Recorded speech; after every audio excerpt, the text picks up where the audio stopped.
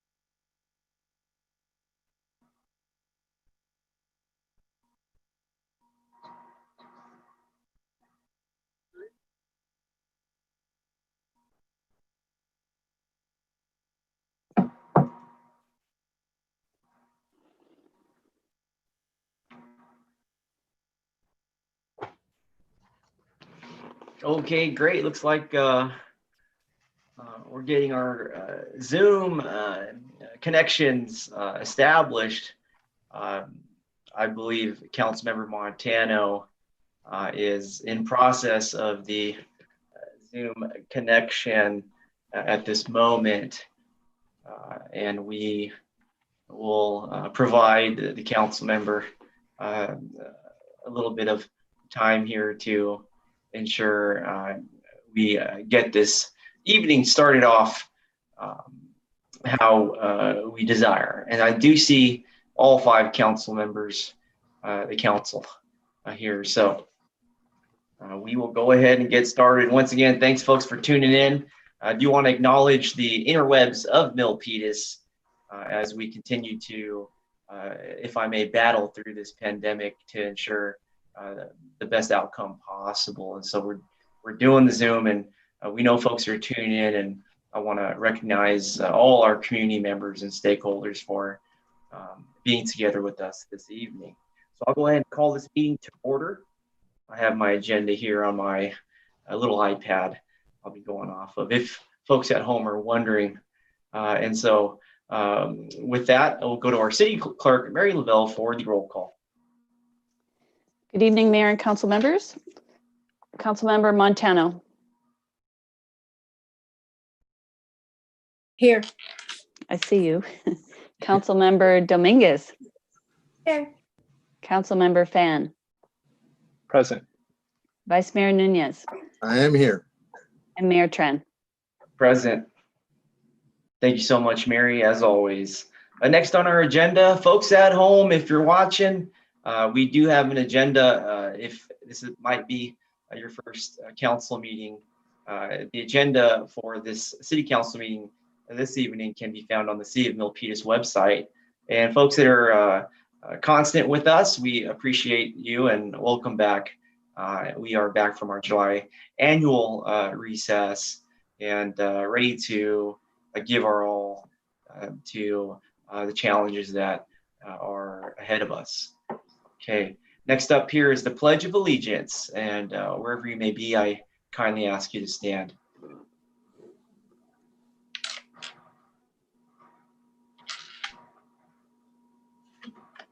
Again, I pledge allegiance to the flag of the United States of America and to the republic for which it stands, one nation, under God, indivisible, with liberty and justice for all. Thank you very much.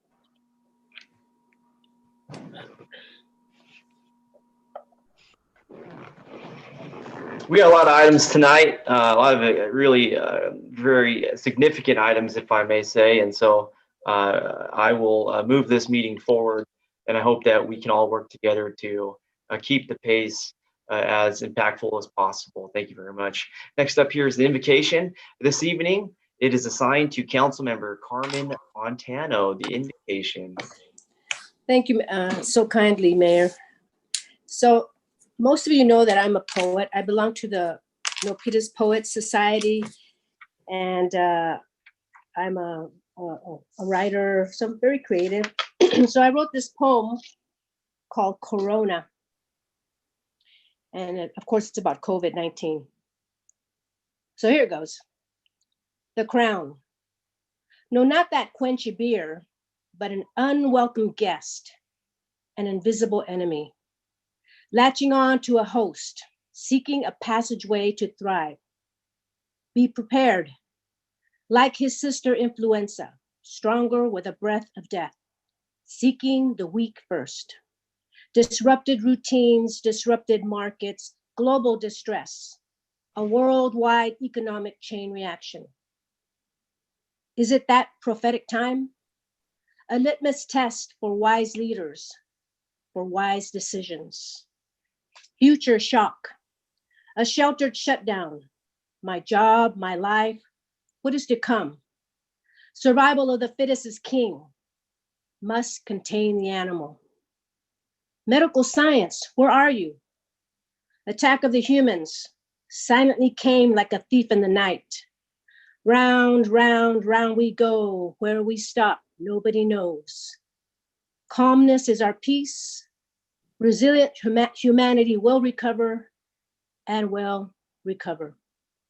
By Carmen Montano. Thank you. Thank you very much, Councilor Montano. Very thoughtful. Next up on our agenda is the presentation. And tonight we have one presentation. Tonight it is American Muslim Appreciation and Awareness Month. And we do have a proclamation that our tremendous city staff and Executive Secretary Rochelle Curry will provide to members of our community as well. And so August is nationally celebrated as American Muslim Appreciation and Awareness Month, which we are proud to recognize here in the city of Milpitas.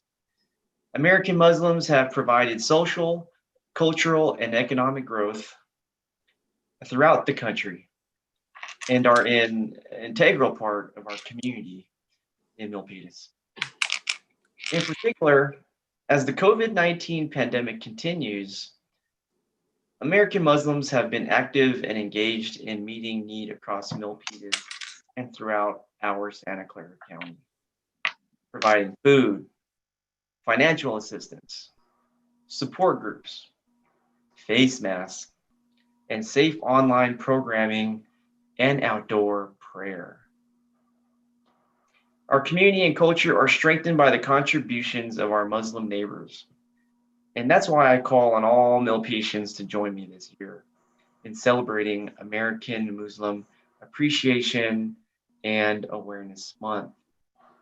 As part of making 2020 an example of inclusion, solidarity, and the best of Milpitas. Therefore, our Mayor Rich Tran, alongside the Milpitas City Council, proclaimed the month of August 2020, here we are, as American Muslim Appreciation and Awareness Month. Thank you. We'll get back to the agenda here. Okay, next up is the public forum. Those interested may address the mayor and city council in writing on any subject not on tonight's agenda. People commenting must submit written comments via online form and may include their name and city of residence for the clerk's record. Remarks read aloud by the city clerk will be limited to tonight 1 minute or less. We have, as you can see on the agenda, really a significant amount of items. And so 1 minute this evening across all items, please. Thank you for your understanding. As an item not listed on the agenda, no response is required from city staff or the council and no action can be taken. Council may instruct the city manager to place the item on a future meeting agenda. And so now I will look to our city clerk, Mary Lavelle, for public comments during this forum. Thank you, Mayor. At this time, there are no written comments submitted for the public forum. Excuse me, I just heard a note there. There are some submitted comments for agenda items you have scheduled, but I don't see anything for the public forum at this time. Thank you very much. That's it with public forum this evening. And please, Mary, I ask you kindly, as you always do, to remind me if and when at the point of the items there's comments. I appreciate your support there. Lots to cover. Moving on here to announcements and future agenda items. I would like to go to our city manager, Steve McHarris, for any announcements.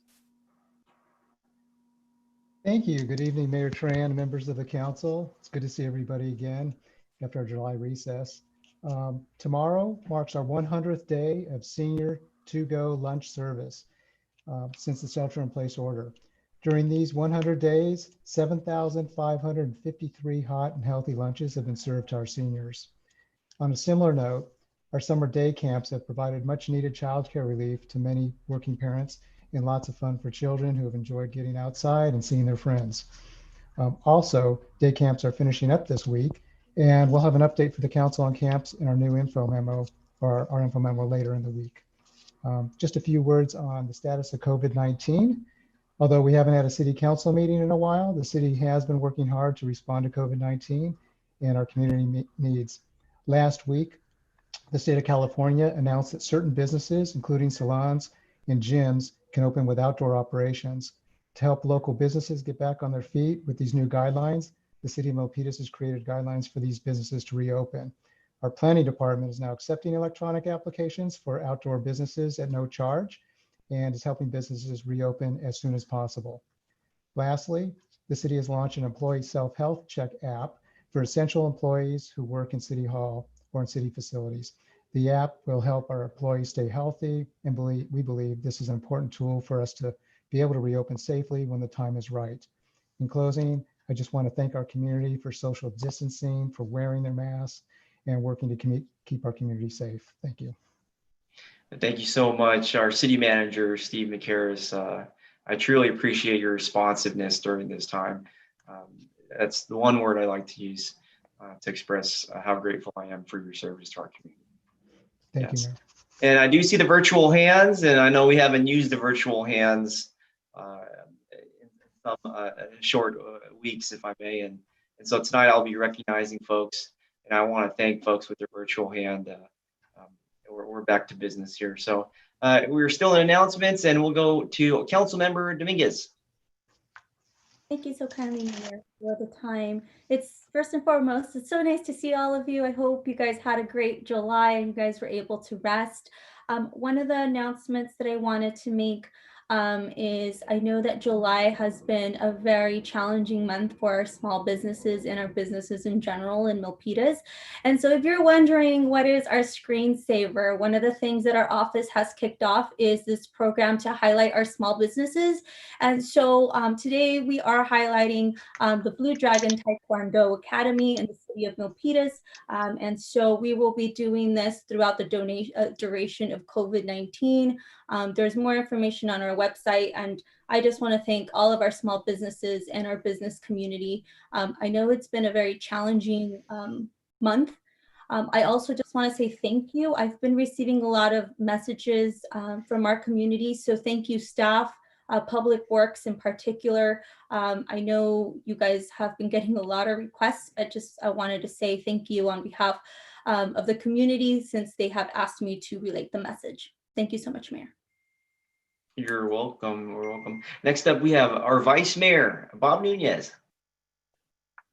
Thank you very much. So just two things. One is I was reading in the paper where in San Jose, they're taking some action with regard to quieting the noise with regard to the horns and such. And I know that came up here, City Manager. I just am not quite sure if it made the list or it was sent to the Transportation Committee, but I'm not sure if I should, and I know it was brought up by the mayor. So do I need to ask to have it brought to the Transportation Subcommittee, or you tell me where I should direct it from here? Because it sounds as if there is an actual solution available.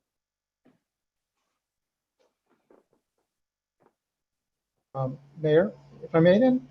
Yes. Yes, I think I see a nod. So yes, Vice Mayor, thank you. I also read that. That was very encouraging to see that. Actually have staff taking a look at what San Jose did, get a handle on that report.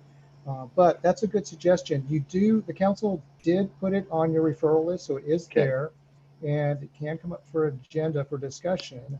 So I think that's really the route, rather than if it goes to a commission, the staff's working on it. So I think the process makes sense, unless Chris or somebody can correct me, that this would move forward to the council for direction. That could then push it back to the subcommittee, the commission, if that's indeed where you'd like it to be worked out. But staff is monitoring that now, because it was so obvious that was happening right next door. And that is actually very good information. Now, they're not out of the woods, so everybody knows. It's not like all of a sudden the train stopped there. There's a lot of work the city needs to do. There's costs involved. Every city's different, so there's some analysis costs. There'll be some budget implications if we were to go forward. But for now, I think that would be the appropriate path. Your referral list is on your agenda. So if it's something that you wanted to move up in the agenda, that's fine as well. That would be another place for you to speak to, at least placing it on an agenda, a specific agenda if you like. Then I'd like to make that recommendation. If it's on the list later tonight, then I'll do it there. And if not, I'd like to put it on that list. We can discuss it, only because it looked promising to me anyway. And then number two, I just want to make real sure that those businesses, Councilmember Dominguez, do you have a list of businesses, or does the city have a list of businesses, those that are doing, or maybe the Chamber of Commerce, that are going above and beyond? Because there's really quite a few that are doing things, and I think they all should be honored in some fashion. Is that something that we could maybe put on? You tell me, direct me where to direct it to. Maybe talk to Alex. those that are really trying to sustain themselves as well as helping the community and other small businesses. Absolutely. I know that the Economic Commission and the Economic Development Team is working on a campaign, Shop Milpitas. So that information is going to be distributed to all of the members. I encourage each member to do something creative and fun, right? To really help our small businesses and support them. I think right now, just like many of us, just the support in itself means so much to them. So I encourage all of you to come up with something fun, something that's inexpensive to just help. But the Shop Milpitas campaign is on its way. I know Alex is working on it. I believe, right, City Manager? Maybe you could give us some more information on where that is at. But the Economic Development is already working on something along with the Chamber. So it's going to be a partnership with the Chamber of Commerce. Let's check in with Alex Andrade, our Director of Economic Development. Alex, you there? Mayor, I just want to encourage Alex Yeah. to be brief. So we stay brown. I know. I saw your look. Chris. It's an announcement. Good evening. I just lost connection. I think you were reaching out to me about Shop. Yes. Thank you. Yeah. So thank you, Vice Mayor and Councilmember Dominguez. We actually have two things going on, and you've heard about our Shop Local program as it relates to highlighting local restaurants, in which we partner with the Chamber of Commerce. That's been very successful. We have that on our website. The other thing that we are planning, that's going to happen real soon, and I'm really excited about it, is a program called Small Business Spotlight. And we will spotlight 15 businesses by way of 90-second videos. And it'll be one video per month. And what we intend to do is ensure that the community gets engaged. And so the community will actually be nominating these 15 businesses. So we have a contract in place. It'll be a 15-month Shop Local campaign. We're really excited about it. And I think it's going to be very successful. Thank you. Thank you. That's all I had, Mayor. Thank you very much. Thank you very much, Vice Mayor Nunez. And also thank you very much, Councilmember Dominguez. I don't see any further virtual raised hands for the announcement portion. So thank you all, and we'll move forward to a different announcement of conflict of interest and campaign contributions. Christopher Diaz.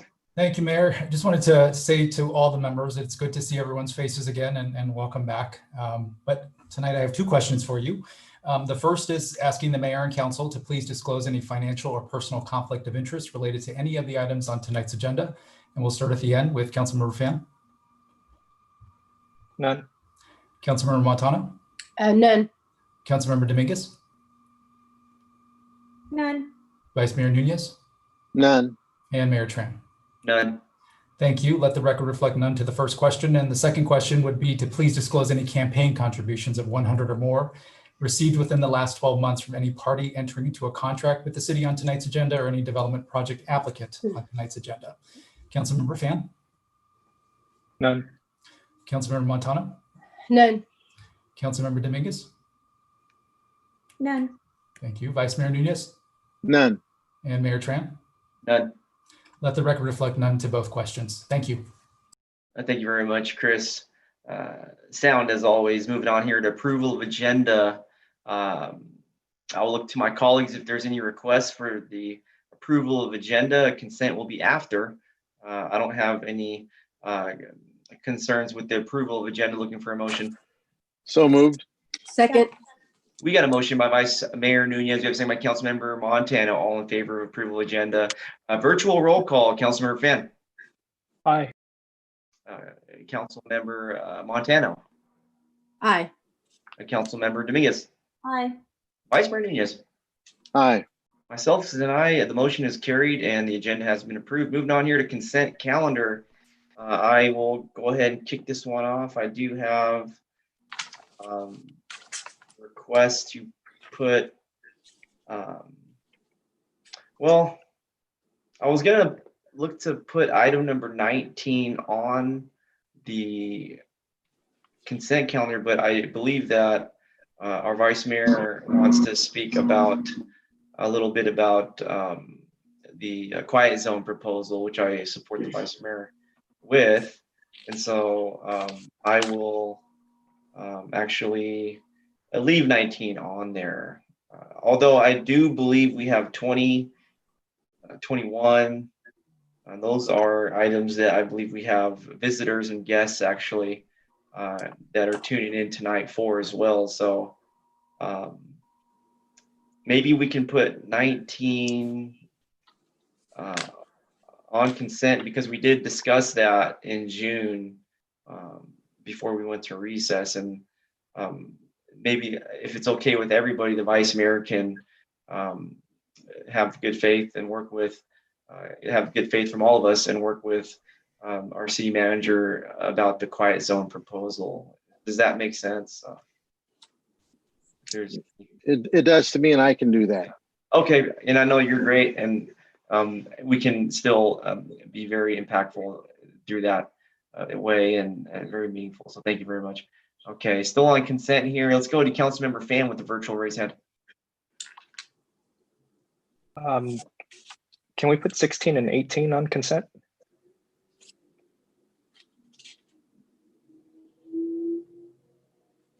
I agree with you. If there's any concern, please, if there's anybody, 16 and 18.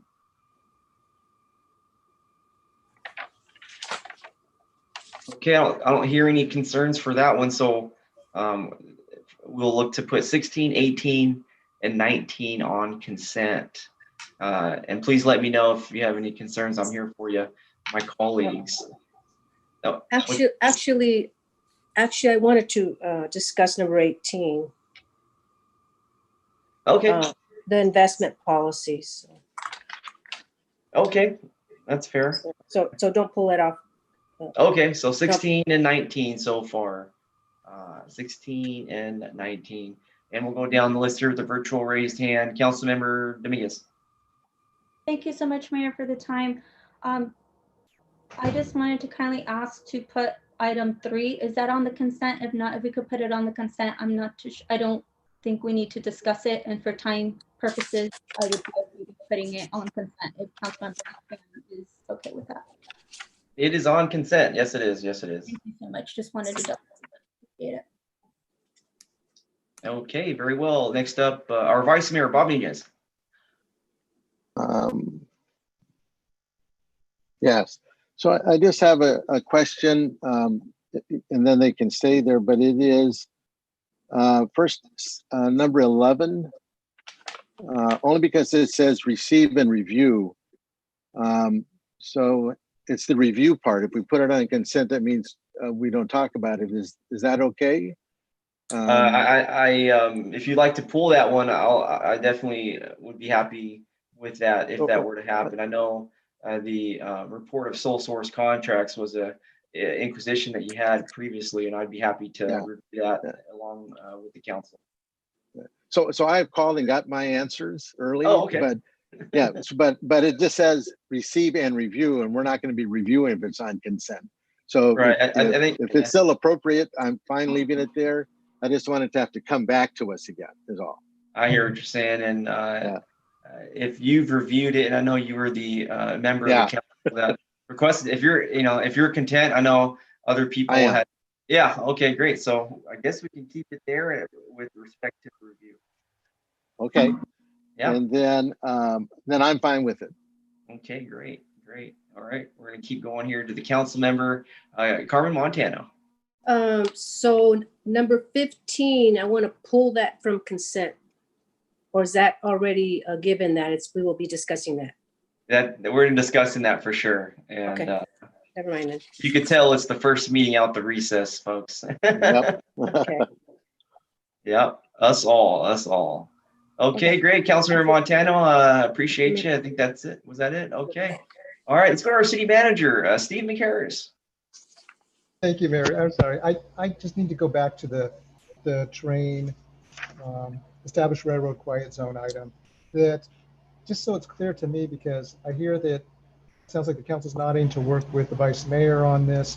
I'm not sure exactly what that means. I mean, I understand work. So you're saying that you do. Maybe Chris can help me here. Yeah, no, Need I'm to happy be to. discussion, or I'm a little confused as to how the process works, because if this is the case, then this could happen with any of the items, and then I'm a little less certain as to what the And Chris? expectations of staff are. Yeah, I think there was two questions. One from the vice mayor, just is it on the list? And I think it is on the list. It is on the list, The next step is where does it go next? correct.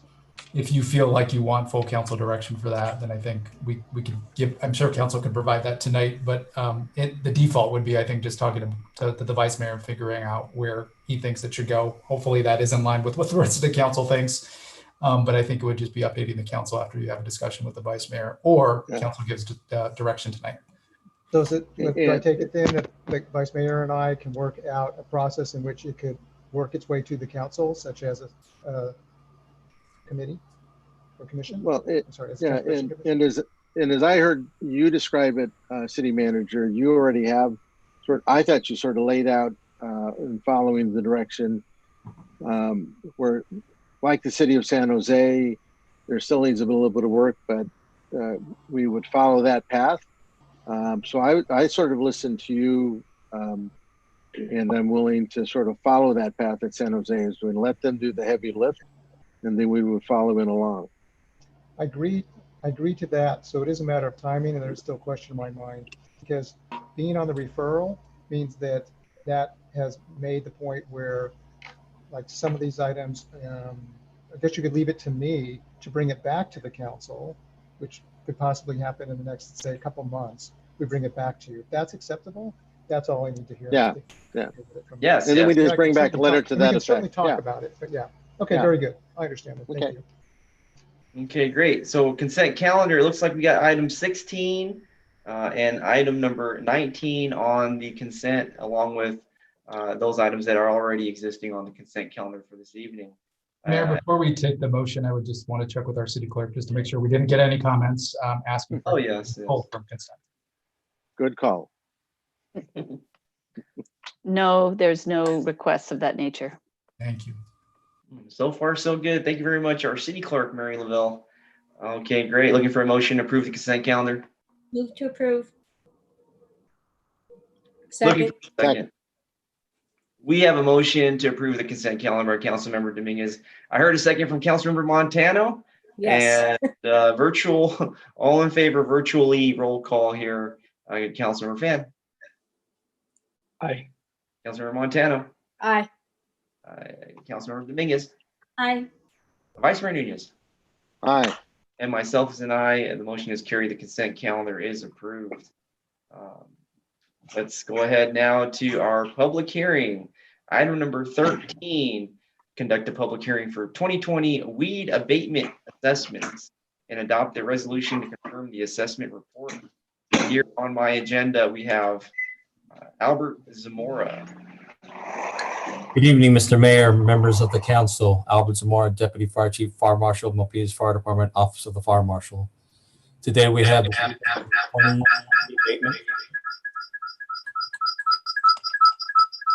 Deputy Fire Chief, you need to possibly, I think that might be a little feedback on your audio. Okay. Is that better?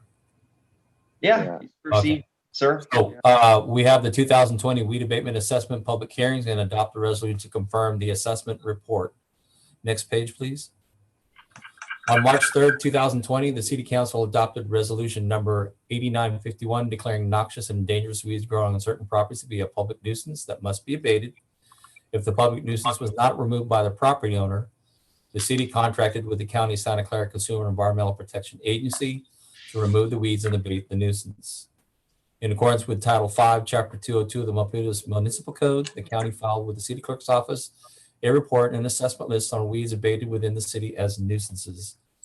Pursuant to California Health and Safety Code 14915, a copy of the report and assessment list as confirmed shall be turned over to the auditor of the county on or before the 10th day of August following such confirmation. Next page, please. A notice of this public hearing was sent to the city clerk's office, to the local newspaper for publication, as well as mailed to the affected property owners by the fire marshal's office. The Milpitas Municipal Code requires the city council hear the report together with any objections of the property owners liable to be assessed and make such modifications on proposed assessment as it deems necessary. Following the adoption by the City Council, the resolution will be recorded and charges thereon become a lien on the land involved to be collected in the same manner as property taxes. A copy of the assessment list and the proposed resolution confirming the weed abatement report are included in the City Council agenda packet. Staff recommends open the public hearing for public comment and close the public hearing and adopt the resolution confirming the 2020 weed abatement assessment report and assessment list to be entered into the tax assessment rolls. That completes my presentation. I'll be happy to answer any questions that you may have. And I believe we also have Mr. Mo Kumre from the county who could also be available for any questions that you may want to ask of him. Thank you very much, Deputy Fire Chief Zamora. We appreciate you. And I'm looking for a motion to open up the public hearing. Moved. Second. We got a motion to open up the public hearing by Councilmember Fan. We have a second by Councilmember Dominguez. All in favor of opening the public hearing? Virtual roll call. Councilmember Fan. Aye. Councilmember Montano. Aye. Councilmember Dominguez. Aye. Vice Mayor Nunez. Aye.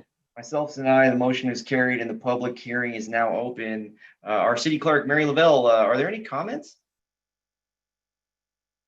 No, there are none. Okay. And we will look for a motion to close the public hearing. Move to close So public moved. hearing. Second. Second. Oh man, you guys are making my job hard here. We got a motion to close the public hearing by Councilmember Montano. We have a second by Vice Mayor Nunez. All in favor, virtual roll call. Councilmember Fan. Aye. Councilmember Montano. Aye. Councilmember Dominguez. Aye. Vice Mayor Nunez. Aye. Myself is an aye, and the public hearing is now closed as the motion is carried and approved. And so I appreciate weed abatement. And if there's any comments by my colleagues, now would be the time. And we can look, if you'd like, to adopt the resolution. Yeah, I have a comment. Yeah, absolutely. If we could exit the PowerPoint here mode. Okay, fantastic. I want to recognize the virtual hands. Okay, I'm gonna raise my hand. All right, so I'm going with the virtual hands now. Councilmember Dominguez. Thank you very much, Mayor, for the time. I just have a question in terms of the abatement county program that we're about to move into. It's just for my own personal knowledge, and so I ask for some forgiveness from my colleagues if this is repetitive information, but could you just help me understand a little bit about what happens when somebody is just not complying with their weeds? So it sounds like it moves into the county assessor's office, and then the county assessor's office takes it over. Could you just kind of help me understand what that timeline looks like? And what that process may be, just for my own understanding? I would greatly appreciate it. So Sure, I can do that, Albert. I'm Mo Cumry. I'm the weed abatement manager for Santa Clara County. So what happens is when a property is non-compliant with the minimum fire safe standards, they're sent a notice. They're given 2 additional weeks to bring the property into compliance. They're charged fees for any work that we do. That's what's in front of you now is the fees that are charged to the properties. If they don't bring it into compliance, we will send a contractor out and bring it into compliance for them, charge them the fees for that, as well as the county's administrative charges. All of that is presented to you for your approval. At the end of this, once it's approved, we'll submit it to the assessor's office to be added as a special assessment to their property tax bill to pay us back for the money we've already expended. Perfect. Thank you very much for that answer. I really appreciate it.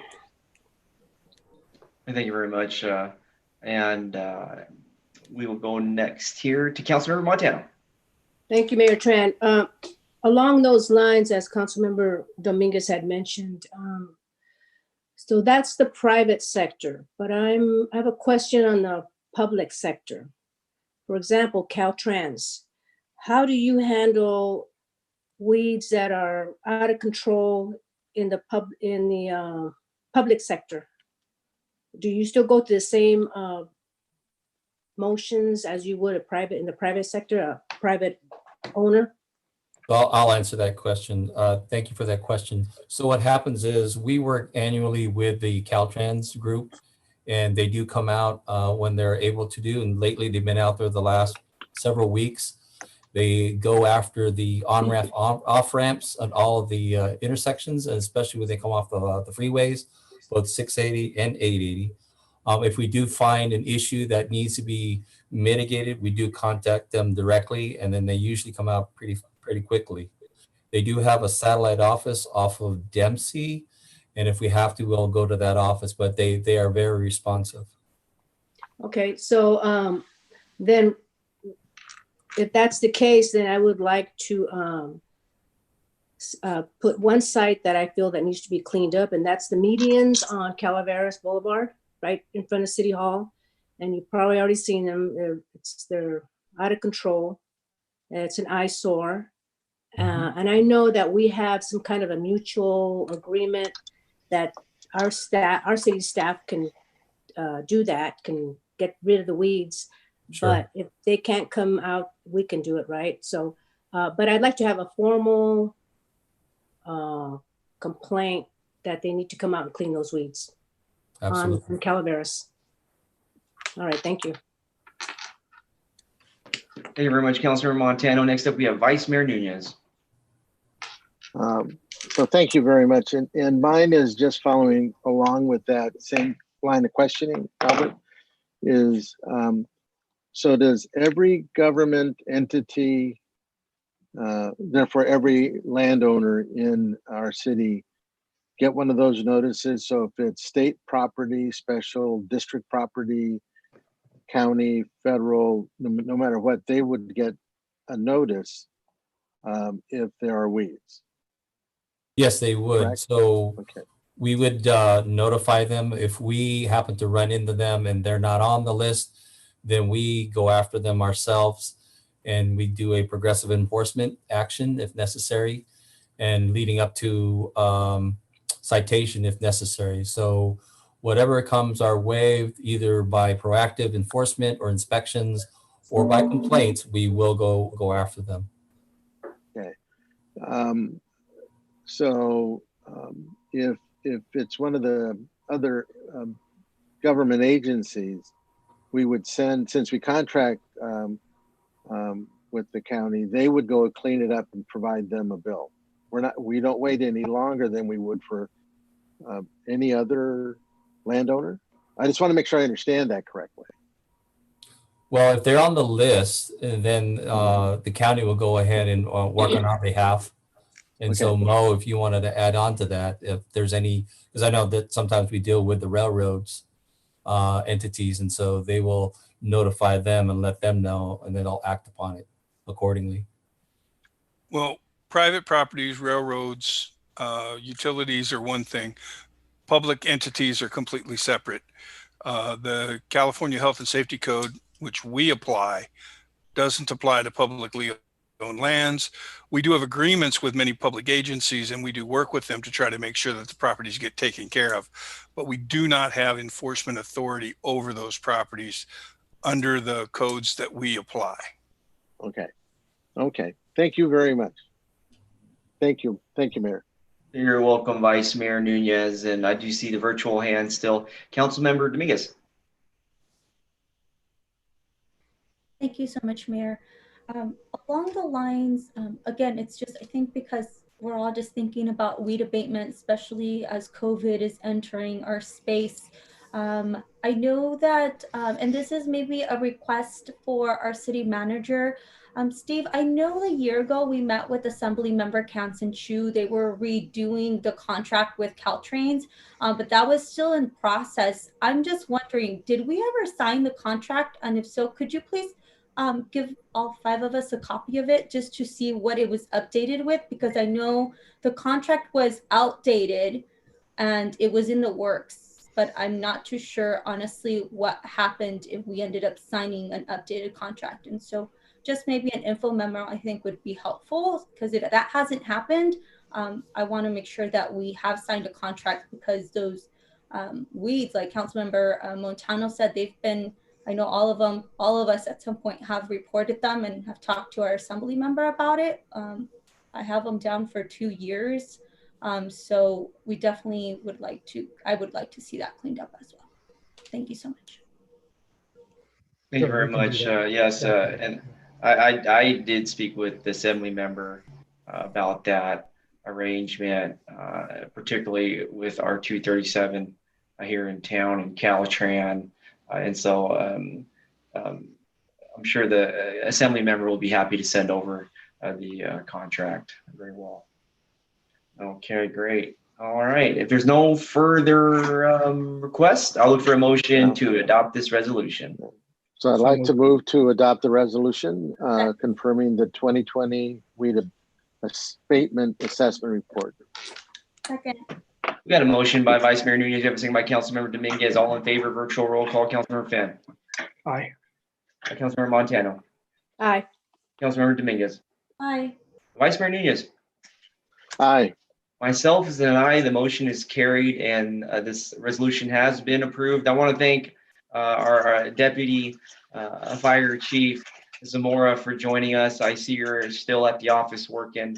We appreciate your service for our public safety. And Mo, you stole the show tonight. It's early, but you stole the show with the headset. Highly effective. And we appreciate your effort to ensure that the quality of your communication and connection is as high as possible. Thank you. Thank you so much for being with us. Good night.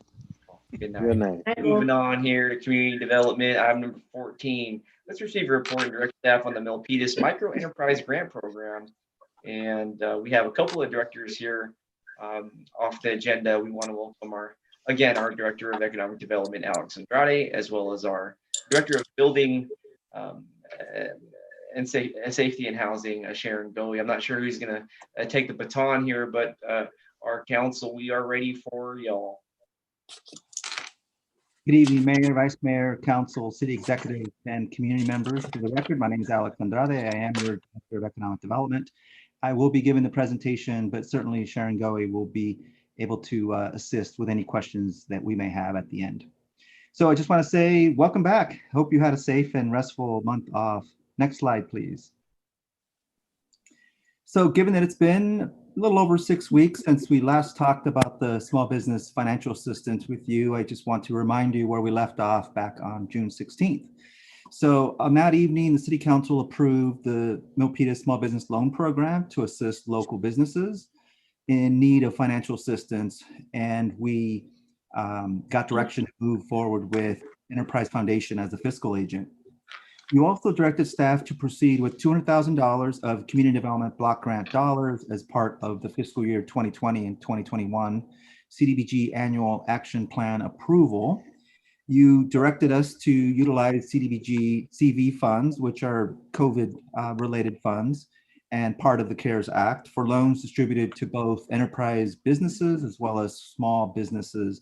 And just as a reminder, because this is important in this discussion, the Department of Housing and Urban Development defines microenterprise businesses as those that employ 1 to 5 employees, including the business owner. And then small business would start at 6 employees plus. You also directed staff to provide information on the business license tax program, the annual fire inspection permit fees, and minimum wage. And so an information memo was sent to you on June 3rd in that respect. Next slide, please. So staff from Economic Development, Building, Safety, Housing, and the City Attorney's Office have been collaborating and working with Enterprise Foundation throughout the last month plus, and a significant amount of work has been accomplished by staff to date or is currently underway. So a term sheet has been completed by and between the city and Enterprise Foundation, and because we're bifurcating the CDBG program, it requires 2 different applications, one for enterprise businesses and the other one for small businesses.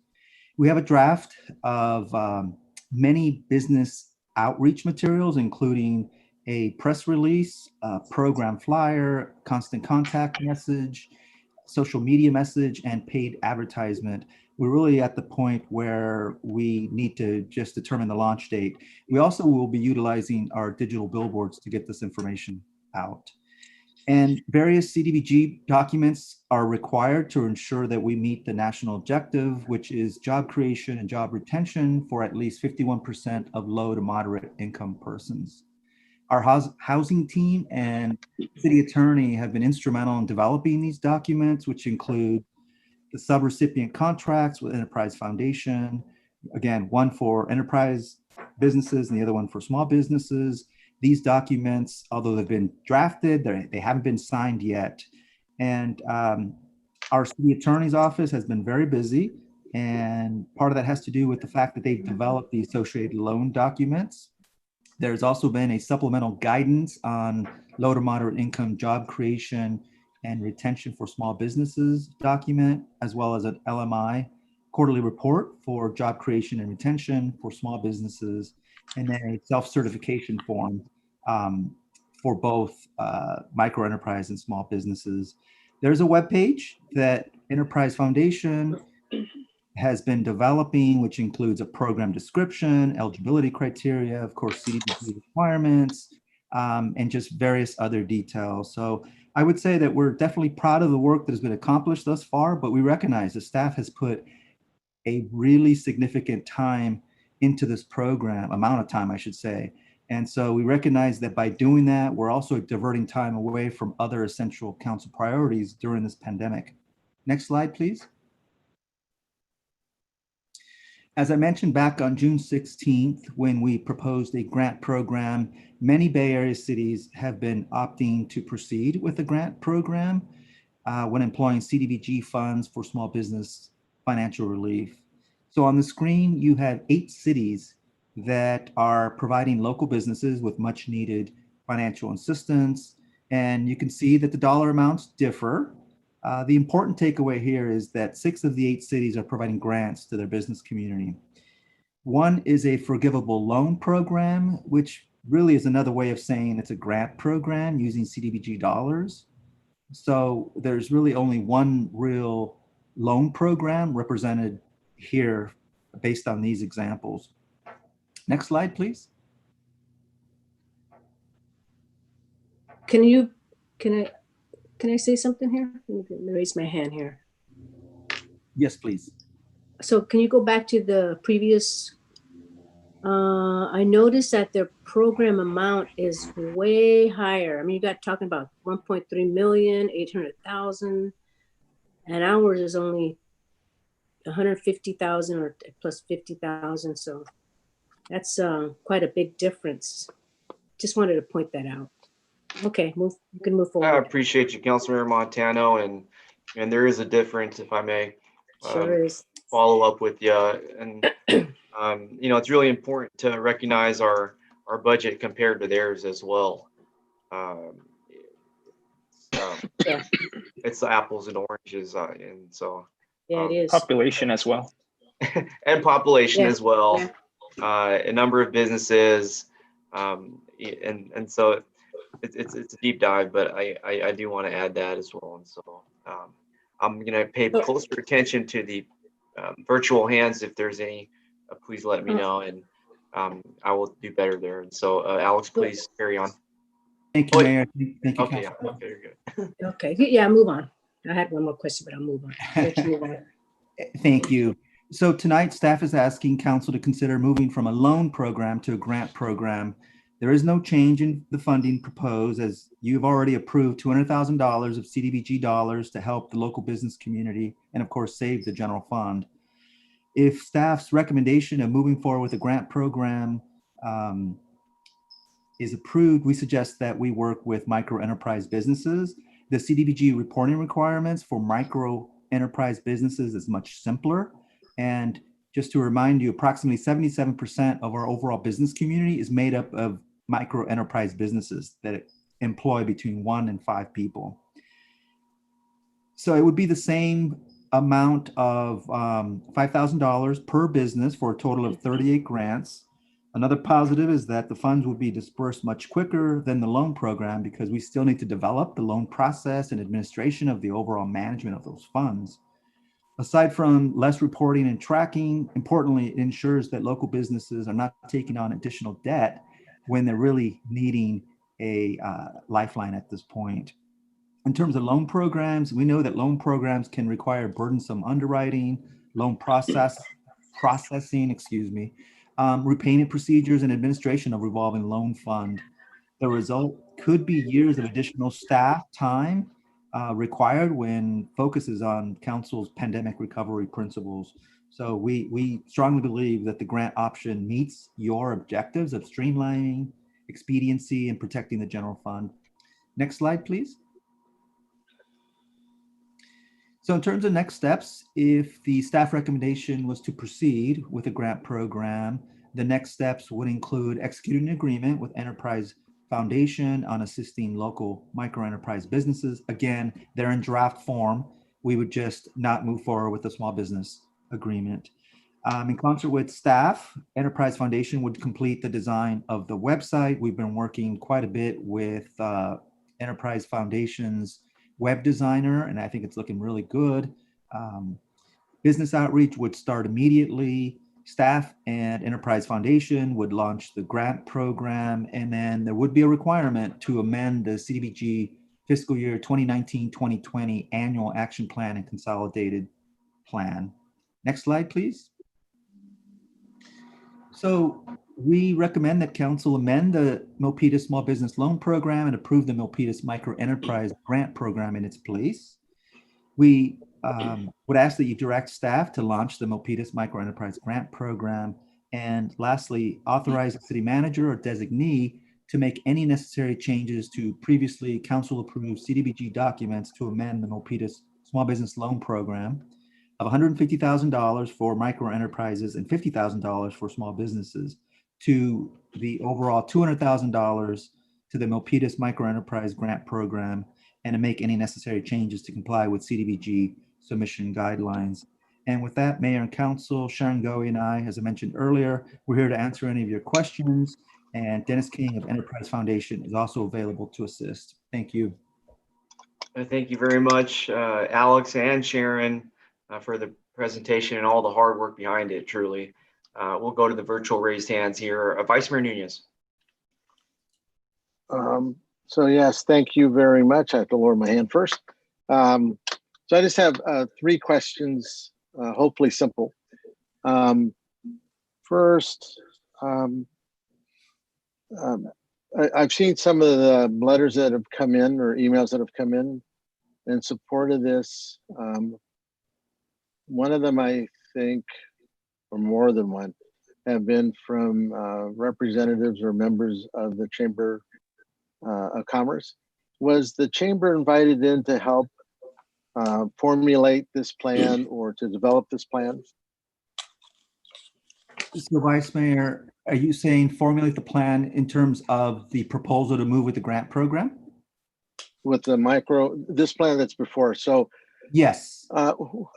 The answer would be yes. We have communicated with President Warren Wettenstein, and through communication, we recognize that there are many businesses, some chamber members and others not, but clearly they recognize that they need a helping hand, and that the grant program would allow them to take on funding without having to pay it back. So they don't want to take on additional debt. So the answer is yes. Yeah.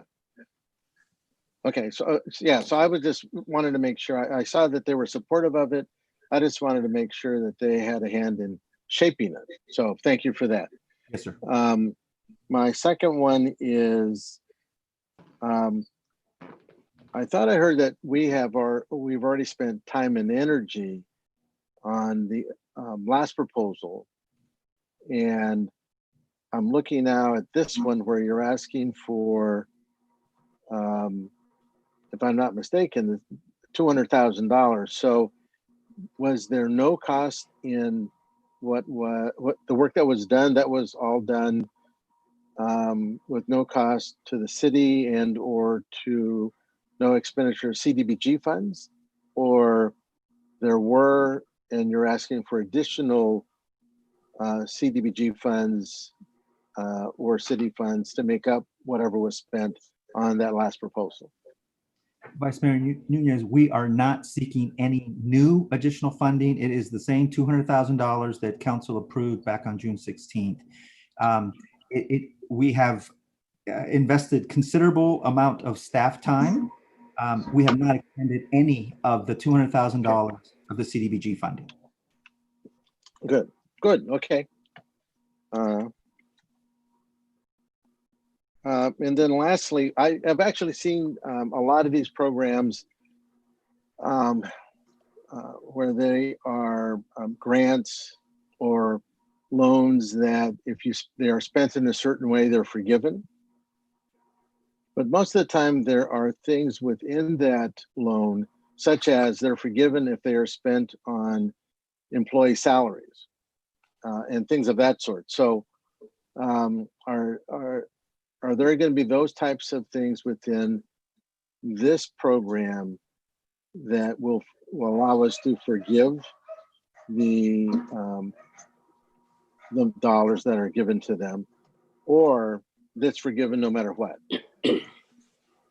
So Vice Mayor, if we were to proceed with the staff recommendation under a grant program, there wouldn't be a need to forgive because the grant itself would be 100% dollars to those needy businesses. They wouldn't have to repay it.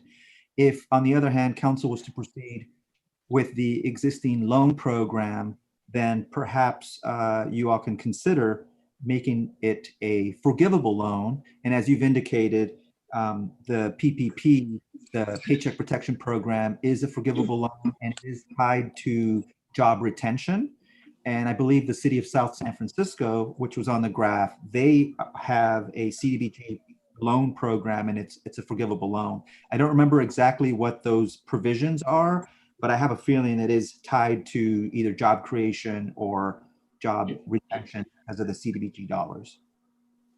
And I think that's the one article I was reading where the intent was it'll be a forgivable loan if the dollars actually were spent on retention, creation of positions, but it was more on retention, so that hopefully the dollars would be spent within that city also. So not only the loan to the business, but that the dollars would be utilized within the city.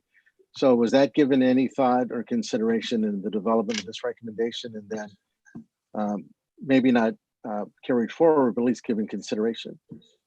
Yeah, Vice Mayor, I'll have to be perfectly honest. It is not something we discussed in terms of forgivable loans because we're really trying to move away from the loan structure itself, mostly because, again, we have spent quite a bit of time on this from a staff perspective, and we believe that Enterprise Foundation would be great to proceed with the grant program.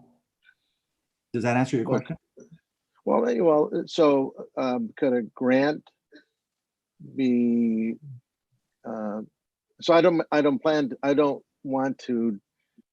I'm not suggesting develop something on the fly or right here. I'm just trying to figure out, is there a way to develop a grant that is also part of the grant, that the dollars can be there as long as you spend a portion of them in a certain way? Is that not a possibility? The only way to do a grant is to say, here's them dollars and spend them any way you want. No, I'm sorry if I didn't understand that correctly. The same eligibility criteria that council discussed back on June 2nd and June 16th still applies. It's the exact same eligibility criteria. That doesn't change. We just wouldn't be asking for repayment of those funds because it would be a grant program.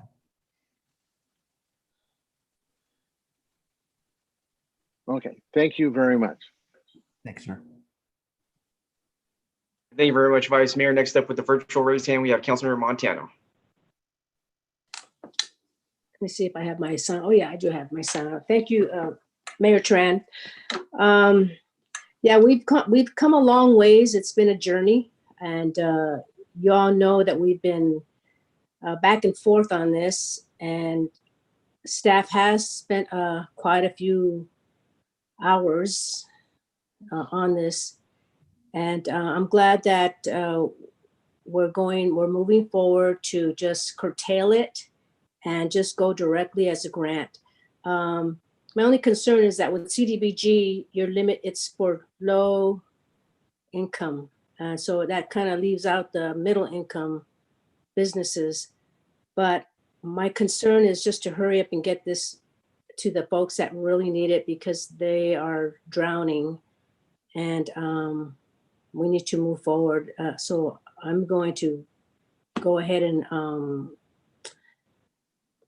agree with staff so we can hurry up and get it to the pans of the business owners so they can survive and help pay their employees and for their other costs. And also, I'm really confident that Dennis King and his team can hurry up and get this. And I want to thank staff for all the hard work that they did, even though we were thinking about a loan, but that's not going to work. So if it takes giving them a grant, then so be it. We need to hurry up and get this thing going. And so those are my thoughts. So if no one else has any other questions, then I'd like to. I'm here. Wait a minute. Okay. Yeah. All right, go ahead. Let me give the opportunity for someone else to speak. I'm Thank going to you. lower my hand. Thank you. Yeah, I think you spoke a lot of what I was thinking, and I want to echo what you said. And I want to take a moment to say how important this is at this point in time. This has been a months-long effort to support our small businesses, and with the PPP, the Paycheck Protection Program, coming to an end soon as we move forward. I believe, what was the exact date, but the program's coming to an end soon. And as our leaders in Washington, D.C. Continue to deliberate on Capitol Hill over the last, I would think, over 2 weeks now, this item here with the Microenterprise grant program cannot come at a better time. Sooner would have been better, but I'll take tonight. And I want to really thank our subcommittee, Councilmember Montano and Councilmember Dominguez. I believe You're welcome. y'all were working on this, and also with the great balance, our Director of Economic Development, Alex Andrade. Can't thank you enough. And I really look forward to seeing the applicants become recipients. And I hope that we can really celebrate each small business. That I'd like to see announcements and updates from staff every time an applicant is approved for this program. And I think we all together can celebrate this one business at a time. And we can all be very proud of it as a city. And it will be a lot to really be rejoice as we go past the approval tonight soon. And so I do want to go with the virtual raised hands. After the Vice Mayor Nunez, we're going to go to Mary Lavelle for comments as well, I believe. So Vice Mayor Nunez. So what I'd like to say is I also want to thank both of the committee members. I think that this has been a moving target. The kind of loans or grants we were trying to give out, who we were trying to help and for how long. I think at the end of the day, what struck me was about 3 or 4 months ago, Mayor, you talked about a business roundtable. Maybe not for these reasons, but this by itself is reason enough to have that business roundtable, which would include, I think, not only the Milpitas Chamber of Commerce, but there's 5 or 6 Chamber of Commerce that could be invited to that table, which really represent the small businesses in this city. As I recall, and I know Dennis is still here, I think it's once a month the chambers get together throughout this county. They discuss these kind of issues and what is on the forefront of how to help small businesses survive. And it would be interesting to have somebody with Dennis's breadth of knowledge to come back and talk about what's being done, not only in this county, but in surrounding areas. So I still say that roundtable, we may have small groups that gather for some of us, but one that comes specifically to help with these kind of issues is important.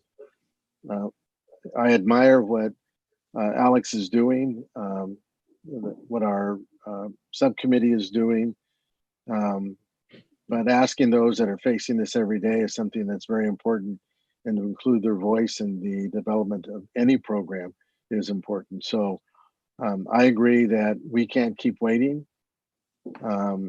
We need to do something and do it quickly. But hopefully it is something that they have sort of guided us to as something that's going to be useful quickly.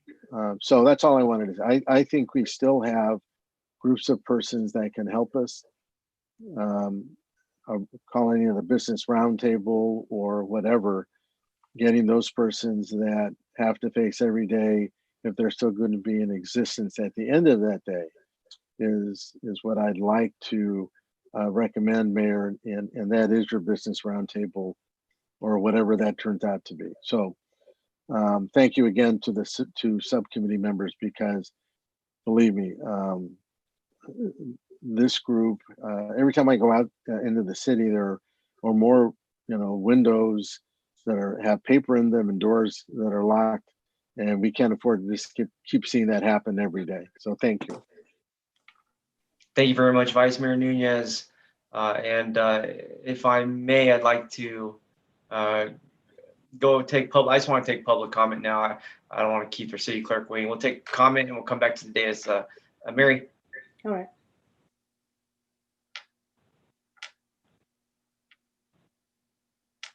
Thank you, Mayor. There's one comment to share with the council. Public comment came in on this matter from Voltaire Montemayor, 669 Penitencia Street. The mayor, the vice mayor, members of the city council, the city manager and staff, please and thank you all, especially the grantors. If we could convert the seemingly loan program to grant program, the small businesses for sure will appreciate it very much. In behalf of the businesses, thanks for the idea. That's Thank you very much, Mary. Thank you so much. Okay, back to the virtual dais, Councilmember Montano. Thank you. Let me lower my hand before I forget. All right, thank you. First of all, I want to thank you, Mayor, because when I first brought this back in March, there was a little bit of skepticism, but I'm glad that you had the foresight to create this subcommittee that Councilmember Dominguez and I were on. So thank you for allowing us to set the goal, and the goal was to help their small businesses and to find a administrative agency, which we found, and then also to set the amount. And we did all those three things, and we brought it to the council, and y'all voted for it. So we're really thankful that we're moving forward now. Sure, we went through some windy roads, but at the end of the day, we came up, and now we're going to be moving forward with this. And I'm really glad that finally it's going to take place, and we'll be able to help our small businesses in our community. But the other thing I also want to say is the other element is that I'm so glad that our planning department is waiving a lot of the fees for these small businesses to restaurants specifically. Yes. To open up outside. So and that was Dominguez's, Councilmember Dominguez's idea was to, she put that in there, was to have the county, or I guess she heard it from San Jose was doing it. So she brought that up. So I'm thankful for her to bring that up as well. So, and I'm really thankful that our planning department is streamlining and really helping our small restaurants. So thank you so much. So again, that's it. And if there's nothing else, I'd like to recommend to move this forward. Hold on, wait a minute. Okay. Oh, there's somebody else gonna get. All right. Let me blow my hand. Okay. Hey, thank you. And when we get to the motion in the second, I'd like the subcommittee to perform that respectfully. And so, yeah, sure. But we do have a virtual raised hand here, Councilmember Dominguez. Very much, Mayor. Let me go ahead and lower it down. First and foremost, I just want to thank our small business community. I know that they have been instrumental in this process. Their patience and their knowledge that they have given not only to the members of this task force, but definitely all 5 of us. Please know we are listening. One of, I think, our main goal is to ensure that we save as many small businesses and businesses in Milpitas. As many of us have stated, our small business community is the backbone of our city. They are part of our members. They are part of our family, and we are here with you. We want you to know that we're with you every step of the way, and that we are listening. It's been a pleasure to sit on this small loan task force. I have learned a lot. It has been definitely, we have encountered some challenges, and that comes from the speed of how everything is happening. And I know that together we will continue to move Milpitas forward. And so I just want to thank not only the mayor, but also all 5 of us, because I know the feedback that was provided. I know, Vice Mayor, you had a roundtable virtually, and I was on our meeting at the same time as on Facebook. So thank God for technology, because we didn't have to wait. So I was listening to the feedback that you were getting, and I was actually giving that back to the task force as we were moving through our meeting. And so I know that we have all just worked together, all 5 of us, to make sure that we keep the backbone of our city alive, and we're going to continue to do that. So thank you very much, Mayor, for the time. And I will. Thank you. Truly, thank you for your efforts on this subcommittee and item. I want to check with our city attorney, Christopher Diaz. Can we make one motion for all 3 recommendations? Yeah, thank you, Mayor. Just taking a look at the recommendations just to make sure you can. Okay, Yeah. Hey, even if I have a gut feeling that we can, I still always check in with you, our legal expert, and appreciate it. Thank you again. So if the subcommittee can do the honors. Sure. Yeah. Okay, well, with that, I would like to make a motion to accept staff's recommendation to move this forward, their proposal. All 3, 1, 2, 3. Yep. 1, 2, 3. Yep, I heard a second in there. Okay, we have a motion by Councilmember Montano. We have a second by Councilmember Dominguez. All in favor, virtual roll call. Councilmember Pham. Aye. Councilmember Montano. Aye. Or Dominguez. Aye. Vice Mayor Nunez. Aye. Myself is an aye. The motion is carried. And item number 14, all recommendations 1, 2, and 3 are approved. Yay! Woo! Woo! Yep. All right, we did it. I'm excited. I'm excited now. I am excited. Hey, you can be excited on this. Finally did it. I'll tell you that. Yeah. All right, moving on. Item number 15. Let's approve and authorize the city manager to execute an amendment to joint use agreement between the MUSD and the city of Milpitas for the Thomas Russell Middle School Wolverines fields. And here on the agenda, I'd like to welcome our Director of Recreation Services, very own Renee Lorenzen. Good evening, Mayor and City Council. It's good to see you guys again. I'm going to wait for IT to start sharing the PowerPoint. Can I do a little history here? I heard the mayor say the Wolverines, but just to give people some history, it used to be the Russell Falcons many years ago. So I just wanted to give you a little bit of history here. We love history. All right. Okay, looks like the presentation looks ready to go, I think. Yeah. I can't see it. I think I'm delayed. So it wouldn't be the first time. So I'll just go ahead and start and assume that you're seeing what I'm talking about. Love technology. All right. So good evening, Mayor and City Council. We are here tonight to talk about considering an amendment to the Russell Fields JUA. So in 1997, the city and Milpitas Unified School District entered into a joint use agreement, or a JUA, for the development of Bobby Sox Fields at Russell Middle School, which is an MUSD property. In 2010, the JUA was updated to capture the actual improvements that were made to the site, the shared use timing agreement.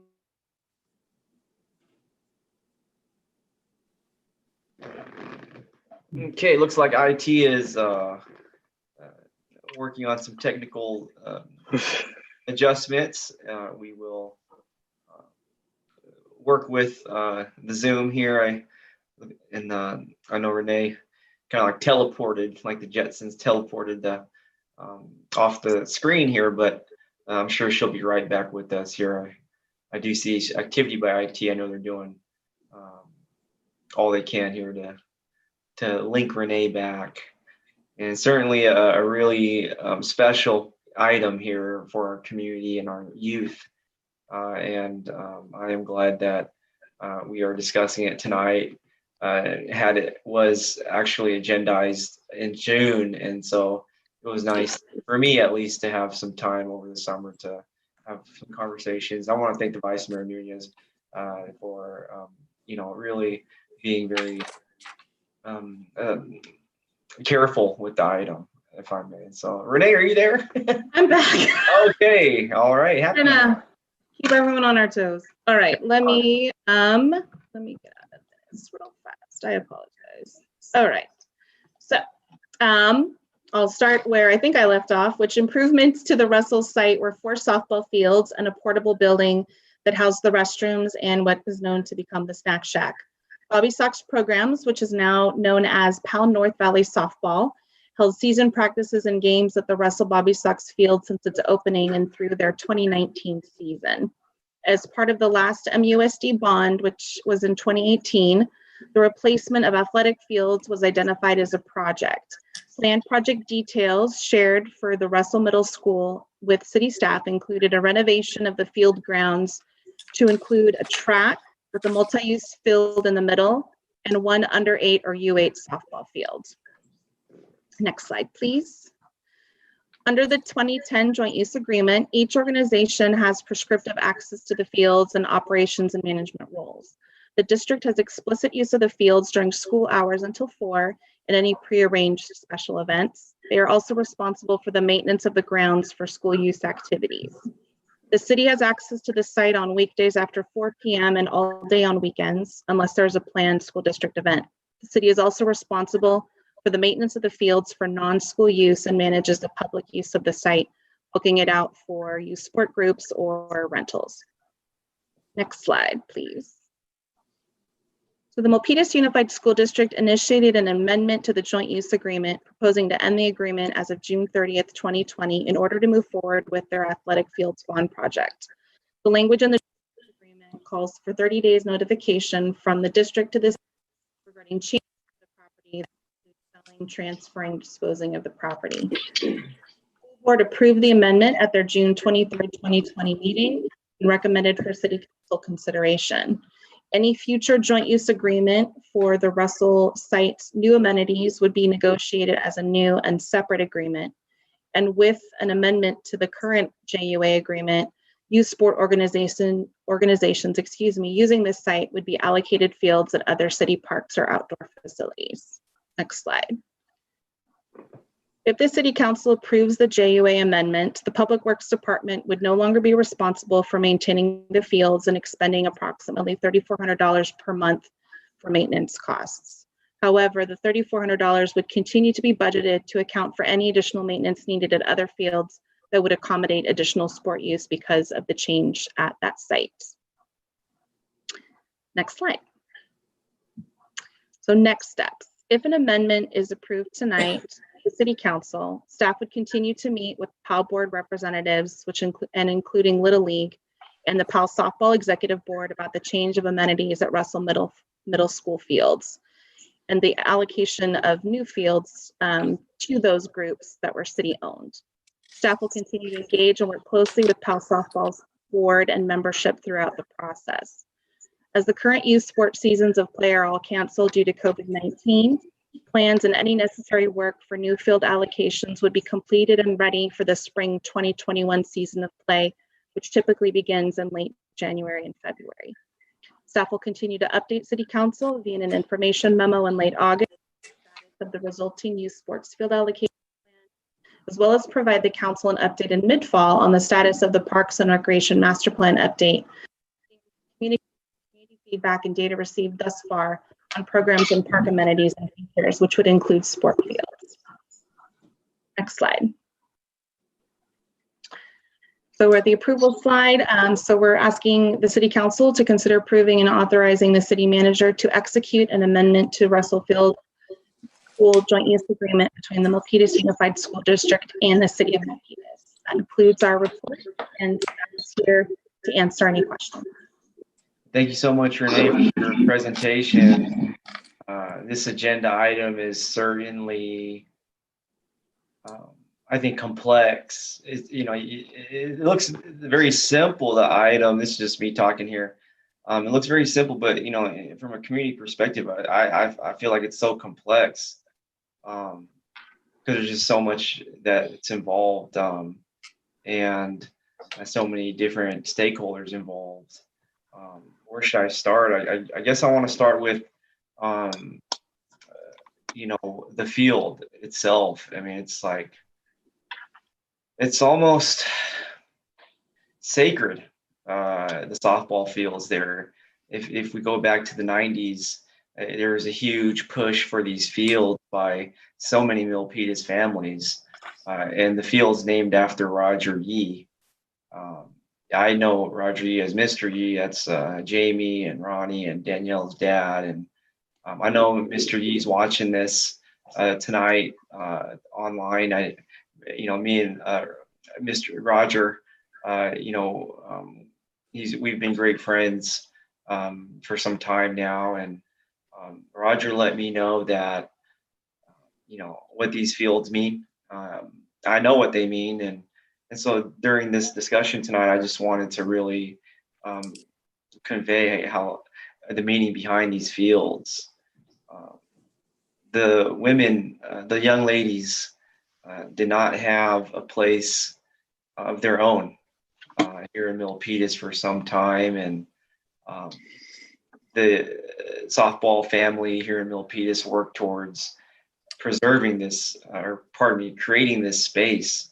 And it means so much. It really has led to the development of so many Milpitas women who are strong, smart, beautiful, funny, witty, clever. That's how I can describe, the strong women I know in Milpitas coming up here in this community. And this softball field, we all have been out to the opening day for Bobby Sox, and there's still a strong community. I know the Milpitas Monsters softball program, shout out.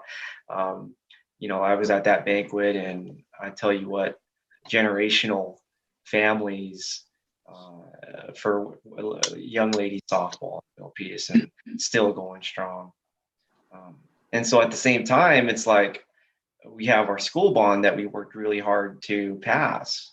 And I believe in the school board. The school board has done their part for this joint agreement. I believe in the school board to make hard decisions, and I consider this a hard one. And I stand by the school board's decision as well. You take a look at Russell, not the Falcons, but the Wolverines, things have changed. And we have the Ben Gross Educational Park there with San Jose City College. That used to be a field there where kids for decades would run and play and exercise for PE.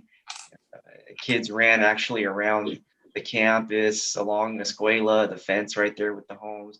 And because of the San Jose City College extension, and this is a storyline here I want to share for those who care to listen, is the kids can't really run that route anymore. There's a parking lot, there's fencing, and so the students at Russell really deserve a dedicated, really, this is a brand new facility that's being proposed, a track and field where the softball fields are. And I think that with the school bond, this is really a benefit to the taxpayers, the homeowners around the area. And it's going to bring the quality of the middle school campus up. It's going to really allow for the neighboring community to have really a brand new track and field to, something for their tax dollars, right? As we pay X amount of money for the school bond.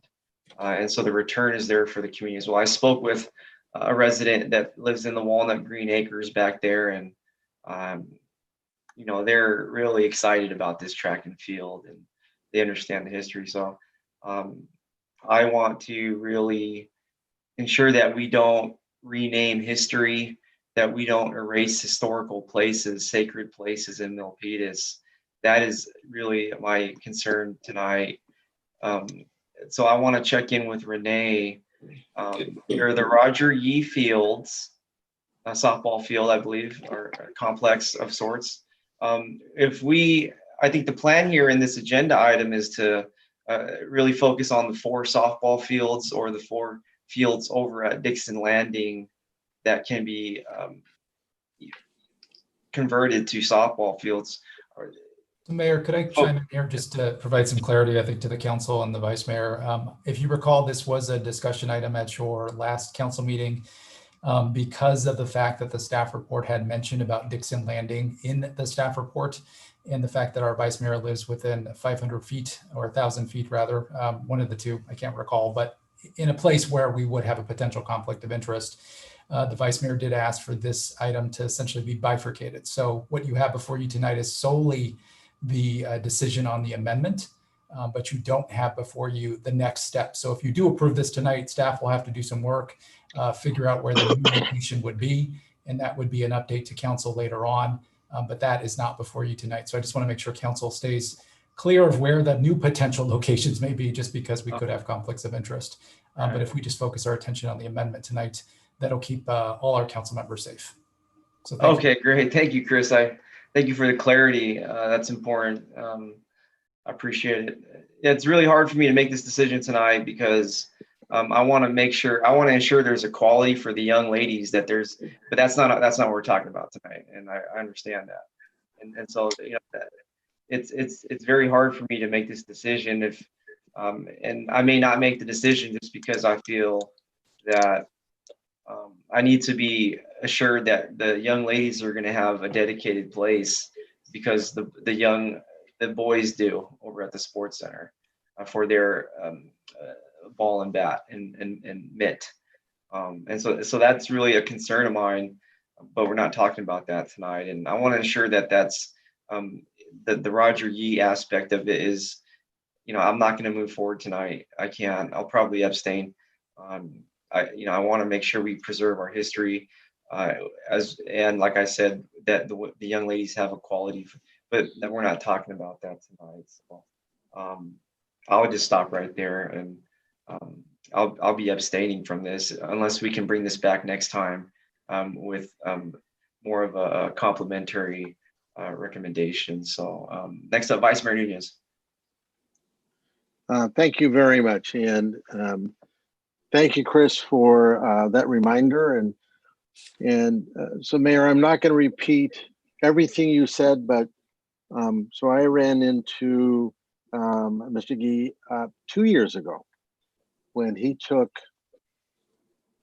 a good 40 minutes to walk me through all those fields, through the snack shack, introduced me to a number of persons, told me about what those fields meant. So I, on the other hand, am not going to have trouble trying to take some action tonight because it's the action that I think is going to allow us to at least move forward. I think what we need to do is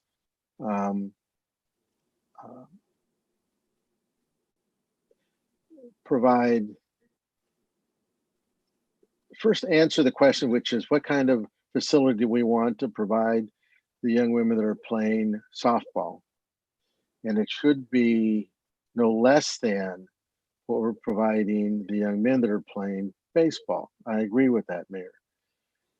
And I look at how the decision was made to move them. And I look at how there was, in my opinion at least, there wasn't a lot of forethought in what other facilities, both at the school sites and at our parks, that could be used. for both types of of activities that the school district wants to do and the city. And I think that before we authorize and approve the city manager to execute an amendment, that we should know what we are going to do. So I, for one, think that we shouldn't be approving amendment to the joint use, but actually sit down with the city, with the school district, complete our park master plan, include in that discussions with the school district, the fields that they're looking to present in that same community. What can we do to preserve the history for softball?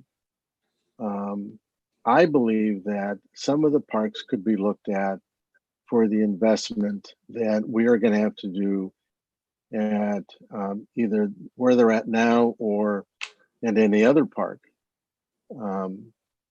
And look at the school district and see where else on that plant they could utilize and put those same kind of tracks and things they've talked about. I don't think there's been enough discussion. I don't think the community as a whole has been invited in to have that discussion. And I think they should be. And I think we owe it to them, because if not, they will find out after the fact and not have a hand in deciding what happens within their own community. And I think we need to allow them to have a hand. Even if we pick a park that maybe isn't their first choice, if they have a hand in shaping what that park looks like, that might be something they would be willing to accept. And right now, as I understand it, the master plan for the park would be available to us within, I think it's September or October. Does that sound right, Renee? Is that when it's available?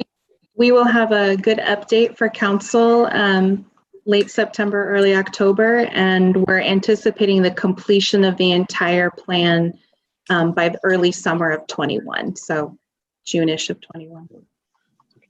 And and so one of the things I also was wondering is, are all of our joint use agreements particular by site, or is there one master joint use agreement between the city and the school district? There are different joint use agreements for different facilities and different programs. For instance, tennis courts versus use of facilities for after the bell. So they're different, separate. So separate. And I think I read someplace, and I can't remember if it's something that was sent out prior or that I read in a newspaper article, that in applying for sending out to the community, they described what would happen at Russell if a bond passed.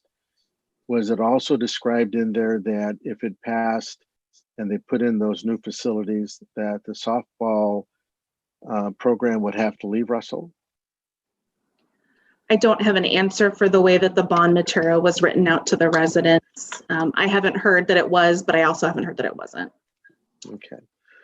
So I think a lot more work needs to be done, but I think, as you pointed out, there isn't a program right now that would be disturbed because there isn't going to be a season played right now. And I would ask our partner at the school district to give us time to do the community outreach that needs to be done, and not ask us to sign a joint use amendment that's going to make us force us into a decision that right now isn't necessary. That's how I would see it. So thank you. Thank you, Vice Mayor Nunez. I think you're right on. I think you're strumming the strings it is a joint use.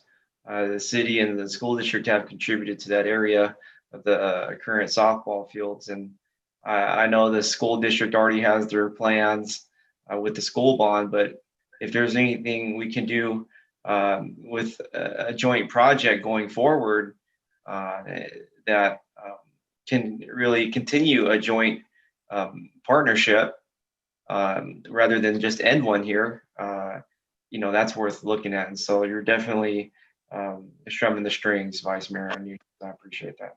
Okay, next up here, and after this council member, we're going to go to public comment. So, Councilmember Montano.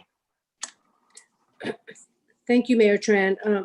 So I really agree with Vice Mayor Nunez. Sports is really important for the development of our youth. I mean, it shows them responsibility, it shows them teamwork, and studies have shown that kids that are involved in sports also do very well academically. As I was reading this joint use agreement that was done back in 2010, I believe. So that was way back. And it says that this agreement shall supersede any and all prior agreement, written or oral, and shall take effect January 26, 2010, and continue through December 31, 2036. So obviously we're not following this agreement, this joint use agreement, and it's because a bond passed and new projects were developed. And I feel that, as the Vice Mayor mentioned, that there was a lack of inclusion with or discussion with some of the people that are going to be affected on this, displaced. And to me, this is really important because girls, they're important. Girls have always been marginalized, and I think Councilmember Dominguez, you've talked about women having rights. We just passed a resolution for the United Nations on girls, women, and to me, we're saying this, but if we do something else, that means that we don't really mean it.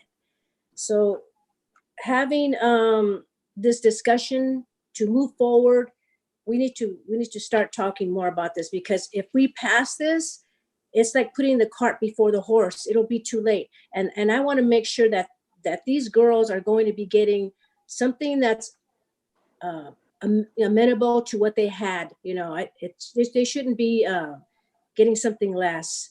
And we should put our money where our mouth is if that's what it takes, and we need to do that. So I agree with both the mayor and the vice mayor that these girls are very important in our city, in our community.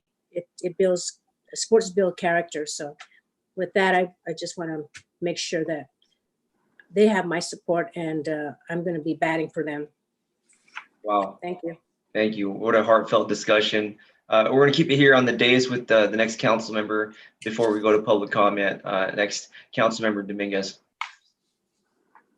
So much, Mayor.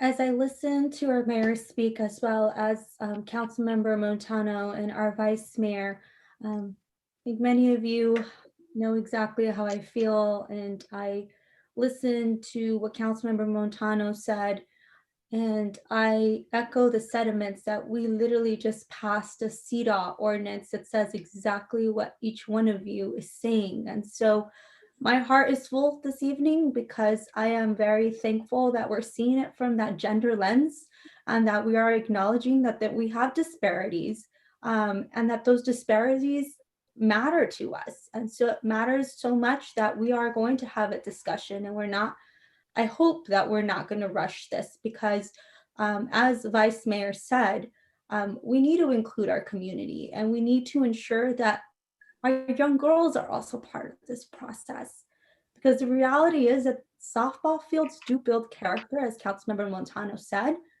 but as the mayor said, it also has a history, and a history that touches generations. And if you know my work, you know I am very passionate about softball fields, nachos included. But it's really the trust and the self-esteem that I see in young girls as they are up batting and swinging the bat and doing things I wish I could do.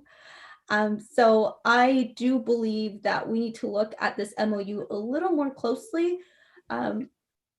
I want to make sure that the MOU does have specific information.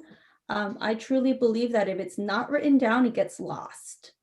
And as Councilmember Montano said, right, we have a MOU in place now with a timeline of 2036, which is very specific, but I don't see those specific details in this MOU. And I just want to make sure that that language is included as we move forward with a vote, if that's tonight or if that's in the future. And so I'm very hesitant to move forward tonight. I will also be abstaining. Many know that I abstain when I don't have all the information, because I do believe that if it's not written in paper, it's really, really hard to track. And I do believe there's different elements that have been stated that are missing. And so that is where I'm at today. I trust that I want to be very clear that one of the best things that I have seen in this council from all 5 of us is how much we love partnering with Milpitas Unified School District, and how much all of us want to make sure that it's not 2 separate entities, that it's really one collective whole, because we serve the same people. And so I trust that we're going to be moving that forward, that conversation forward. Thank you very much for the time. Thank you very much. And the point of clarification, it's the joint use agreement, but we appreciate you. Okay, next up here, Councilmember Pham. Yes. A question for the city manager. Is this agreement time sensitive? On the city side, it's not time sensitive. I'm Wonderful. not sure if Renee has any information on the MUSD side. The last we spoke with the district, they did want to begin work in early fall. So if the decision tonight by council is to request more information and work together more collaboratively, then we would reach out to this district tomorrow and start discussions on what next steps would be. Okay. Well, seeing that you know, there's no immediate necessity to further this agreement.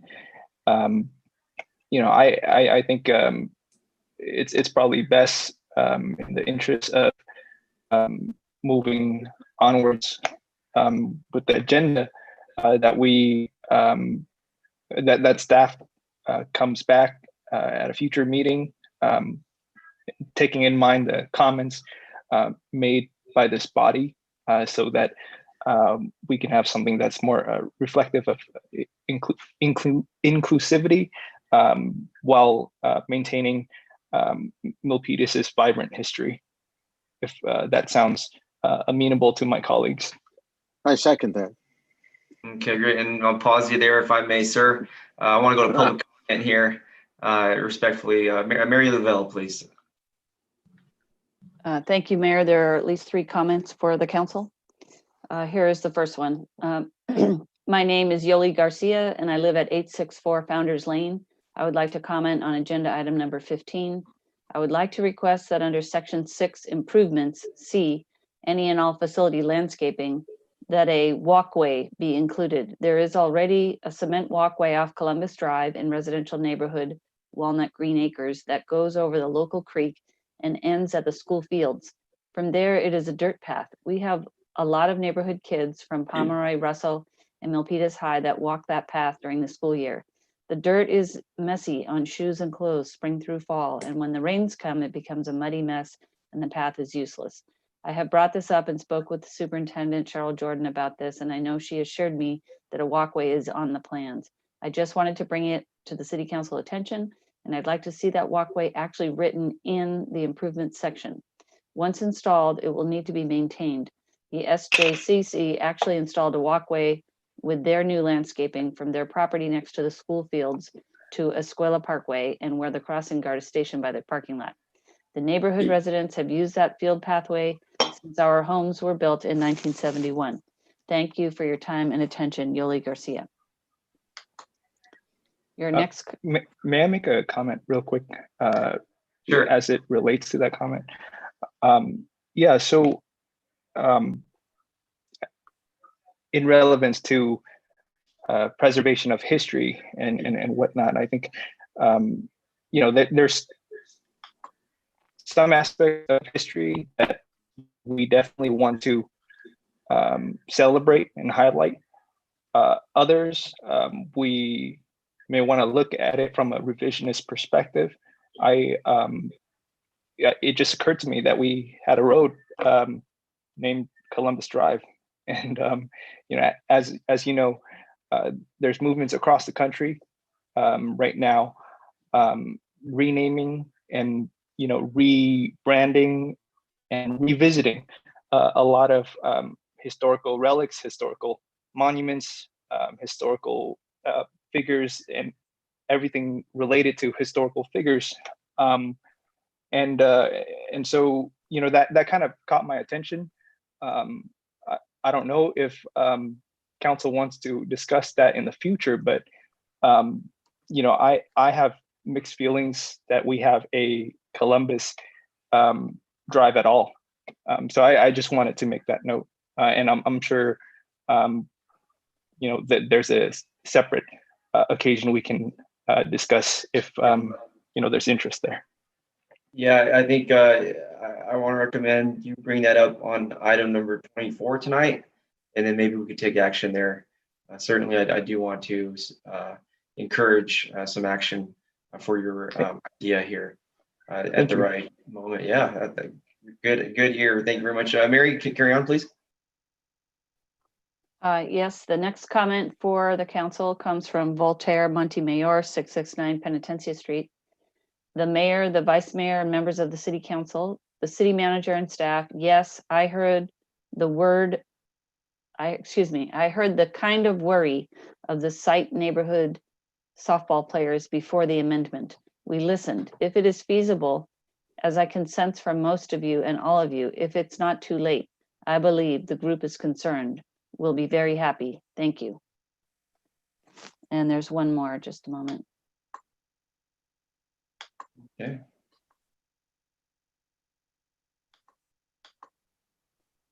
I'm unable to get that email open. There is one more comment from Urvish Mehta. If I can reopen it, I'll let you know, but it's stuck right now. I'm sorry. Okay. Well, at any point, I think we can make sure we get that in. So we will await the technological technicality. So I see virtual hands up. I'm gonna take a moment here. If you want your virtual hand up, keep it up. Okay, Councilmember Montano.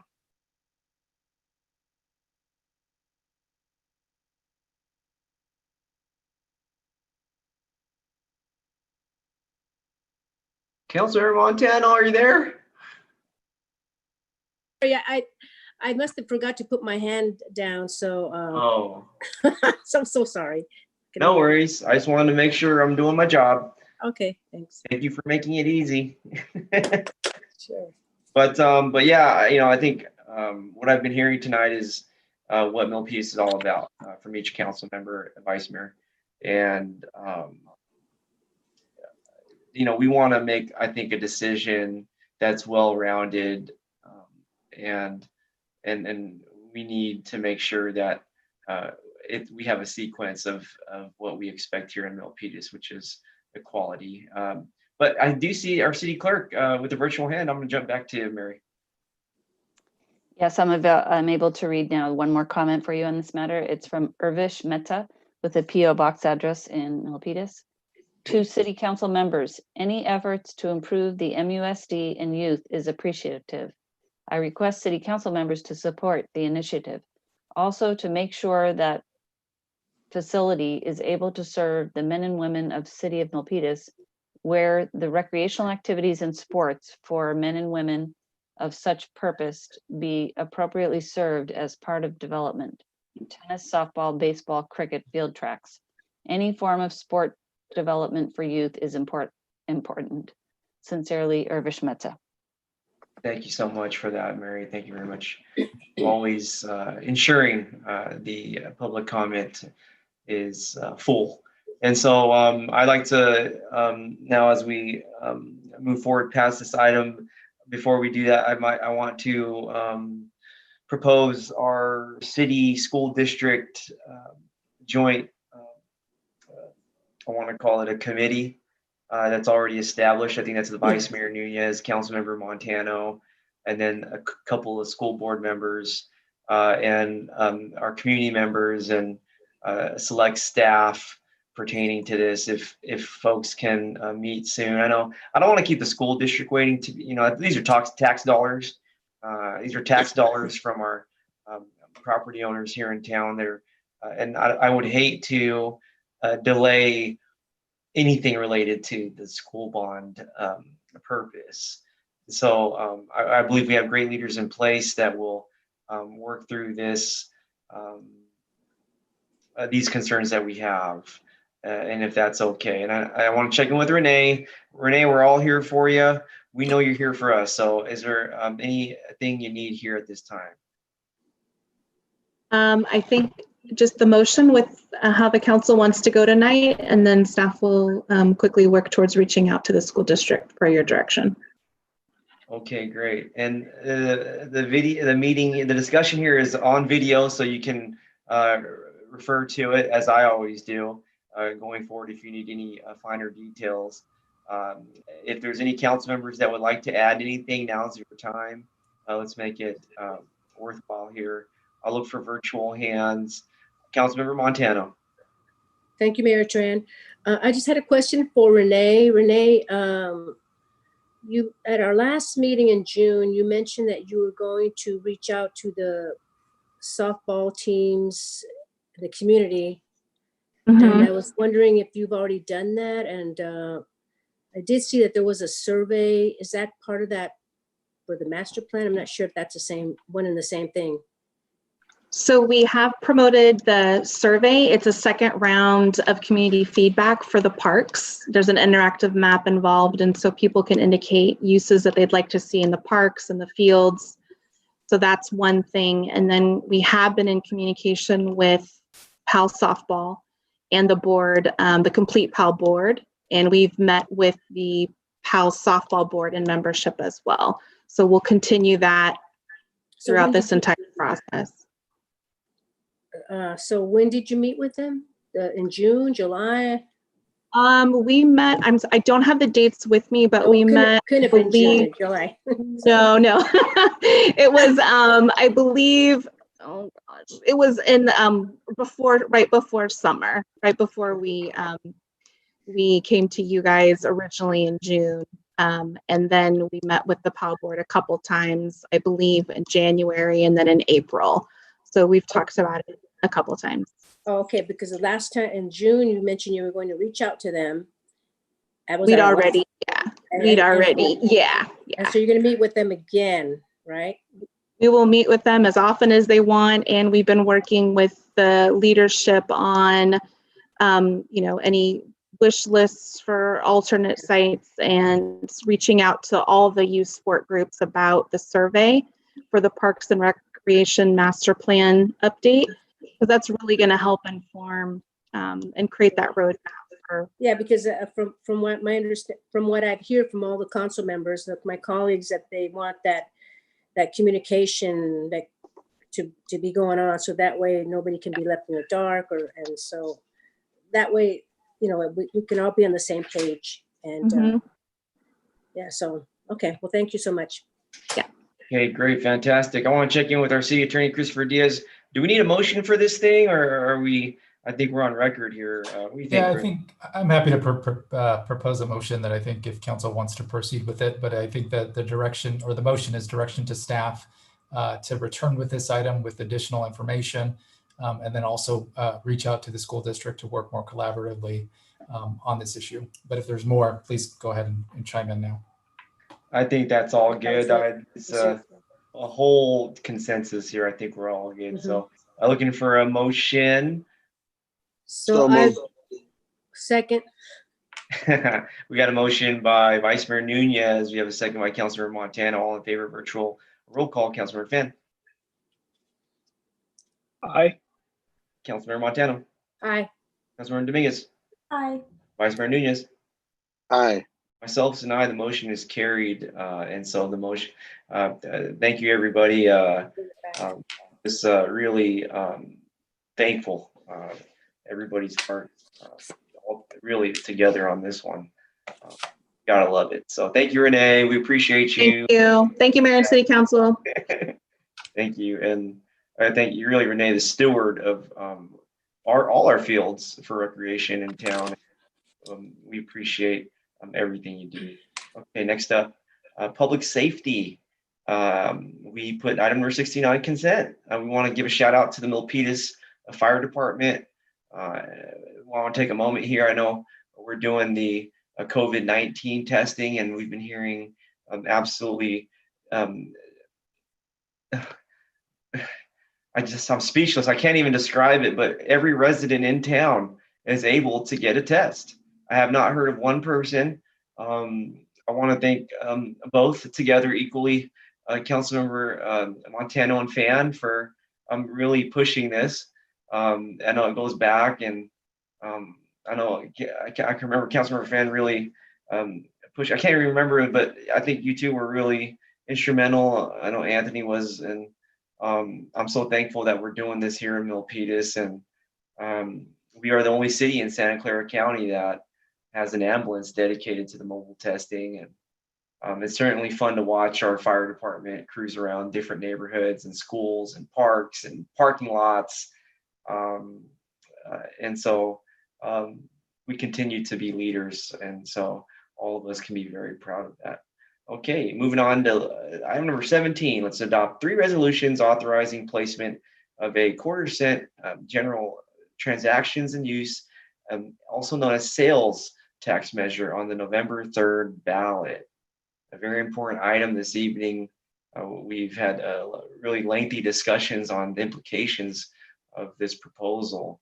And I know we've all had time to think about it over the summer, and with things changing on the daily with this pandemic, this is something we continue to work on, which is our fiscal health every single day. It's on our minds, Sunday through Sunday. I mean, this is it. So I want to welcome here under our agenda, we have our Assistant City Manager, Ashwini, as well as our Director of Finance, Walter. And so I'm not sure who's going to take it away, but we are here.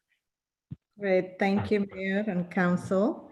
Really happy to be here. Good to see everybody. Walter is actually going to run through the presentation for you, and then we're both available for questions. Walter. Yes. Sorry.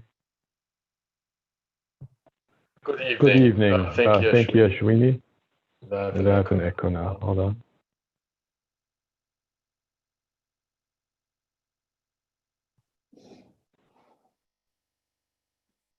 Can you hear Can me? you hear me well? Yes, but we are seeing the agenda report, Walter, rather than the presentation. Okay. Okay, good. Okay, good. Okay, great. Okay, great. I just have an echo in my phone right now, but it should be okay. So, good evening, Mayor and City Council. I will bring you guide you through this agenda item today. Bring it back to the background when we initially talked. Yes. Yes. There is an echo, so you may have to do something with your audio.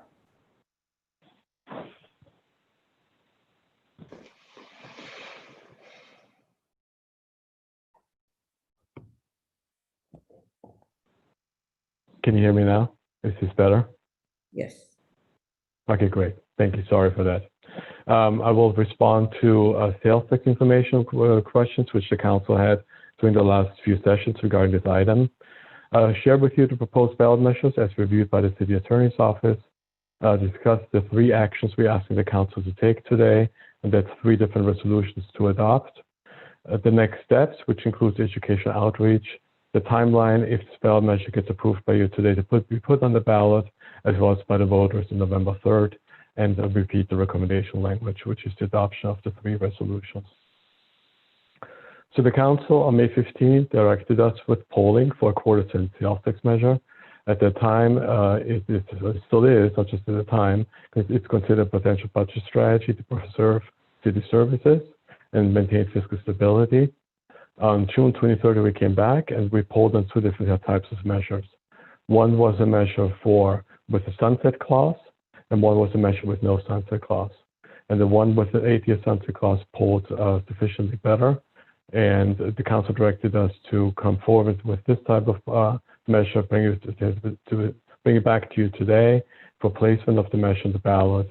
And would like to just note that it requires a minimum of 4 affirmative votes on the council to put on a ballot for today for the November 3rd ballot. If it gets put on the ballot by the council, it is a general purpose measure. So that means it requires 50% plus 1 voter approval. And if approved by the voters, according to the schedule, the measure will generate sales tax for the city effective April 1st with an annual estimate of $6.5 million. So how is sales tax allocated? Not just the 9% which currently our voters pay, our residents pay. Of the 9%, 1% comes to the city. So 1 percentage point is we generate. The majority goes to the state of California and to other purposes, which you see aligned here, mostly transportation measures or purposes which were approved by the voters in the past. Sales tax is charged on goods and merchandise, which is bought either here within the city of Milpitas or through online services. It is not charged for services. When you go to the hairdresser, you don't pay sales tax. For the purchase of food, prescription medicine, animal feed, and utility payments. These are the major exceptions. There are other ones as well. Which business sectors generate the most sales tax? First of all, it's business to business within our city limits. The second one is general retail, which majority of it will be the mall. And the third one is the county pool. And the county pool is sales tax through a use tax for online purchases, either within state or outside of the state, which get collected by an online retailer, transmitted by the Department of Taxes and by the responsible the California Department to the county and then allocated to the cities countywide. So here you see where we are today. 9% is the sales tax rate which we have in our city. It's the same as Santa Clara. However, of the other neighboring cities, San Jose and Fremont, it's 9.25%, and Newark is 9.75%. If the council approves to put this ballot this measure on the ballot for November, the voters approve it, instead of 9%, we will have 9.25% in our city, which is still pretty much in line with the neighboring cities we have around us. Here's the sales tax measure language, which you see in the staff report. It actually gives you a good idea of what we intend to use those monies for. As a general purpose, sales tax measure, it will maintain city's finances and police and fire protection services, 911 emergency response, repairing park equipment, maintaining parks and recreation centers, and also attracting and retaining local businesses. So typically, the kind of services we're paying through the general fund.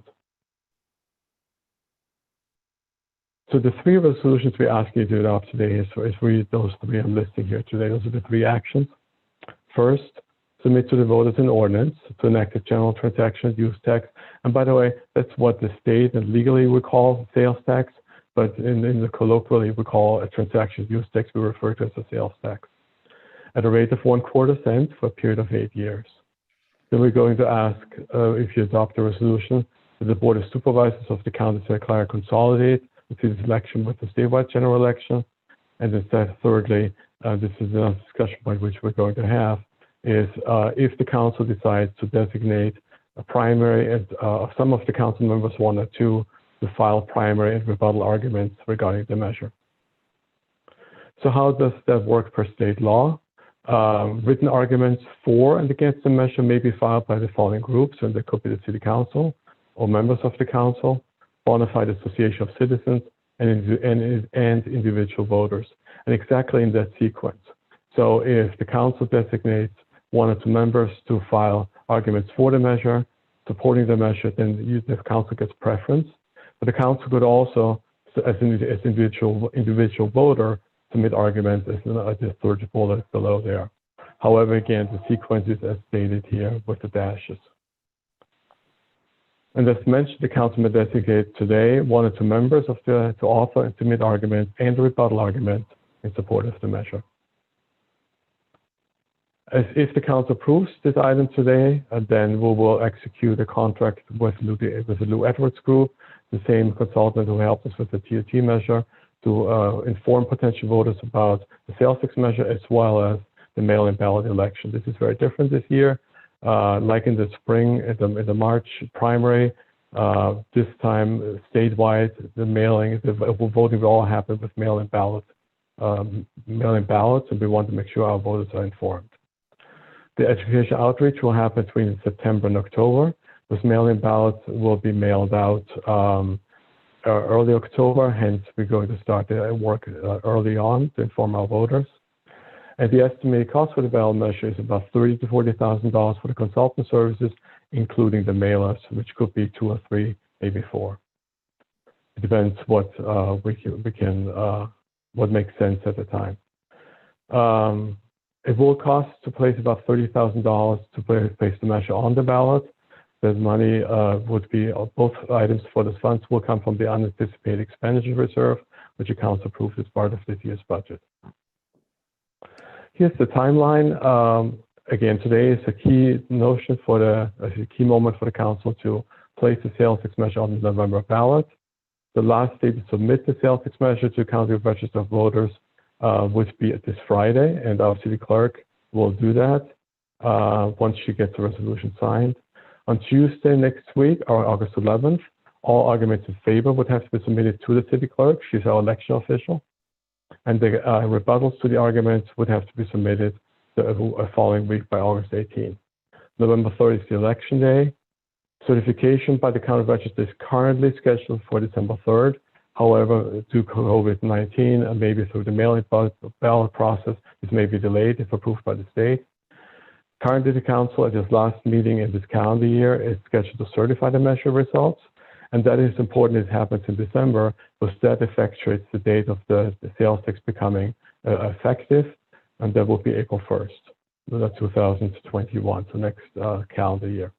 If the council is not able to certify prior to December 31st the measure's results, then this date from April 1st will move to July 1st, 2021. And with that, here's the recommendation language from staff. It is adopting the 3 resolutions. I suggest you do this vote by vote, because the third one, you would have to decide which council members, if you would like to designate to file the primary and the rebuttal arguments in favor of the measure. That concludes staff's presentation. Thank you very much, Walter. We are all here at this moment on this evening discussing this item because for those that supported the idea, there is reason for it within each person. I consider this the Milpitas Strong tax. You hear Milpitas Strong all across Milpitas in times of great challenge, in tough times, and that's where we are now. Walter, can you take us back to that donut chart you had with the percentages?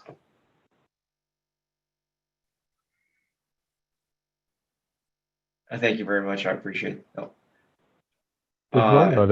This the other one. Okay. Okay, great. Thank you. And can you explain again what this donut means? Sure. What this means is these are the business sectors which generate sales tax for the city. This is based on the last quarter results, which we have of actual data. This is as of March 31st, 2020. And you'll see, I didn't talk about food products. There will be those items where sales tax is charged. So for instance, if a resident buys hot food from the supermarket, sales tax will be charged, as an example. If you go to a sandwich store and you eat within the sandwich store, then sales tax will be charged. Transportation would be your automobiles, services, that includes repairs and maintenance of cars, dealerships, as well as gasoline stations. And construction is your construction-related services, construction, I guess, is straightforward. Any kind of activity which is related to construction is taxable. Thank you, Walter.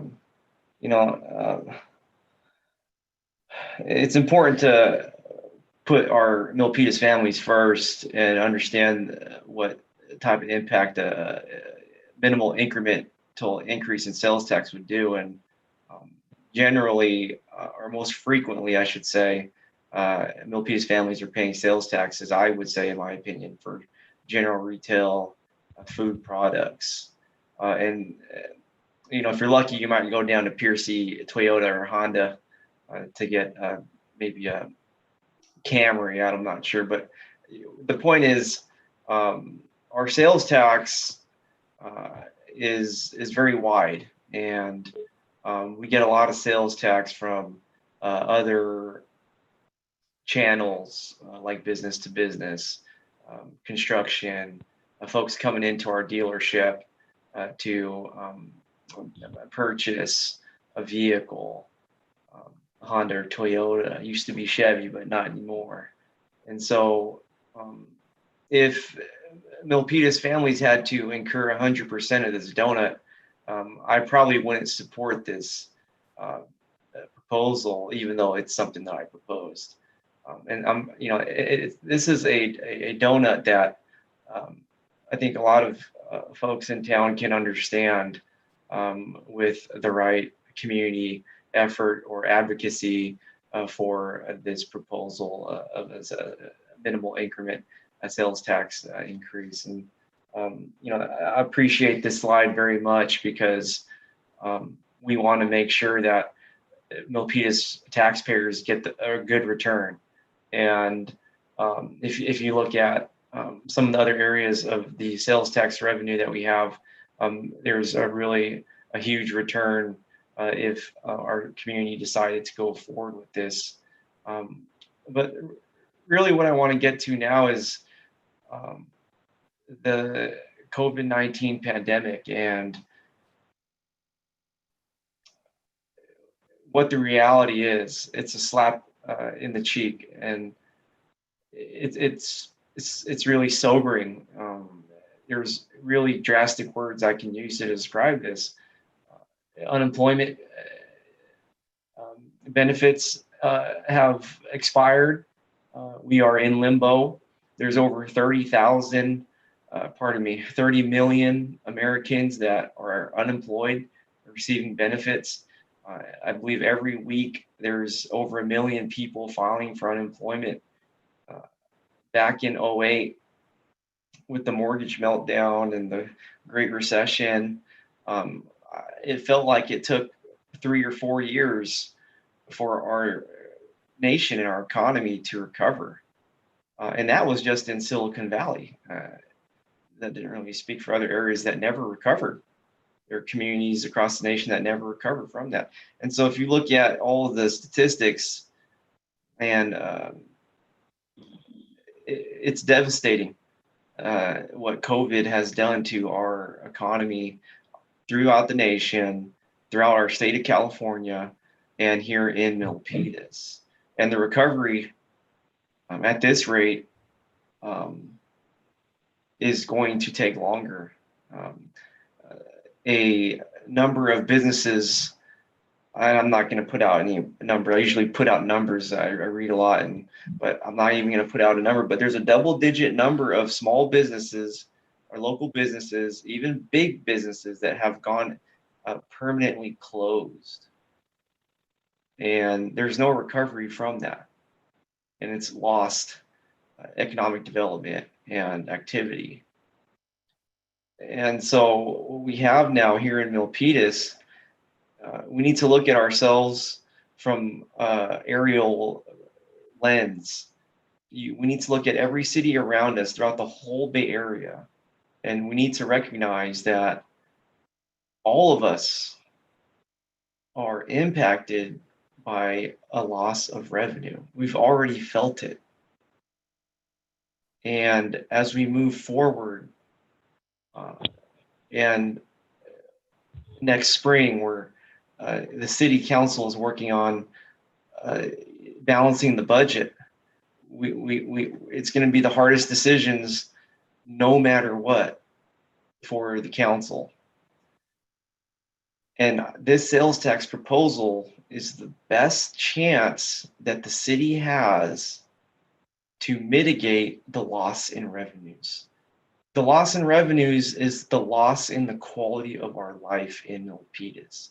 It is the loss of our level of public safety. And that's just next spring. That's spring 21. What about spring 22? Spring 23? It's going to get very challenging. And we are here tonight with a hard decision to make. This is our chance now to minimize the loss. Our city is bleeding. Every city is bleeding. Every level of government is hurting right now. And this sales tax proposal is a minimal increment. Our sales tax will still be lower than other cities around us, like Newark, 9.75. And as we look to stop the bleeding in the next 12 months, this proposed sales tax is a minimal increment, will allow us to recover down the road. Council members can serve up to 12 years.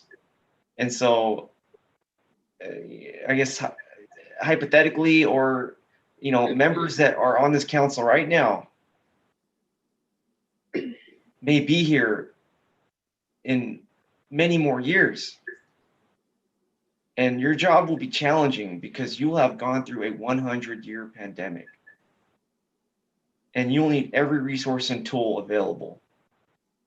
And this is a sacrifice that we're going to have to make as residents of this town, taxpayers. This donut here on this slide, every quarter cent that we pay extra, there's going to be a match. There's going to be a match. It's not just us at Safeway. It's people coming in. There will be activity in Milpitas. It won't be as much, but there will be. And we need to ensure that we are taking every measure possible. And tonight, this sales tax is that measure. I can go on about BART.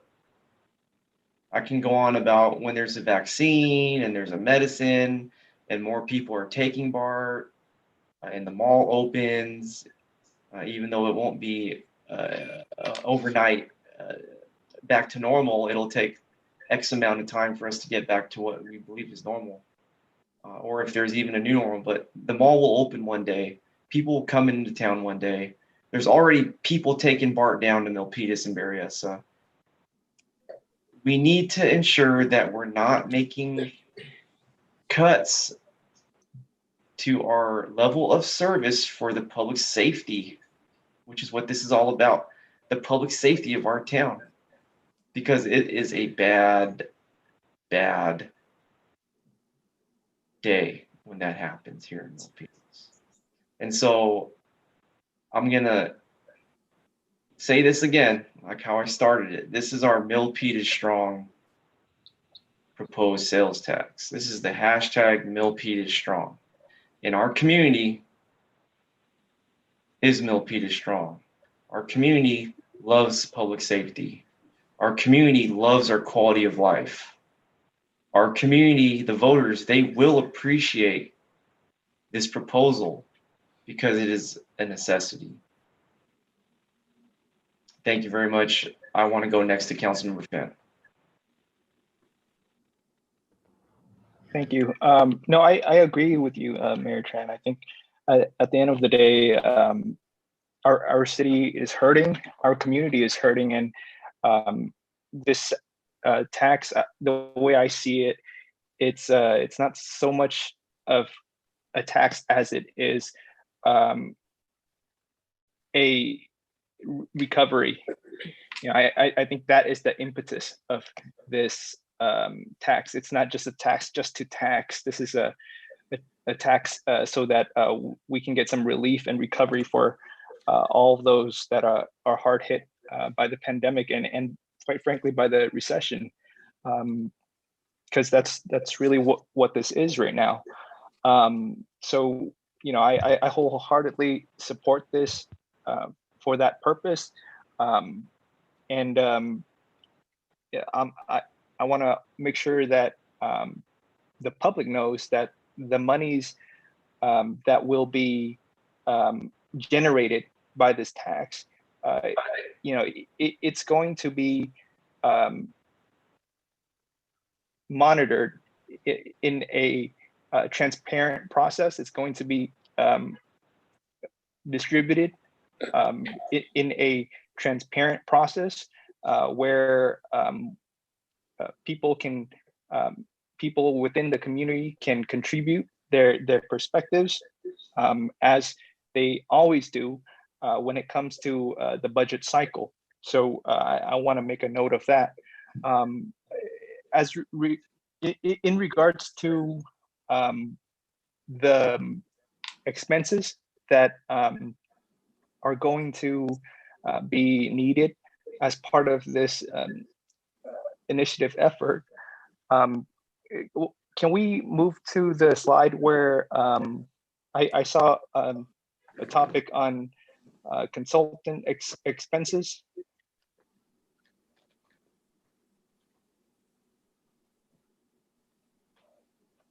Oops, there we go. Okay, so can you clarify what these services are going to entail? Sure. So what the consultant will do, she will take the ballot measure language and design flyers for us, which have two purposes. Number one, to inform the potential voters about the November mail-in ballot process, and secondly, to inform them about the sales tax measure. Who is the consultant? Lou Edwards Group. She did the same work for us when we had the TOT measure, the transit occupancy tax measure in 2018. Okay. So I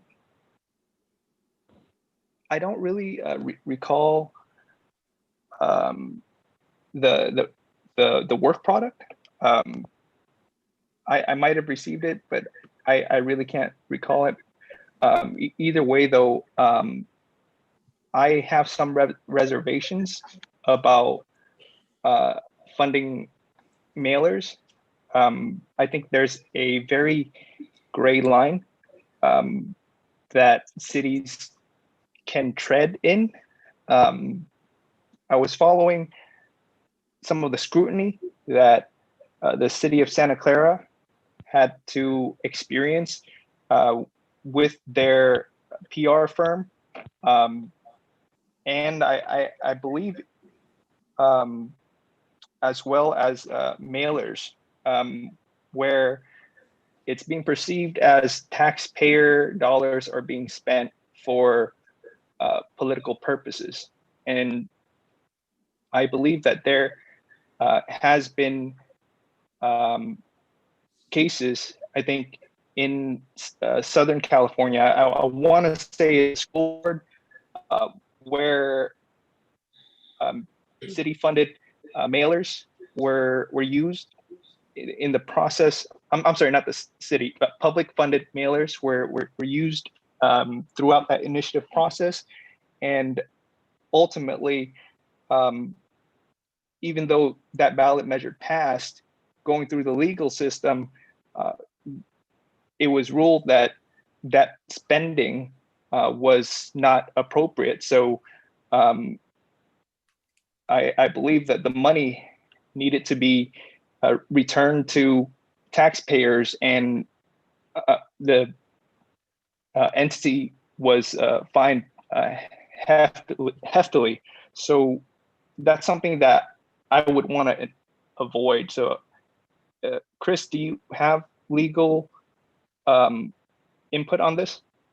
Thank you, Councilmember Fan. Yes, you are correct. There's a general prohibition on the use of public resources for campaign-related measures. So if the city did adopt the resolutions tonight, we would then be placing, by your action, the ballot measure on the ballot. As soon as that happens, then yes, the city is essentially prohibited from engaging in any kind of campaign advocacy. The only thing we can do is put out informational material to educate the electorate about the measure, but not obviously indicate, vote for the measure or anything of that sort, because that would be prohibited by case law. I have talked to staff about the hiring of the Lou Edwards group, and if that did happen, we would review everything that they produce just to make sure we are staying in line with case law and state law in that regard. Okay, that makes me more comfortable to know that your team will be reviewing the mailers prior to it going out. I think if that were not the case, then you can't really know until the mailers are sent out, and that's where you can get into a lot of trouble. So thanks for the clarification there.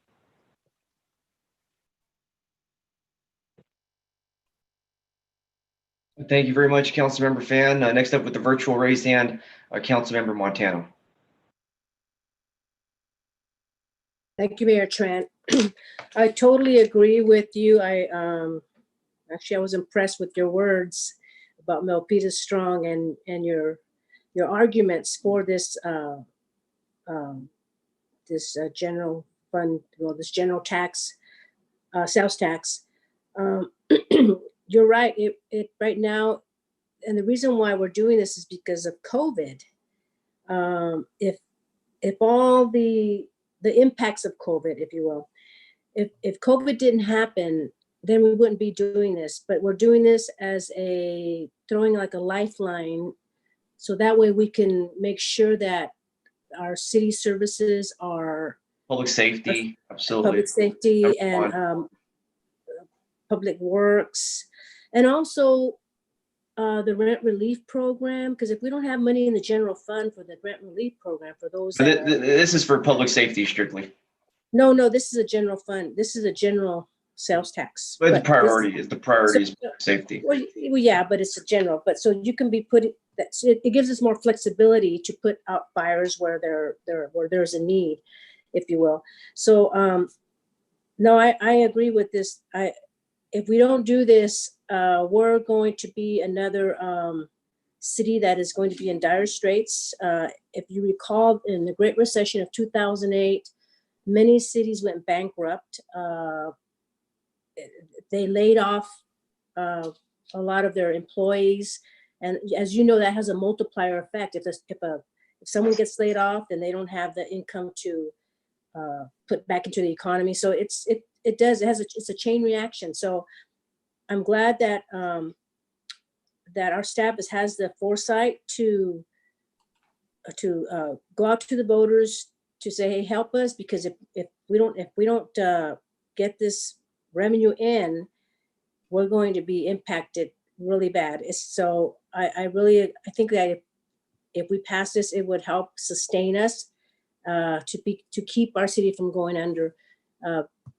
This is really important, and I wholeheartedly support this 1/4 sales tax. And it's people that are coming into our city that also have to pay that. So it's not just the residents. So it to me it makes sense that we do this. It's a way to protect and to serve our community and to keep the quality of life that they are accustomed to.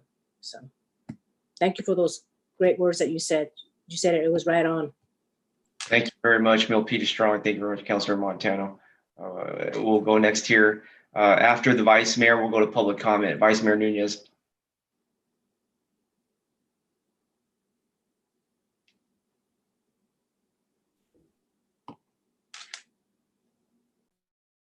Your microphone, sir.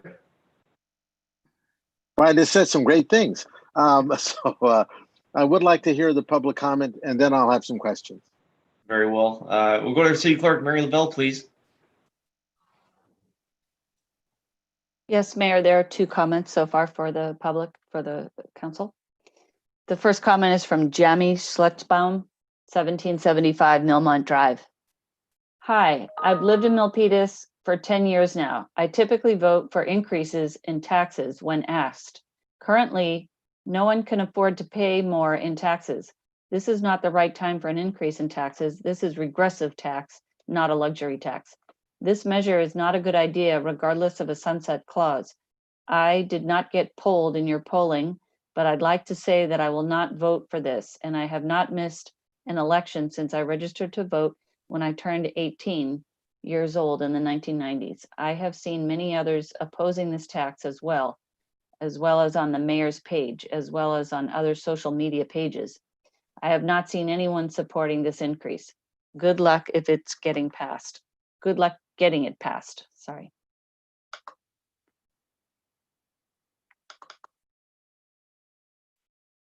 Next comment is from Voltaire Montemayor, 669 Penitencia Street. The mayor, the vice mayor, members of the city council, the city manager and staff. 1 1/4 of a penny may not be negligible, but the cause is very vital.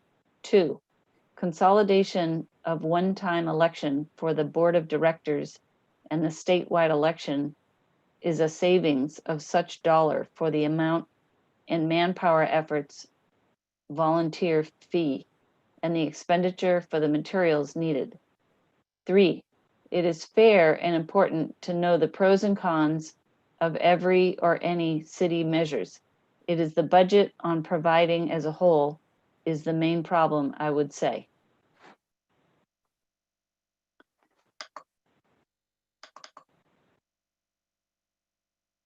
I have one more comment from Urvish Mehta with a P.O. Box address in Milpitas. To City Council members, I request Council to consider to generate the revenue by better means of utilization of city amenities and programs, and also to put measures by increasing the sales tax. City is planned to purpose with. Also, as County of Santa Clara also considering to increase the sales tax, it would work as increase of city and county tax both.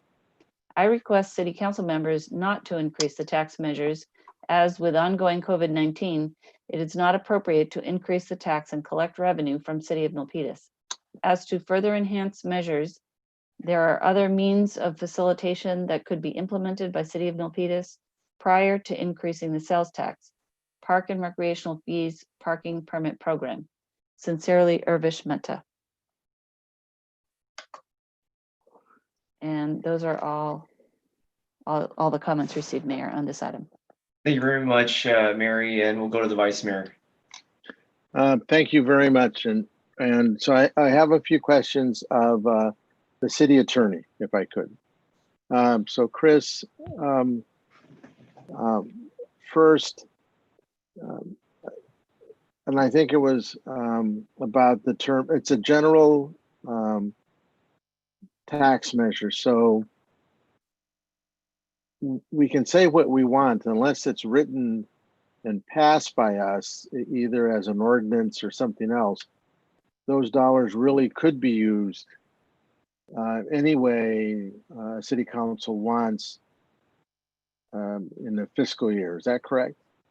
No, that is correct. The question itself is written as a general tax measure.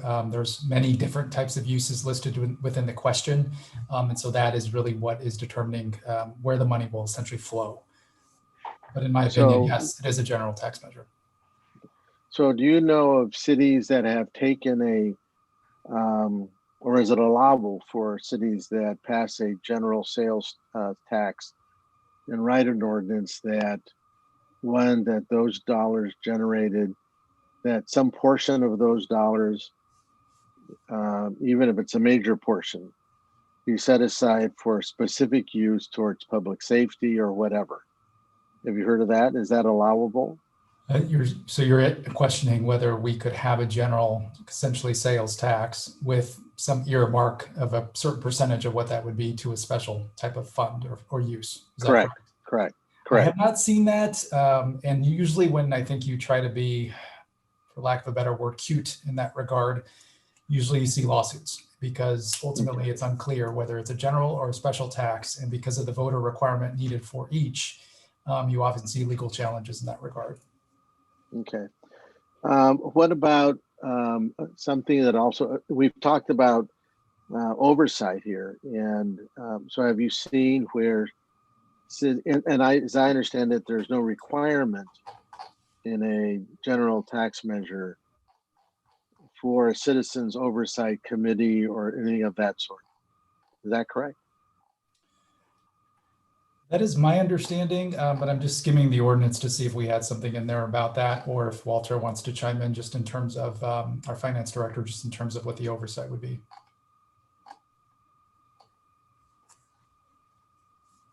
I think the oversight can be determined by the council.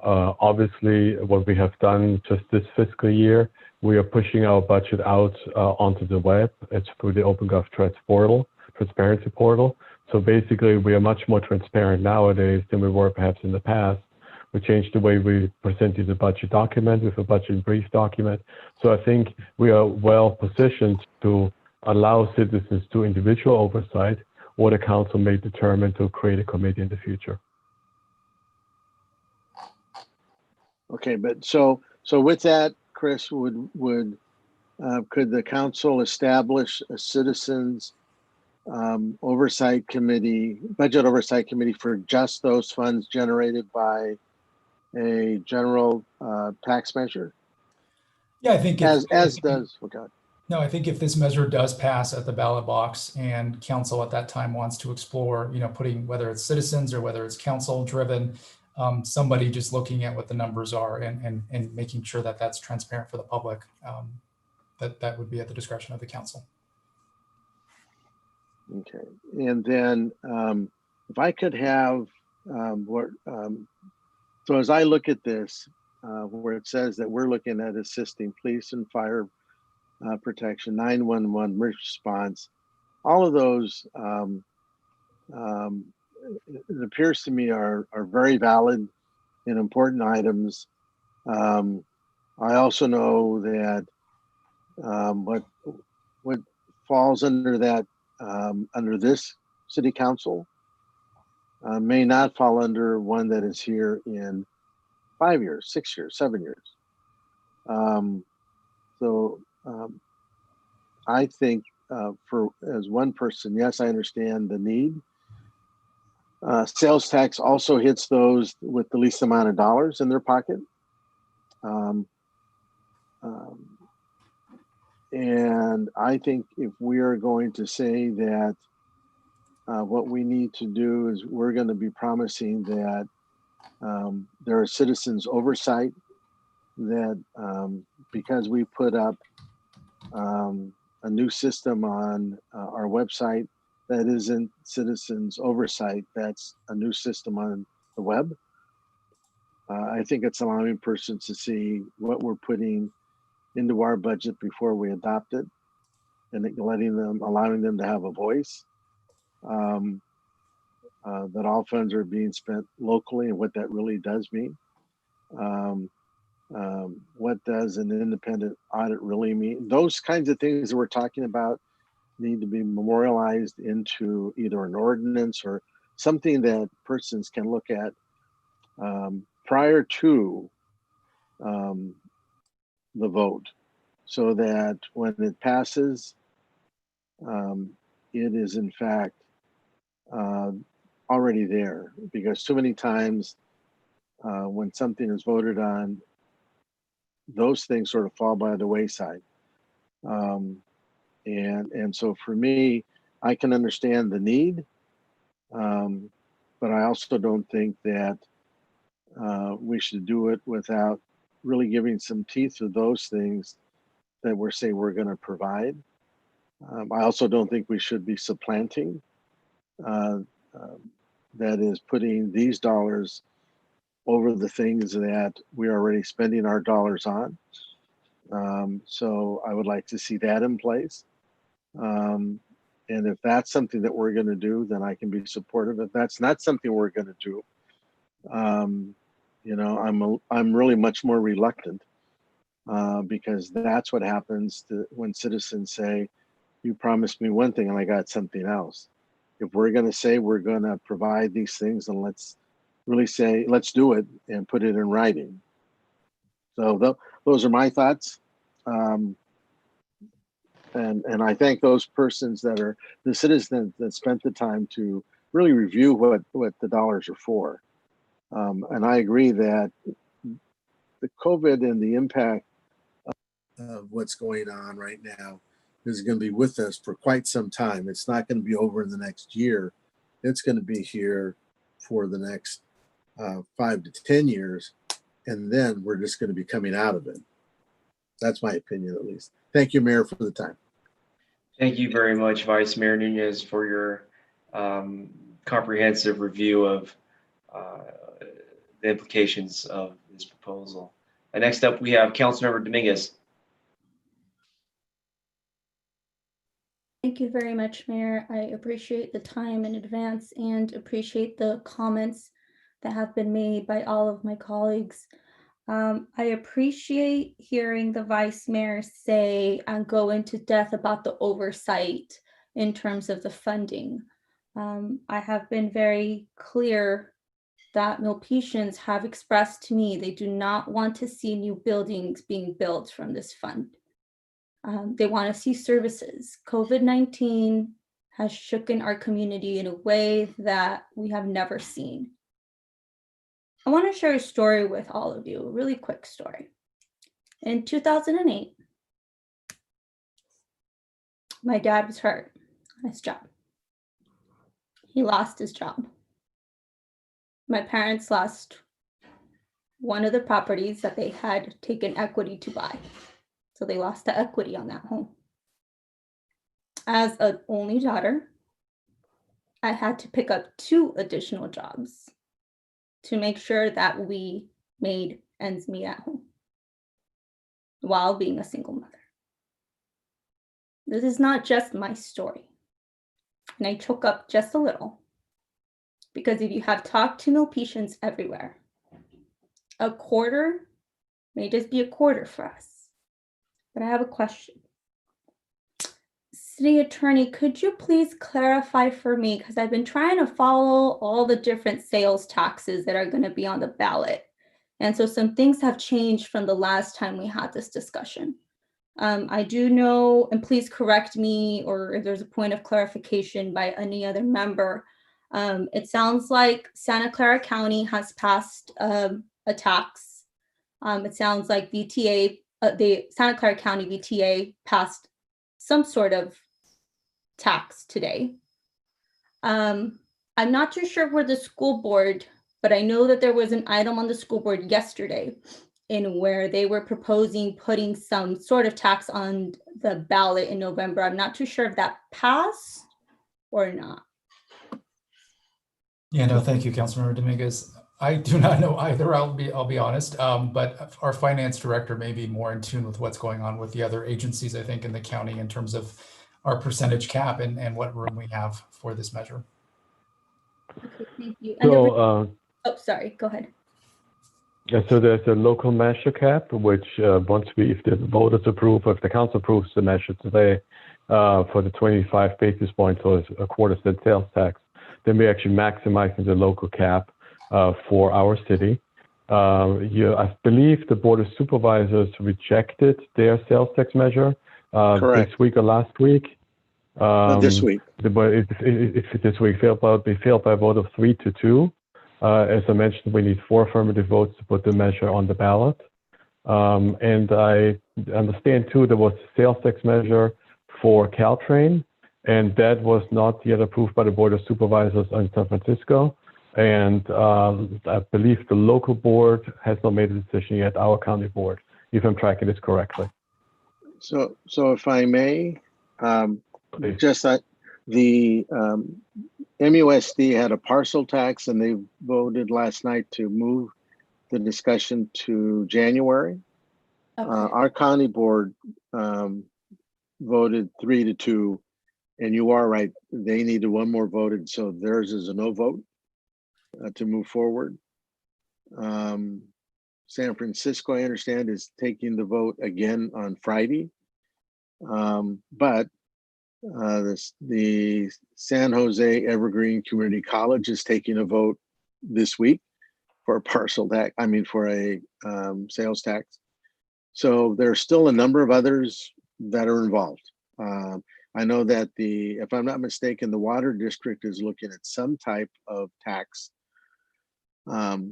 So there are a number of other agencies still trying to figure out how to bring in additional dollars to their agency for much the same reasons we are. They don't have the funds anymore, and they're looking how they survive moving forward. Perfect. I just wanted to add that. No, thank you very much, Vice Mayor. I really appreciate that information. I'll be honest, I kind of got lost in the discussion. So all that information is greatly appreciated because it does help me go back to the story that I'm hearing from Milpitians that really reminds me of even my own family story in 2008 when we had the recession. When we tax our community when they don't have any money and they're losing their homes, it could break the working class. So I can't support that this reflects hashtag Milpitas Strong, because then that would be saying that in 2008, just like in 2008, maybe that person that has that dollar and needs this quarter, that Milpitas Strong hashtag, that doesn't mean the same to them. So as we look at moving Milpitas forward, I don't want to leave any Milpitian behind. And so I'm really sad that we didn't explore any other possible sales taxes. And I know this came by through the council, what felt like really fast and a very fast turnaround time. But if we look at COVID-19, we have some of the corporations, multi-billion-dollar corporations here in Milpitas making money off COVID, while our small businesses and our working class are suffering in ways I have never seen. So do you have a better idea to prevent the elimination of our public safety employees? Mayor Rich Tran, I have many ideas that the community has came, but it sounds like to me, and someone maybe, what I have heard people say is that we are on a time crunch. So we need to meet the deadline to put this on a ballot. What ideas have you brought forward from the recess? You've had all summer to come up with an idea. I'm going to go ahead and finish my thought process. So I'm just going to go ahead and ask the question. Is there a time to bring in a new idea and put it into the ballot? It doesn't sound like it. If there is, could someone please let me know? That is the item that we're discussing tonight. Perfect. So in my perspective and how I am feeling, I understand your perspective and I respect it, Mayor. I respect it. But this is my perspective built from the stories of Milpitians that are telling me they have lost their jobs. They need food. They can't afford a quarter even if they wanted to give us a quarter. So I really wish we would have looked at the multi-billion-dollar companies that are here in Milpitas to help us out with our public services. And I actually have a question. So if this doesn't pass, would there be a possibility of us exploring a different tax and putting it in a ballot in 2022? Walter?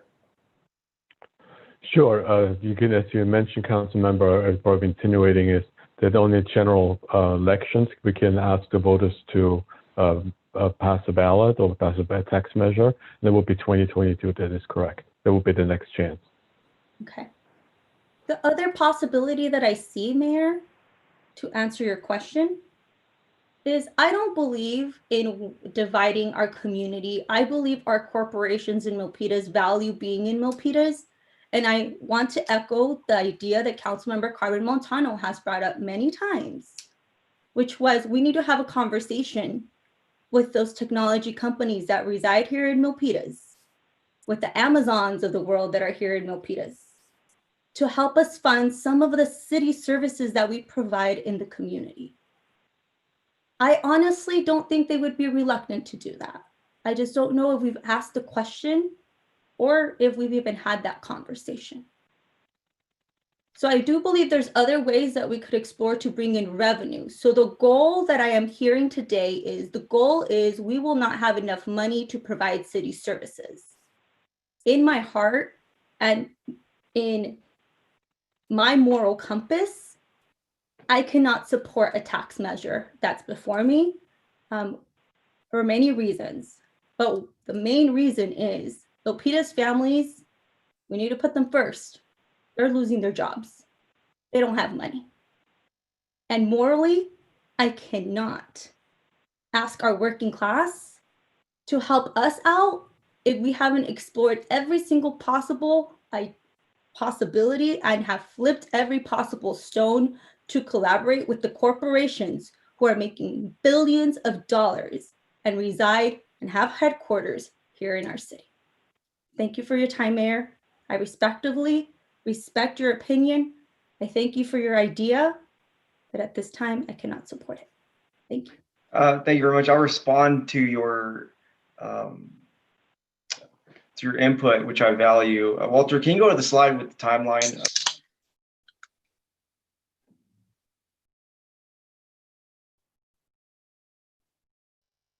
Okay. What about prior to this day? Do we have the timeline for that too?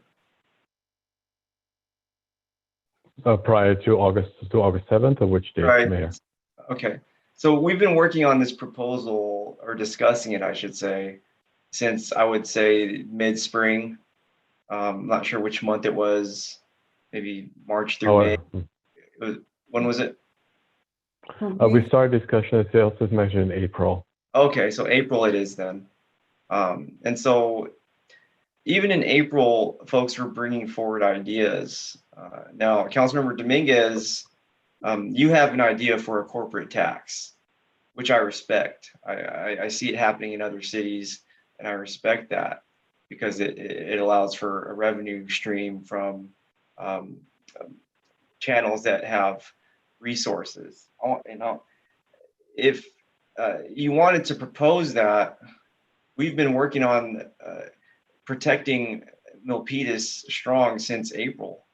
And so for you to say you have an idea, well, this is the 11th hour, and where were you in April, May, June, July? And so, you know, we really need to look at ourselves in the mirror to be accountable. And the second thing I'll say before I move the microphone here is this is not a tax that is determined by the city council. Under the law of this state, taxes are determined by the residents. And this is a decision for residents to decide. If the residents decide not to support the tax, which would be contrary to the polling that was performed professionally, along with community conversations by all of us, then that would be the destiny of this proposal. But each member here has their own opinion as representatives of this community. And I've stated already that we are Milpitas strong, and the residents of this city fully understand that we must take measures during this extraordinary time that we've never seen before. It is unlike any other time. I mean, this is greatly challenging, and there's a portion of our community that is struggling. But I'll tell you what's worse than that. It's when we cannot provide public safety, is when we cannot provide core services, when things are falling apart outside of their home, and the list goes on. And we're not collecting a quarter of a cent, a minimal increment, just to collect it. This is going towards the quality of persons' lives. And so I beg to differ. Our discussions are strictly about the issues at hand. And this is the most serious issue that I've ever encountered in my life in Milpitas. And I know every single person that on this council, this is the most challenging time in Milpitas history in our lifetimes. I want to go to the next virtual hand. Could I go ahead and respond to your comment? Oh, yeah, absolutely. Thank you very much, Mayor, for your words. And I will say that I am feeling that your words are gaslighting my ideas. And so I want to be clear that I have been very present in our community. And my idea is not something that I take lightly, because I do not want to present an idea if I have not done the research to completely answer all the questions that any member may have here. So I value your time, just as I value every council member up here, and especially our staff, where I would never bring up an idea that is going to take staff time without me fully understanding it and having those conversations with our community. So when you state and make statements like, where have I been? I have been at Milpitas High School giving out food. I have been making sure that our community who needs rental assistance, that I am knocking on those doors to make sure the rents are paid. I have been having conversations with members of this council to ensure that we are working with our regional leaders to house our unhoused and bring those ideas forward. This is a collective effort. This is not a one-member show. And so when you gaslight me the way that you have, right after we have passed a CDOT ordinance, I will share with you that comments like, where have you been? Honestly, don't pertain to me, because I've been very, very present. And so it is because of that communication that I have had, and we all have had, and I am listening to each member speak on why I'm so hesitant as a one vote council. I'm just one vote to support this, because I don't feel those conversations happened. Now you ask me about my ideas. I always explore other ideas when I bring my ideas forward. And so the question then that I ask is, why didn't other ideas get explored and brought forward? Was this the only idea that was possible? Was this the only idea that was thought of? I don't know. And I'm not going to assume, and I'm definitely not going to play Sunday quarterback with that question, because what we have before us is language that Milpitians have told me they do not feel comfortable because they don't have any money. So going back, the second thing that I'm listening to Vice Mayor speak, and he brings up a great point, which is the community oversight to these funds. And so I've been very, very particular about not supporting new buildings. I have a question for our city manager or our city attorney. Would there be a possibility to use these funds to build a new police station, for example? As the language is presented before us today. Well, I just want to respond to you because I think you have some inaccuracies. And with all due respect, I'm asking a question from our city attorney. You're not getting to silence me.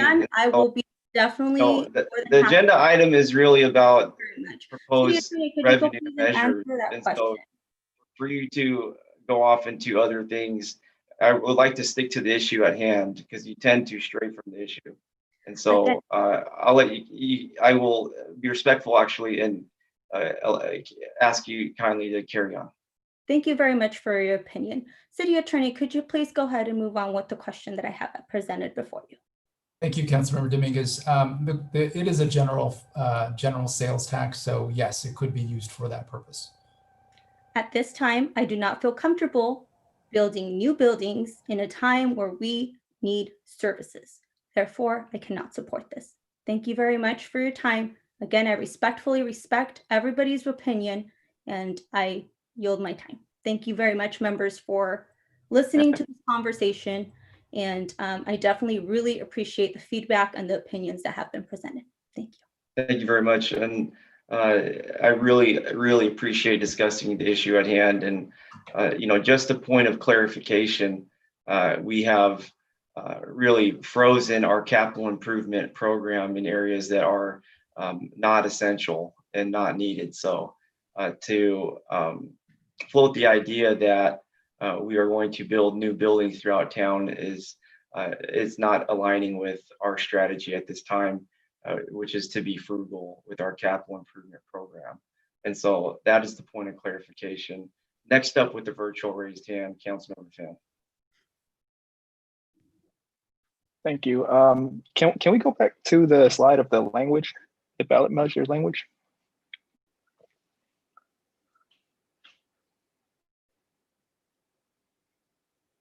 Okay, so I truly believe that we do need the extra financial support in order to provide a good quality of life for our residents. But going back, looking at the language in review of the services that we want to highlight on the ballot measure, I think we should probably rethink the way that the city defines the city services and how we prioritize the city services. So what I mean by that is, for the average resident, the average voter who is struggling through these times, as so many Milpitians are right now, for the residents that are laid off, that are having trouble finding housing, you know, in these past few months, we've often talked about how we actually address the pandemic. We talked about how it's affected tenants and how that's strengthened the conversation for our rent relief program. We've talked about how it's affected businesses, and that has contributed towards what we approved tonight, the Microenterprise grant program. And so these services that I just mentioned, I would like to see more so reflected on that ballot language.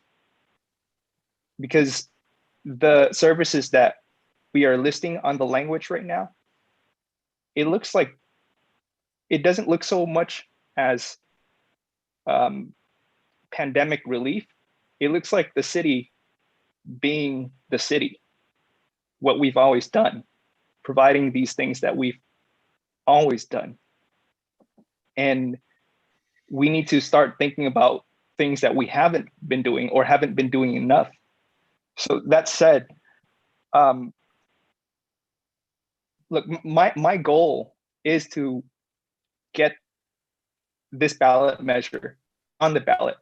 But my goal tonight is also to bring those who have reluctance into the middle and actually support this. Not an abstention, but actually supporting this, knowing that this ballot measure will improve the lives of our residents. That said, I want to point to a number of things that we can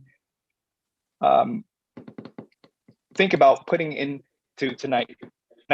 And I have to make sure that we address the language of the services on the ballot tonight. So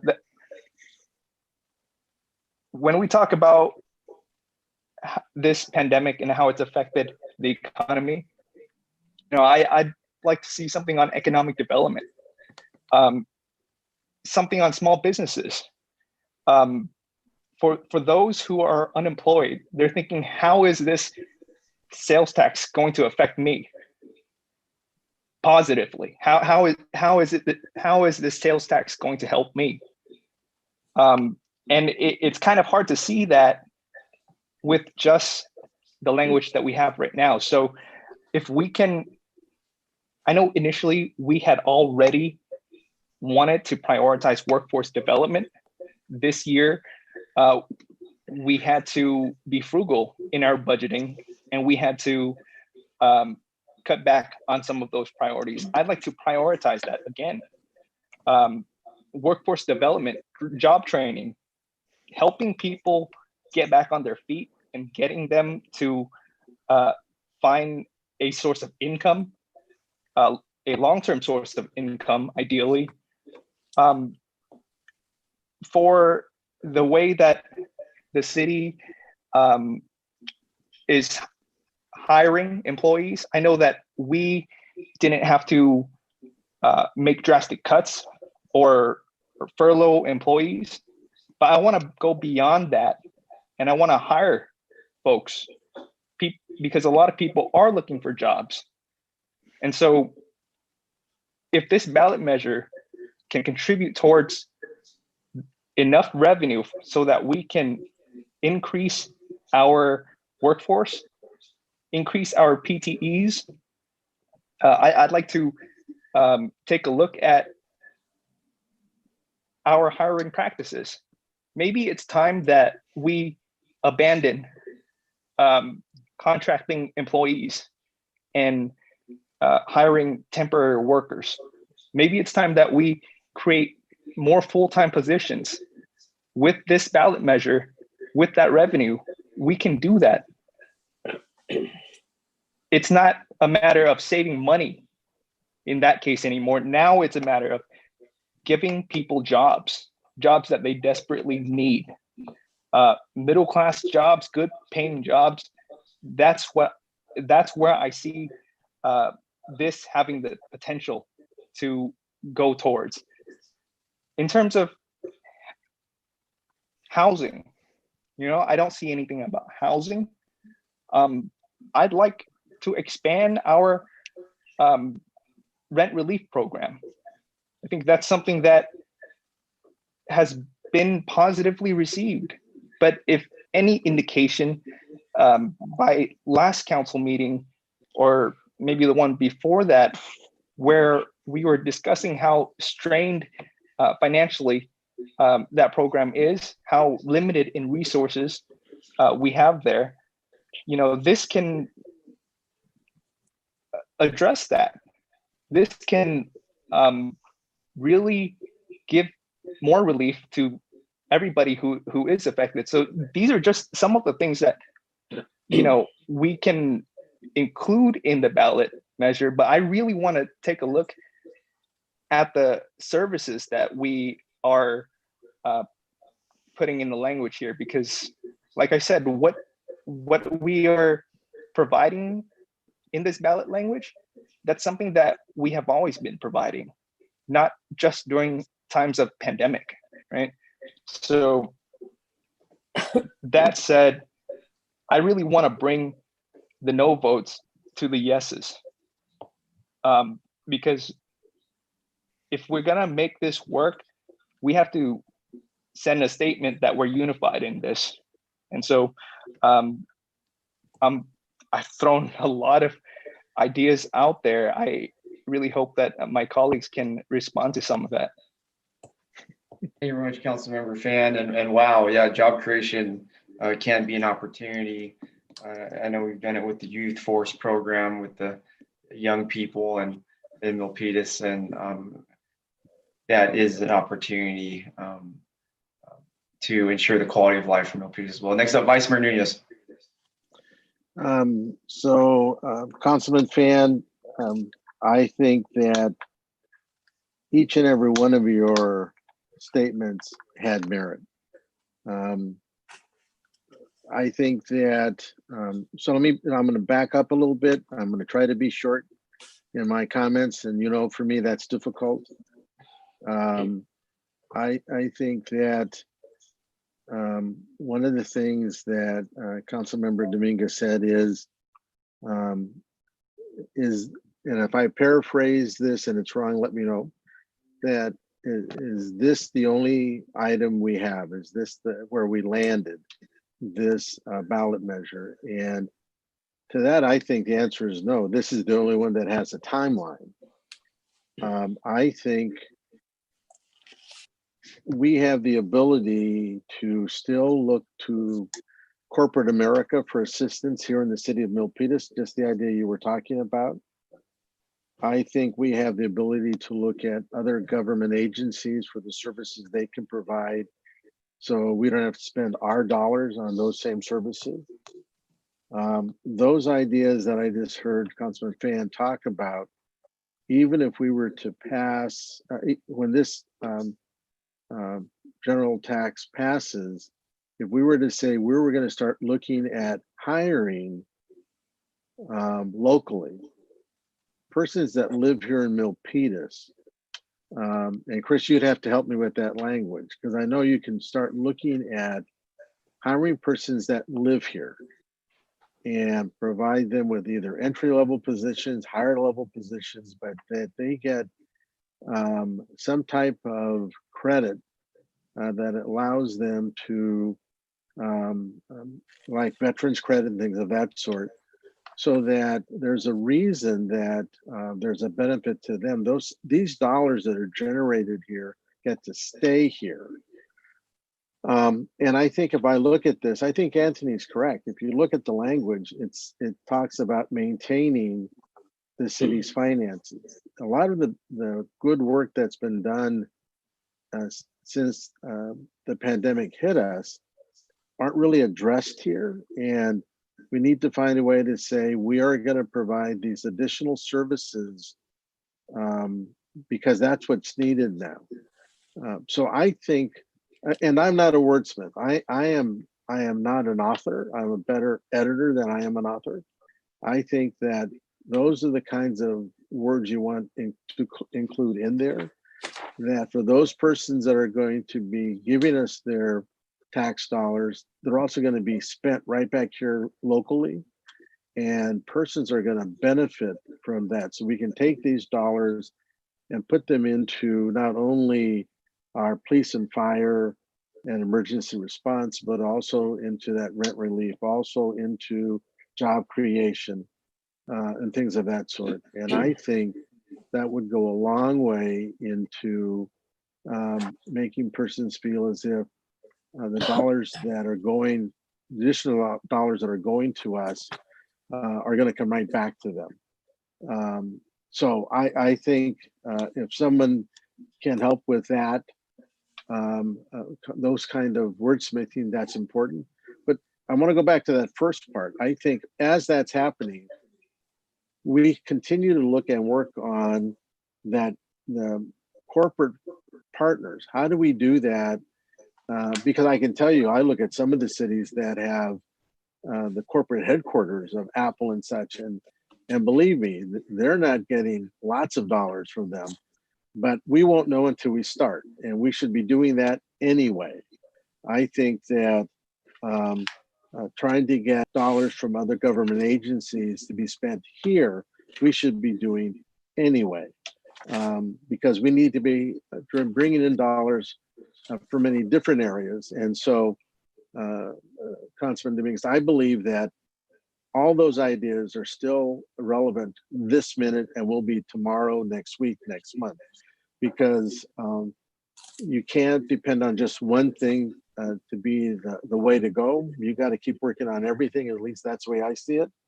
And we all should be working on these different ideas because there's not going to just be one or two of us. It's going to be all of us. So those are my thoughts.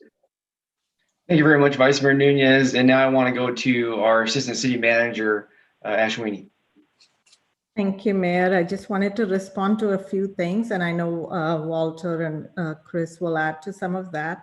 Councilmember Fan and Vice Mayor Nunez, I think your ideas about the services we have been providing during this time is great. I did want to point out, and maybe Walter can add to it in terms of the budget. The reason we said this was only for 8 years, and that it's really in response to the pandemic and how it's going to impact our revenues, which is why we have some of language about maintaining our finances and city services and not necessarily being able to add new ones. during the budget season, Walter had projected a pretty significant shortfall in terms of revenues. We'll have more information coming to you on that, but really this is intended to sort of address that and not have to cut basic services in the community. The other piece, and Chris can speak to this, is we have to be careful about, this is the language, pretty close to the language that was polled. And so if we change it significantly, we don't really know the level of support. There's a lot that goes into the polling in terms of questions and how various things test. So just want to be cautious about that. And then lastly, the previous question that Council Member Dominguez had brought up about the infrastructure. I just want to clarify again that because this is only for 8 years, we wouldn't be able to use this for any kind of long-term debt for financing infrastructure. It is a general fund, general purpose tax that would go to the general fund. So yes, it could be used for all kinds of things, including rehab, but we really couldn't do any kind of financing for long-term infrastructure. And I'll pass it on to Walter, and then maybe Chris can weigh in as well. Thank you, Ashwini. Good evening, council members and mayor again. I do want to bring you back to a discussion we had a few months ago when initially we had a forecast where we had a huge deficit, no surplus at all. We managed to squeeze out, restructure the way we budget, refine the way we budget. We managed to establish a 3-year strategy. But even when I presented that to you with using about $10 million of reserves, at that time, I already warned that it's going to look worse, and it is looking worse. You will see me come forth. Well, you will. I don't know yet how bad. That's the challenge I have. Unfortunately, it would be great if I could just have a crystal ball. But I can tell you that closing the budget right now, we're doing the numbers for closing out fiscal year 1920. We took down revenue $7 million on May 5th. You approved that. I probably have to take down revenue another $4 million. So that's an impact just in the last, this is March, the middle of March, April, May, June, we lost probably $11 million in revenue. And it's not changing. That's the challenge we're having. The environment, we go into the second wave right now. The SIP has been extended. We can't go to the malls. Our residents are locked up at home. And that all impacts our revenues. But the biggest worry I have of all the revenues is TOT. There's no traveling happening. There's no business sector which has buoyed this revenue for us. And there's no sale, and even sales tax. You might recall, I forgot to mention this today, I had an estimate of $7+ million in March, dialed it down to 6.5. It's probably have to dial it down again. So do I know how bad it is, Mayor? I know it's bad for 1920 as we're closing it out. I know the TOT revenue for the month of June was $200,000. The average before was $1 million. Oh my God. So we're looking. So it may recover. Travel may pick up, but we don't know that yet. But let me go back one more thing, and that's the 3 strategies I shared with you, how to resolve a future larger deficit. The first strategy was, for the combination of strategy, actually was 4. Use of reserves, and the use of reserves is limited because it's one time. If I don't see a surplus in the next 2-3 years in the forecast, that strategy is out the window. The second strategy is reduction of services. That means public safety. That means repairing parks and equipment. That means youth and senior creation service. That means attracting and retaining local businesses. That's the reason why we put this ballot measure together in this way, because these are the representative of the key services the city provides. So that's one strategy. We would have to cut the services. These are exactly what you listed here. The second strategy is working with our bargaining units and asking them for bargaining to reduce their wages and benefits, concession bargaining. We have close contracts with all bargaining units for the next 18 months and thereafter. So they would have to volunteer to open up the contract and would have to work with us to reduce the cost for wages and benefits. And the third strategy is a revenue measure. And that's what we pulled for based on discussions in the spring. And the polling is not foolproof, it's not bulletproof, but it's at 50% chance of passing at this time. And that's exactly the language which we're polled, which you have in front of you, which we're polled. So as Ashwini was saying, if we change the language, we will have no idea how well the voters react to the language. But again, it comes back to maintaining city's finances and services, which you've listed here today. Right. And we can't change it. We're here now. We have deadlines, so. It's very difficult to do that. And if the voters don't approve that measure in November, if assuming the council puts it on the ballot today, then you will see us come back right away with ways of having to reduce costs. And it will be primarily focused on reducing services. And layoffs. Thank you, Walter. And so I'm gonna live and die like this in Milpitas. I'm gonna live and die like this. Our budget is probably gonna go down. Very probable. And that means it's gonna be a diminishing quality of life and services, public safety for our residents. I, for one, am not gonna sit here and let that happen. I'm voting for this proposal so that the residents can have the opportunity to decide how far down they want to go. It's as simple as that. And I'm not going to sit here and not allow that opportunity to happen. And I believe in the community to make the right decisions as they always have. So next up here, Councilmember Montano. Thank you, Mayor Tran. Yeah, this is, I already know this COVID is not going, it's not going away. Just like the Vice Mayor mentioned, he's projecting or predicting 10 years.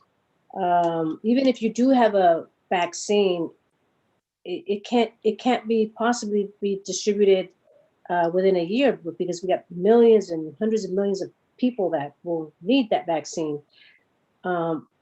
We need to take a proactive approach, and we need to prepare, just like the Boy Scouts, be prepared. So this is, and that's even in my poem that I wrote. We need to be prepared and take a proactive approach. We need to make sure that we have the funds to maintain the city services. I do want to kind of go in line with Councilmember Fan. He did mention that some of the language in there can be improved. I would like to see in there something about roads repairs, because roads are very important for the citizens of Milpitas. If you notice, we always try to, we don't have as many potholes as some other cities, but road repair is very important in our city. And I was also thinking maybe we can have something like COVID relief program, but I'm not sure if that would be, if that's part of a maintenance type. But my biggest concern is that I don't want to see layoffs, that where we are going to have to lay off employees. As I mentioned, it'll be a multiplier effect. Once you start laying people off, it's not good. So I'm with the mayor. We need to take a proactive approach and make sure that we have some revenue coming in, because right now with the lack of TOT, the lack of businesses bringing in that revenue, we are going to be hurting if we don't pass this. And we're not the only one. There's a lot of cities that are worse off than us, but we need to make sure that we stay afloat. So those are my thoughts. Thank you very much, Councilmember Montano. Next up here, Councilmember Dominguez.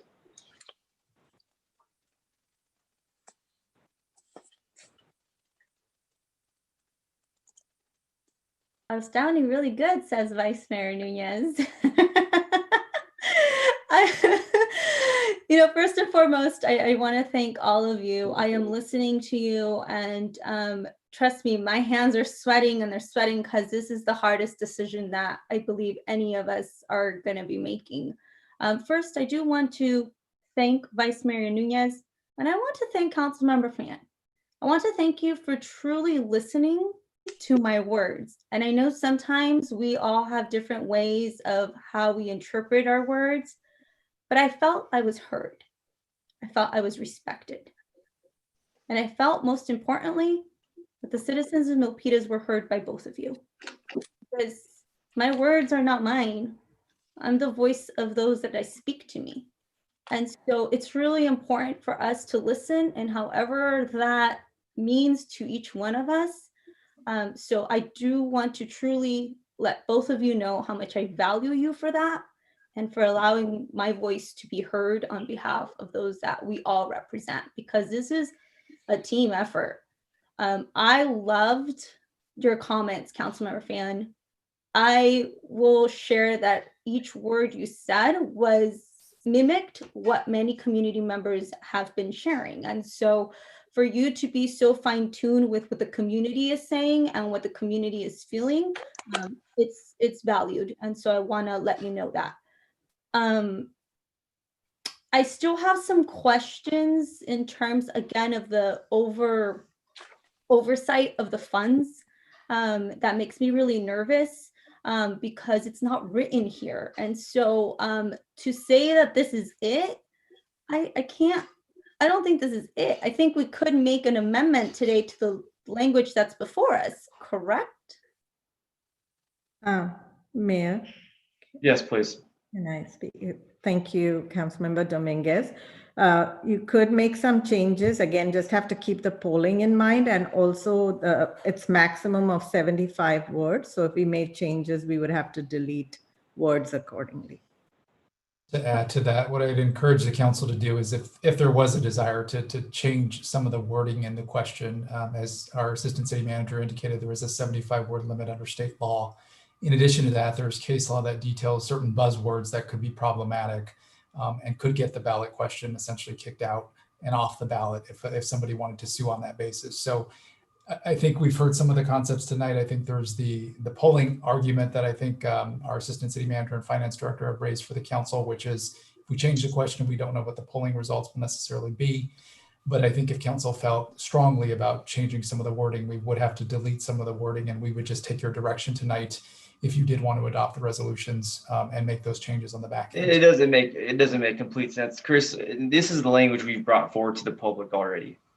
This is what we presented to the public throughout these last months and months and months. Is that correct?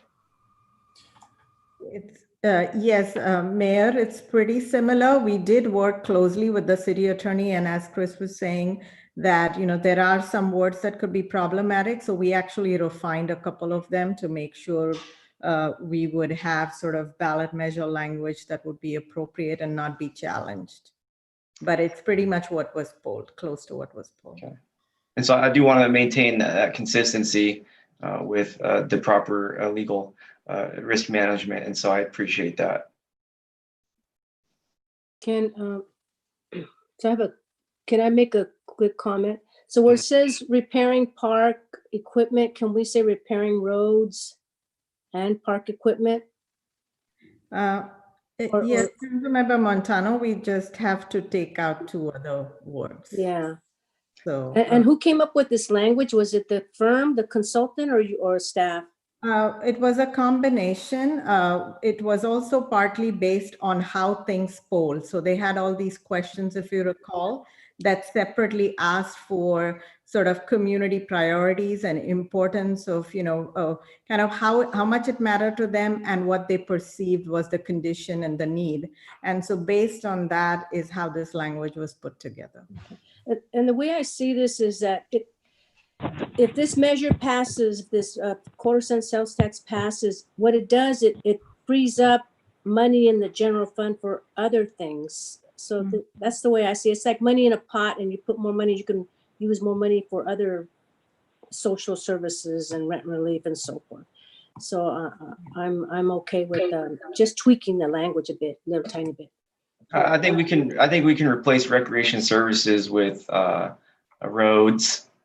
I think roads needs to be in there. It's because roads are so important. Because recreation words already, it's used twice in this. No word should be really used twice. And Mayor Tran, just an additional suggestion for the council, if you were to be inclined to adopt the resolutions tonight, another option beyond or besides tweaking the actual ballot question is if we do appoint one or two council members to essentially write the ballot argument in favor, that could be a form where the council could expand on the potential usage. All right. Yeah, that's right. Thank you, Chris. Okay, Carmen, carry on here, and I want to make sure everybody has a chance. So I'd be interested in being on that, being a wordsmith, if you will, or putting my 2 cents in there. Yeah. Who else wants to volunteer? Okay. I'll go in there with you. I'm going. Mayor? I'm Okay, Mayor. diving in here, so I'll be there with you. All right. Okay. All right. Next up, Carmen, Councilmember. So I want to go ahead and make a motion that we pass this the resolution to make to adopt a resolution. I'll take a moment here. I think the council hears your intent, but I do want to go to the council members. Councilor. Thank you. I think what Chris just said was very relevant in regards to the ballot statement language. That's something that's separate from the ballot language itself. It's an avenue for us to convey additional information about this initiative. We can use that creatively, and so in regards to the limitations of the word count and whatnot, I'm not too worried about that.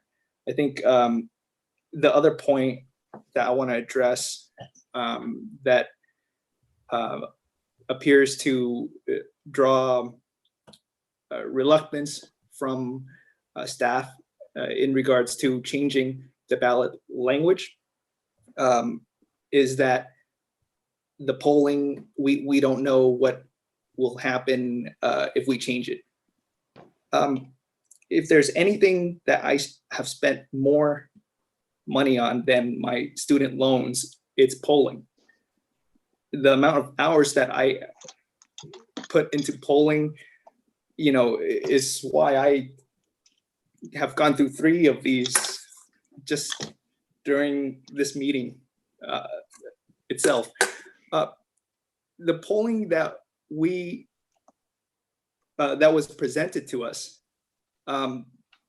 we approved tens of thousands of dollars for this poll, and the reason that we did is so that the poll can poll the public on a number of issues, not limited to just, will you vote yes or no? And that's what was presented to us. So we do have a good idea as to how voters feel about the priorities, our budget priorities. That said, I'm looking at the polling right now, and a number of the things that I brought up actually polled higher than the services that are listed on the ballot language. So for example, and keep in mind that this is a general sales tax, so you only need over 50% to pass it. So the threshold that we're looking at is 50%. So attracting and maintaining local businesses, 69% voters view as very important. Helping local businesses survive during the pandemic, 68% view it as very important.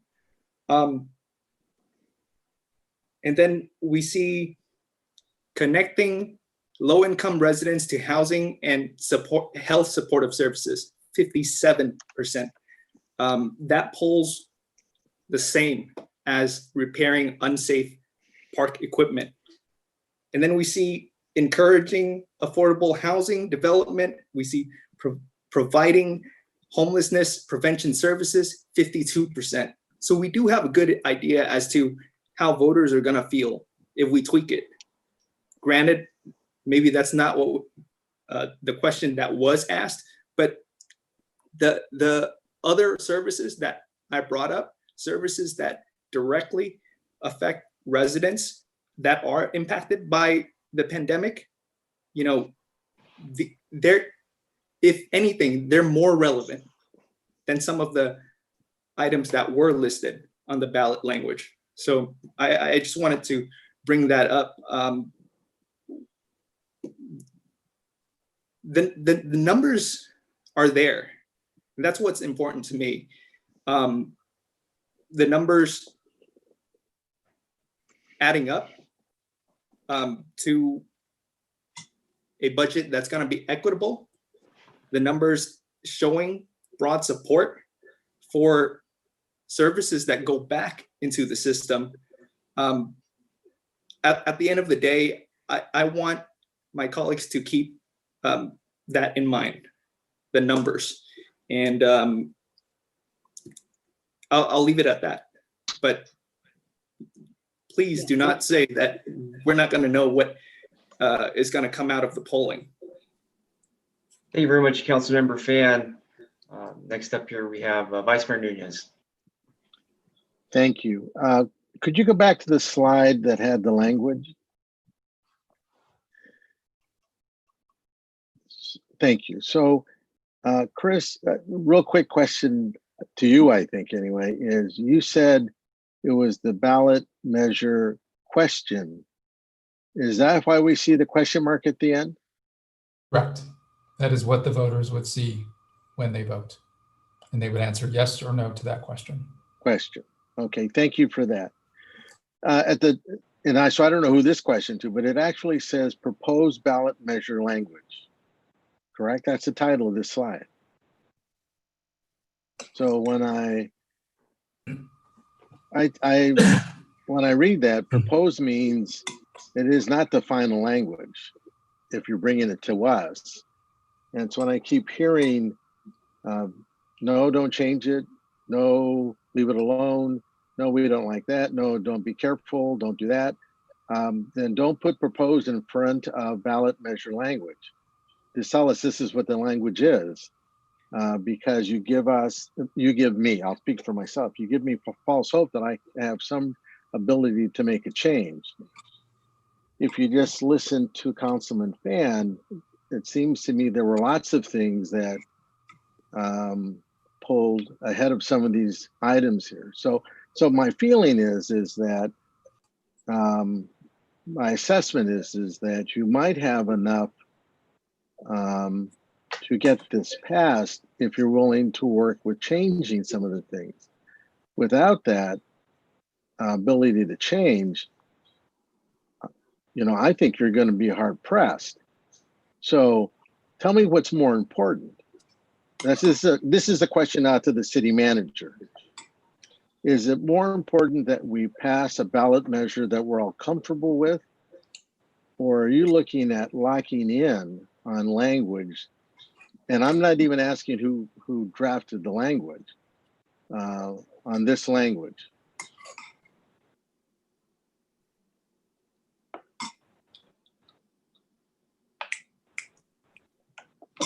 So I think I heard part of the question. I thought I was going to hear the rest of it. It was or, but I didn't quite get there.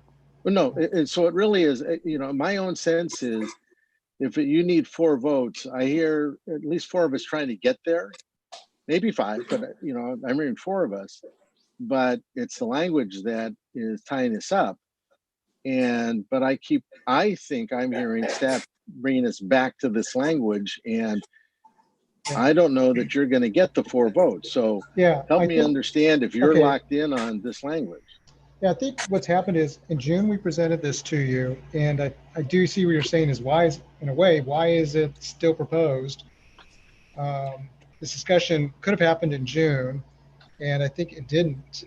Well, it didn't. Yeah. So we're back here. I believe we made a couple of changes with the city attorney. Outside of that, this is the same that was already presented. Now we're having a discussion that really should have happened in June. So there's that part. There's also the part about if we're going to make changes, it doesn't happen tomorrow or down the road with 2 council members. It really happens tonight because we are against a deadline. So this does need to happen tonight. And the other part that I'm thinking as I'm listening to all the council members weigh in is also the staff work and the professional work. And I know you aren't too worried about who wrote it, but we are concerned, as Councilmember Fan mentioned, how statistically these things work. And there's professionals that we all brought in to help us with this. And they're the ones that are reporting back saying, statistically, based on everything we've heard and a lot of discussion that we've heard tonight, these are the areas that polled the most important or most sensitive to your community. This, in a sense, was the community input in putting this together. Without that, we probably could all have this discussion and we could all label ourselves the experts because we all know portions or factions of the community. But the company that did this, the professionals that put this together, they targeted not everybody we all talk to, but the voters in the most likely scenarios for the highest possibility and the best result. And that's what I heard Councilmember Vance say in June. And he and I have talked about this. He's probably talked to you guys about this too. He's, out of all of us, I felt like he really has spent a lot of time in this area and really knows it. He's the one that asked for the additional information or the detailed information that we then presented to all of you so you could all see it. Some of us look at it differently than others, but I just heard tonight that he studied it pretty deeply. And I have actually a lot of confidence in some of his comments as well tonight. So I think we all appreciate all the needs in trying to make this work. And I think staff is responding that, yeah, a couple of these words that you mentioned, we could tune those, and that would be great. But I do believe we need to make, we need to really wrap this up tonight, give us that direction. And if you do feel, the majority of you, or hopefully all of you feel this meets the best interest for the city, that's where I believe you should go. And I think I'd add one more thing on, this goes a little bit more to what Walter was saying, is from my perspective, is I look at this at a pretty high level as your city manager. So I'm not really getting into the details of what services you're going to go to. I'm more concerned about the services that we provide today, not necessarily the additional services, because I know from working closely with Walter, and if you really listen to him, he's talking about the downward trend. And that downward trend means the bucket is drying up. In this tax portion, this part tonight is only one of 4 strategies to help buoy that, help reduce the level of dropping. It's not filling it up and spilling over. If it was, yes, let's talk about more services, more things, really playing around with it. That's not the discussion we're having. We're talking about dire straits, back to where the mayor started this discussion. So I think with that, I hope my response helps. No, you're correct. So there's 2 things then, and then I'm going to leave it at that. I think one of the council members said these dollars will be used to replace, instead of general fund dollars, and those dollars will be used someplace else. I sort of see it, these are going to take the place of general fund dollars that we don't have anymore. Correct. Yes. Okay. So that's why I'm even willing to look at this, because I'm not a tax guy. But when there is a tax, I'm a firm believer in persons that are giving you their money need to see what you're doing with their money. And so the citizens oversight, so I look at this page here, and I'm only looking at one section and one word I want to be included. The rest I will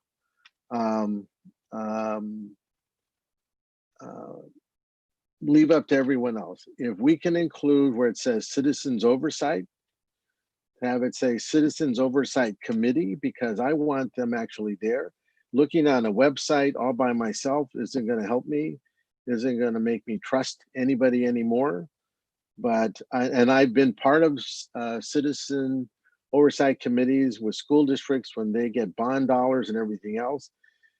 It is really the entity presenting what they've done with those dollars, how they're going to spend them, what they spent them on, and it just builds faith in the organization. And citizens come and go off of that, but they come and go with stories about, they said they were going to spend that on A and they did it. And I believe that's an important story to be told. And so if that can be a citizens oversight committee where there's real people coming together, then I can be supportive of this ballot measure. So that's what I have to offer, because I think the rest of it we can actually do separate and distinct from a ballot measure between now and leading up to November. All these things we've talked about, we can take action separate, so that persons see that we are not going to use it, as Councilmember Dominguez said, and as the Assistant City Manager said, we're not going to use these for buildings because it doesn't make sense, and we can lay that out for them. If there's other things that are important, we can lay that out for them. But those things that need to take place, the rest of the wording we can leave in, but the oversight, it's the committee part where they actually are going to be able to come in and see it. That's the only thing I would request. And with that, I would feel comfortable voting yes on this. So thank you very much. Thank you very much, Vice Mayor. We're going to go down here with the virtual hands. Next up, Councilmember Dominguez. Thank you very much, Mayor, for the time. And thank you so much, Vice Mayor, for your words. I think you could feel if you were sitting next to me, you would see my hands sweating like, goodness gracious, because this is a tough vote. And you're absolutely right. I have two concerns going on, right? It's the dollar of the break, our working class, and it's where it's going to be spent. And so I appreciate your words, because your words do answer one of my concerns, which is the oversight. And that makes me feel a whole lot better in addressing the concerns that have been brought up to me by Milpitians. So I appreciate you for that. I truly believe from this dialogue, I do want to move forward as a team. I really do. And I'm trying to find that happy medium and that middle ground, because I am listening to those who are participating actively in this conversation and are listening to what I have to say, because that's how we're going to get to an end goal, right? And I think the end goal is, Vice Mayor, you said something that really turned the light bulb, which is, if we don't have any money, this is really replenishing those funds. I'm very hesitant about building the new police department. I think all of you could sense that already. And so that is not considered, in my perspective and Milpitian's perspective, a priority. And I want to be very clear on that. For me, services of 911 and emergency response time, that's services. So I think we're good on that. I think we're all understanding each other on that one.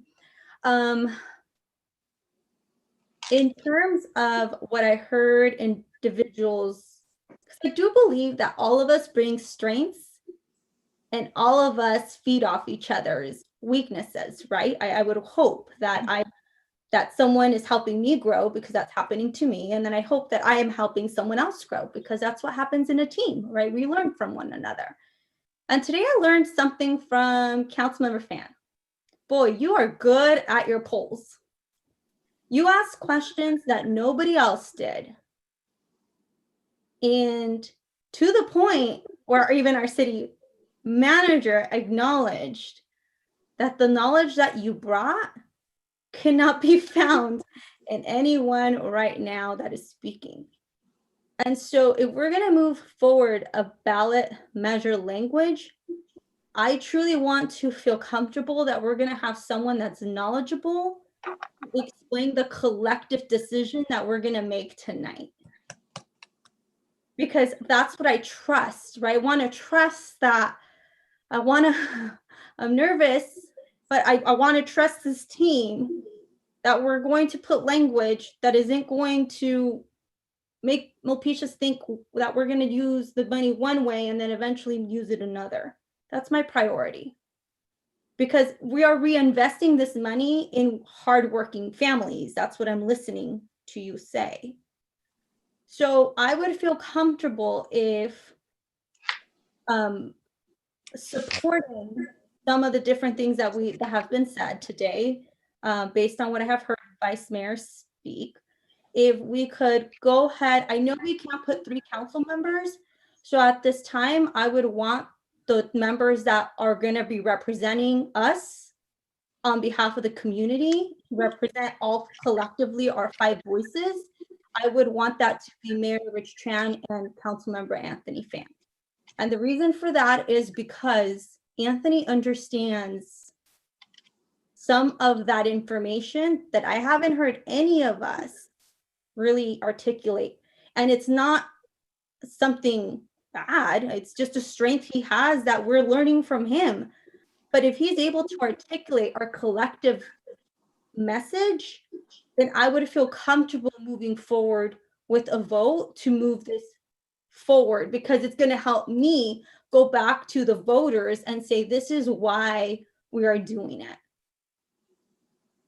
And so at this time, that is something that I am looking inclined to support, if that is a possibility.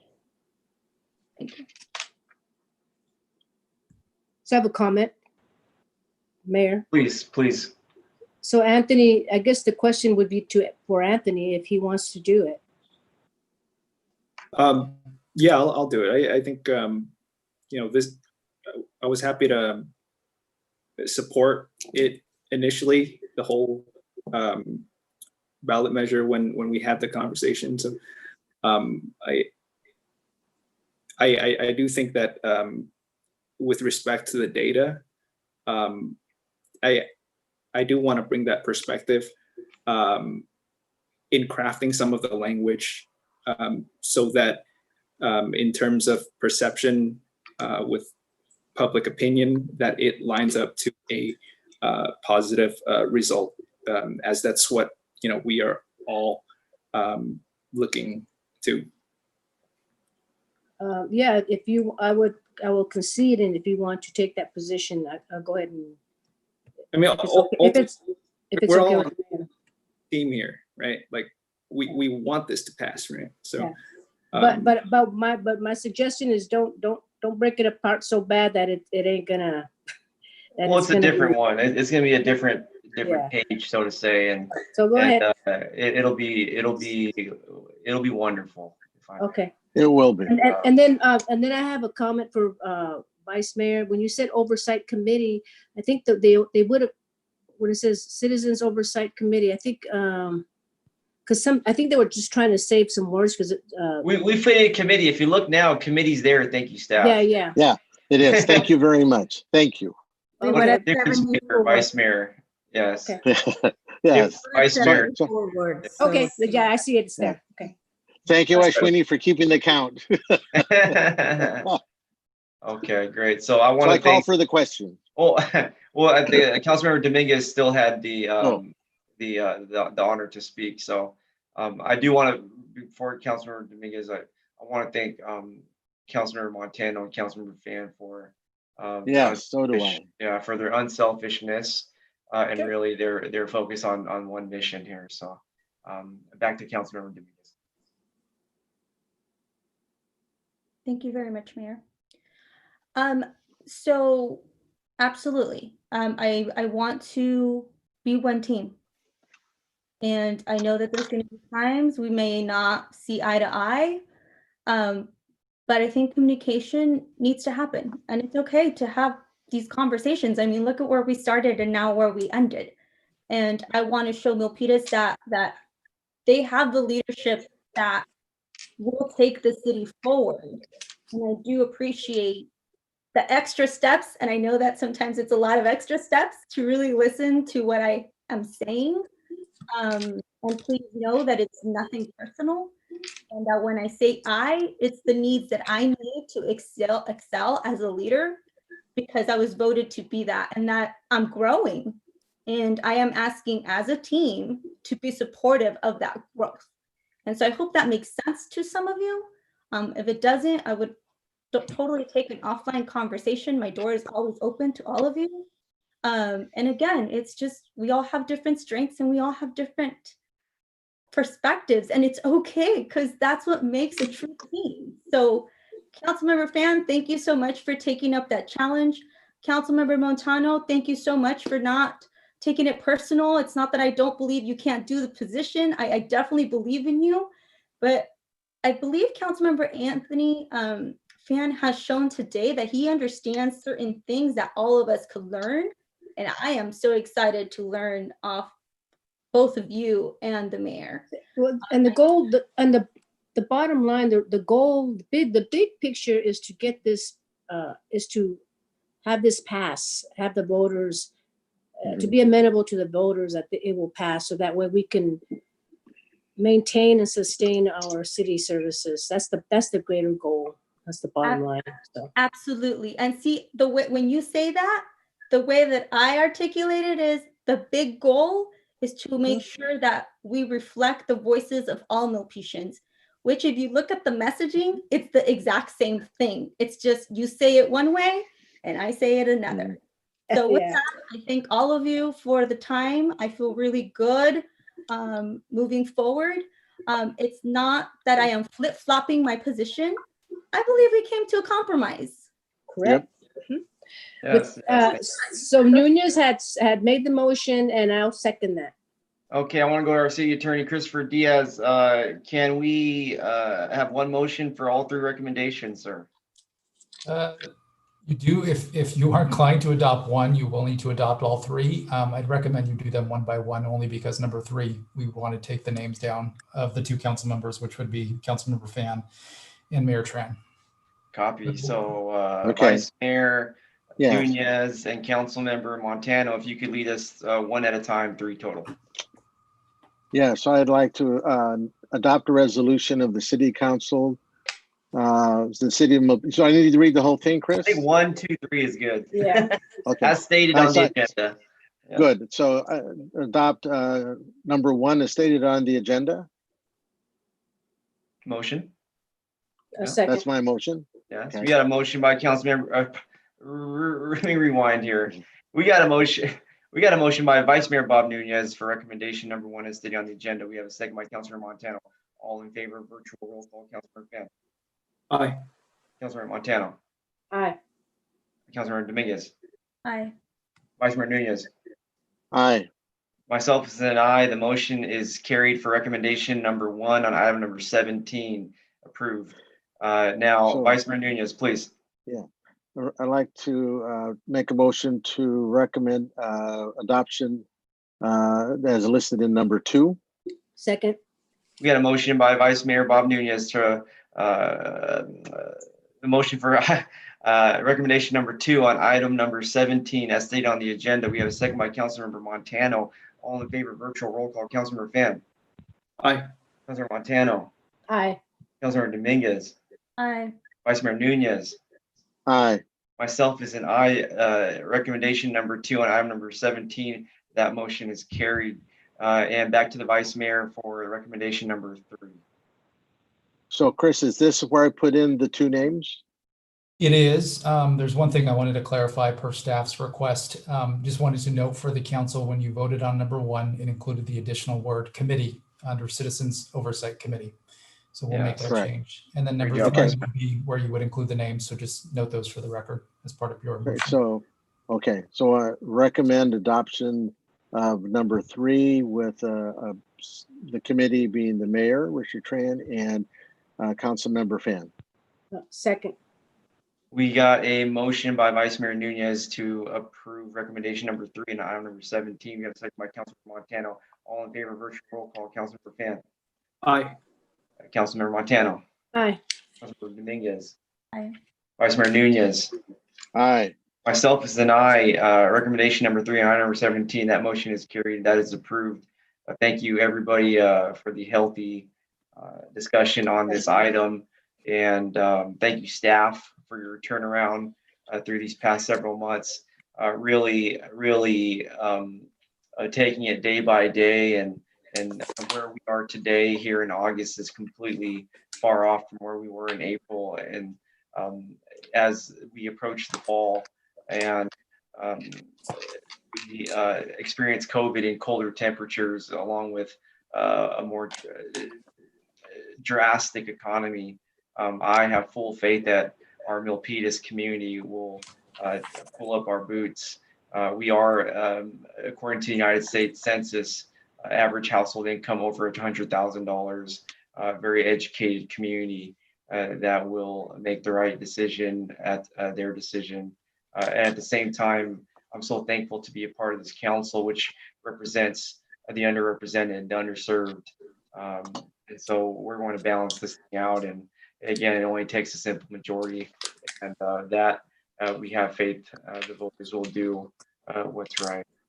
Thank you very much. Okay, moving down here to item number 18. This was one that was of great interest to Councilmember Montano. Adopt the resolution approving the City of Milpitas investment policy for fiscal year 2021. Councilor Montano, did you want to ask a few questions or did you want the whole presentation? No, I just wanted to find out that I just wanted to make sure that our. I'm sorry, let me pause it here. I see a virtual raised hand. Councilor Dominguez, did you have a request, or I don't want to leave you behind? Councilor Dominguez has the virtual raised hand up.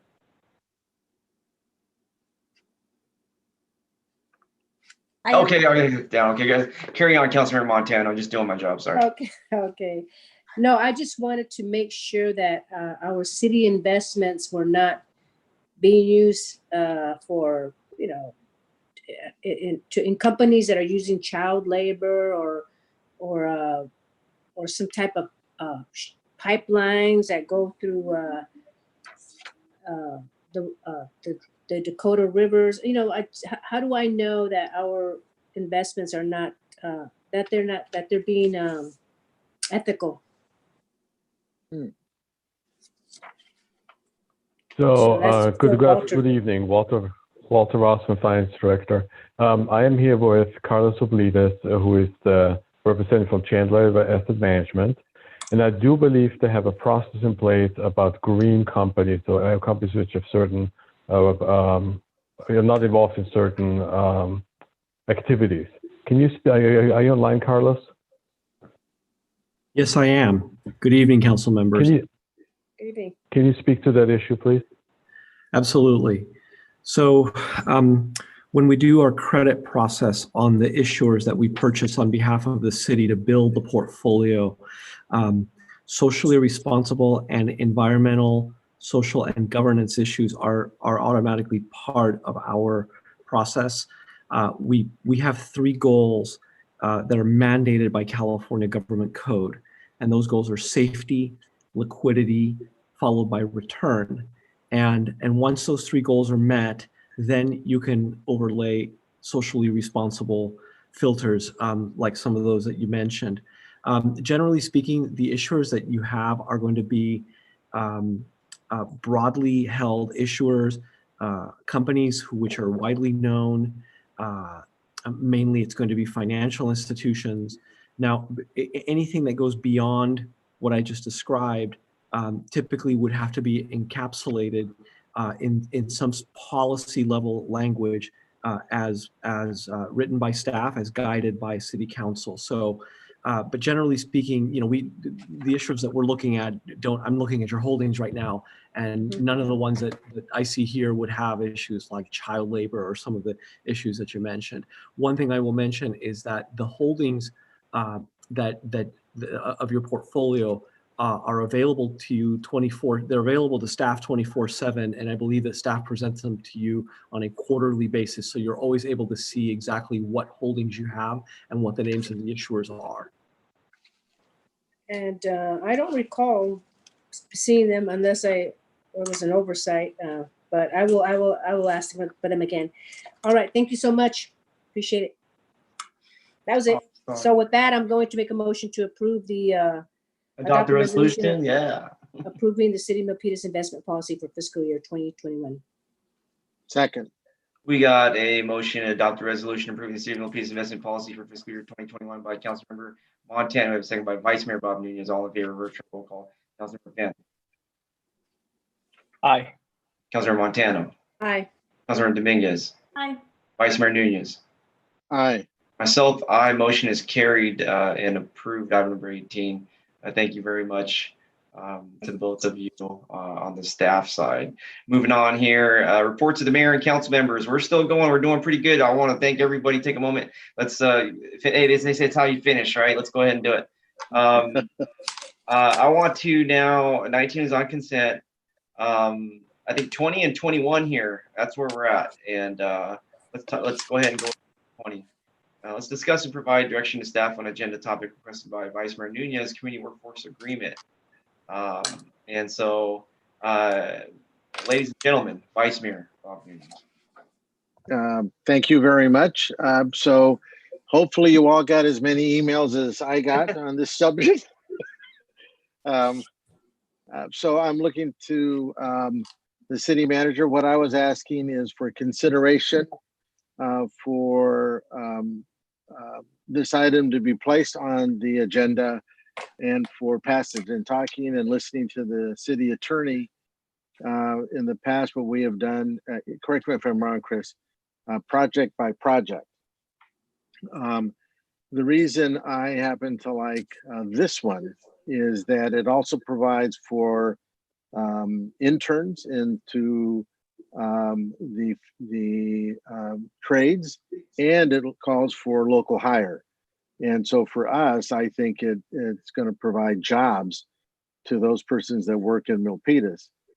I did read all those emails. I saw the majority of them were in support of looking into this. There was some that were not. I did find it interesting that a lot of those that were not included articles that said that all those instances when they were reviewing, they didn't find, there were no findings of anything that went wrong at those sites. So I was thankful they included those also. So mine, and I did provide proposed language. So I don't know, Chris, how much time that would really take to look, but I'm asking for council's consideration for this item to be placed on our agenda for consideration and passage. So you're asking for 4 hours of staff time? Well, so I'd ask Chris, I don't know, since you have the language, is that how much you think it would take? Yeah, so there's a couple of options. I think if the council wants to explore a project labor agreement or a community workforce agreement, they're essentially one and the same. I think we could, if council was to say yes, move forward with it. We can look at the version I think the vice mayor has shared, which I think has gone maybe just to me, and I know it's not in the packet, but there is another version of a community workforce agreement that we could look at for language. But I think if council wanted to give us direction tonight to look into that, to potentially look at what projects could work for that, and then to come back with more information as to where we think it could work and what kind of language we would recommend, or at least some decision points for the council, that's something that we could take direction on. Normally, the way it works is we would either lay out one project that you guys would want to see, or the council would want to see a project labor agreement apply to, or there could be multiple projects. So I think it would take staff looking at the list of projects that we have, what could work, me looking at the language I think the vice mayor has shared with me, and then potentially getting some of my colleagues involved who have actually negotiated these to walk the council through what that would look like. Great, fantastic. If I'd like to jump in, what more community workforce agreement, that's tremendous, and it's worth absolutely our time, I think, as one person for us to really support this item tonight. I truly mean that in every way. I want to, we do have public comment, and I guess we'll be consistent, but does anybody want to listen to those public comments first? I see smiling. I think that might help our discussion. Let's go ahead. Let's go to the public comments. Maybe it might. Let's switch it up a little bit. I'm sorry, Mary. Yes, hello, Mayor. There's 2 comments so far on number 20. So your first comment here comes from somebody named Jean Cohen from UA Local 393, Cottle Road, San Jose. Sounds familiar, yes. Dear Mayor Tran and City Council, UA Local 393 represents over 3,000 construction workers in Silicon Valley in the plumbing, piping, and HVAC industries. We are pleased to offer our strong support for the adoption of a community workforce agreement between the City of Milpitas and the Building and Construction Trades Council. This type of agreement offers substantial benefits to the community, city government, and working families. Additionally, a community workforce agreement will ensure local workers are hired, apprentices are trained, and those that build the projects are the best skilled workers for the job. You have the ability to positively impact many lives tonight. A community workforce agreement will provide a tangible and substantial community benefit in the form of good paying local jobs to grow and sustain a vibrant middle class in Milpitas. Thank you to Vice Mayor Nunez for proposing a community workforce agreement. We respectfully request that you direct staff to negotiate with the Building and Construction Trades Council quickly so the entire community can benefit from this agreement. And there is one other comment as well.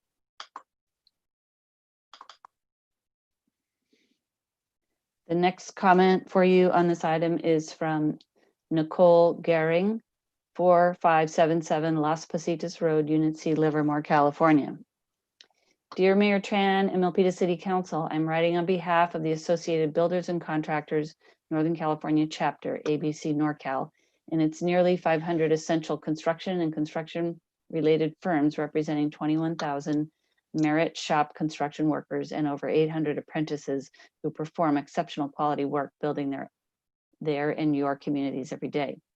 With California cities estimated to have a $7 billion budget shortfall over the next few years and the unprecedented challenges you will face responding to coronavirus outbreak in your community and doing what is necessary to provide work opportunities for your residents, now is not the right time to be prioritizing a community workforce agreement. Every survey that has ever been conducted about community workforce agreements show they decrease competition, increase costs, and are a disincentive to bid. Here is one example of such increased costs. Alameda County, which has a PLA policy in place. 1 minute, Mary? I'm sorry, we're doing 1 minute tonight, right? Okay. Yes, I think I'll finish this paragraph and I'll be at the 1 minute. Oh, sure. And there is a little bit longer, but I'll stop. Alameda County has a PLA policy in place on all projects over $1 million needed to build a replacement fire station in Cherryland. The project, estimated at $5.9 million, went out to bid February 10th and received 4 bids, all significantly above the county's cost estimate, with the lowest bid coming in at $8.5 million. That is a $2.6 million delta. There is more, but I'll stop there, Mayor, reminding me of the Thank you so time. much. Thank you. Consistency. Yeah, let me check the inbox. There's more messages that have come in. Sure, we understand. Here is another one on this item number 20. This comment is from Urvish Mehta with a PO box address in Milpitas. To City Council members, community workforce agreements have emerged as one of the best vehicles for establishing strong job quality standards on publicly funded or subsidized construction projects. City Council should implement it. Sincerely, Urvish Mehta. And that's the last comment for this topic. Thank you very much, Mary. As always. Okay, back to the virtual dais here. Councilmember Montano. Your microphone, please, Councilmember Montano. Yes, yes. The microphone. You want to hit the microphone button. Unmute Councilmember Montano. I'm sorry. I forgot to lower my hand. So, yeah, I accidentally. But now that I'm on there, I'm glad I'm getting different perspectives. So, do we have any more public comment, or was it? That was it. Now it's you. Okay. Well, did the vice mayor go ahead and make the motion to put this on the? I am. Okay, so I'm seconding. Yeah. We got a motion by Vice Mayor Nunez for item number 20. We have a second by Councilor Montano. All in favor, virtual roll call. Councilor Finn. Aye. Councilmember Montano. Aye. Councilor Dominguez. Aye. Vice Mayor Nunez. Aye. Myself is an aye, an ecstatic aye. The motion is carried and it's approved. I want to thank Vice Mayor Nunez for his leadership on this one. Mayor Tran, can we, I just want to make sure council understands where we're going next. I think the next step would be to work with staff to see if there's projects that they would potentially see for this type of work or agreement. And then from there, we would come back to you, I think, with some more information. My team that would directly negotiate the agreement, and then we can take some direction from the council at that point, and then start the negotiations. Yep, sounds good to me. Okay. Councilmember Dominguez with the virtual raised hand. Thank you very much, Mayor, for your time. City Attorney, I have a question, and again, it's just might be a growing moment for me as a new member. And in regards to the Brown Act. So this was an item that I did discuss with another member. And so does the Brown Act begin now because it's agendized, or does the Brown Act imply prior to this? Like, for example, a year ago, if I had brought it up to the mayor and we spoke about it, so does the Brown Act now when does it start? I guess that's my question. No, it's a great question, and it's not always. I think point of clarification. I'm not confirming that discussion took place. I hate to have my name used. It took place, and so I'm gonna make sure I prefer not for me to be used as an example. Please, thank you. Well, I'm asking the city attorney. I had a conversation with the mayor back in April about this. So I just want to make sure that him and I are not in a Brown Act, or are we in a Brown Act, or I do not recall any conversation of this, unless you have documentation. I can tell me what day it was in April. I can't confirm this. Thank you very much for gaslighting me once again. City attorney, just to protect myself at this point, could you just maybe help me through this a little, because I'm a little confused now. Sure. So just taking the names out of the equation, I think if you had spoken to another member about the topic, so long as it was just with the one member and there wasn't communication from the one member to another member, et cetera, you'd be fine. Okay. But it's tough to figure out when the Brown Act is going to kick in. I think just realize that whenever you're discussing city business with another member, try to keep it with that member and not expand beyond that. Perfect. Okay. So I'm going to put it out there to protect myself. I did speak with the mayor. If he denies it or acknowledges it, that's, I guess, on him. But I just don't want to put myself in a Brown Act violation or put any other member in a Brown Act violation. So just Vice Mayor, I know if it's your item. So I just want to definitely walk with caution on this one, and just let you know that in my perspective, I'm already in a Brown Act. Just so we could move forward. Okay. Thank you so much. Thank I you. appreciate all Yes, if you have any further concerns going forward, the council member, you can always recuse yourself from any vote. Yes, that is true. Again, thank you very much for your opinion. But I also, this item is really important. So I just want to make sure I'm not in a Brown Act violation. That's it. Thank you, though. Yes, appreciate you. You always have the abundance of caution. Next up, item number 21. Let's gaslighting me for the 12th time on this evening. I appreciate it. I'm just providing the general practice. Item number 21, discuss and provide direction to staff on agenda topic requested by Council Member Anthony Phan. Responsible construction ordinance. Ladies and gentlemen, Council Member Phan. Yes, thank you. So I want to clarify that this isn't necessarily creating anything new or reinventing the wheel, but it's an extension of the anti-wage theft ordinance that we so proudly passed a couple years back. When I had brought that ordinance up initially, the goal was to really address the impacts of a growing underground economy in the construction industry.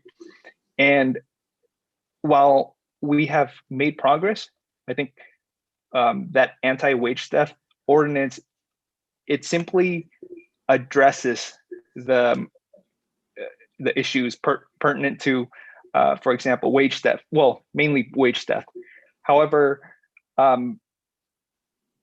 it's very difficult to enforce. And in order to address those violations, a lot of the time, well, pretty much the entire time, workers would have to go through the judicial system in order to, get a fair shake. And a lot of workers don't have the financial resources to do that. And the judicial system is very flawed. It can be very dragged out. So you will see wage theft cases taking on half a decade, even a decade, being unresolved. And so for all those who are left in the shadows, workers who are exploited, they have no resolve. So the purpose of this responsible construction ordinance is to add some teeth to the policy. And we do that by making it illegal to commit these violations, as if that wasn't clear enough. We do that by imposing penalties. For example,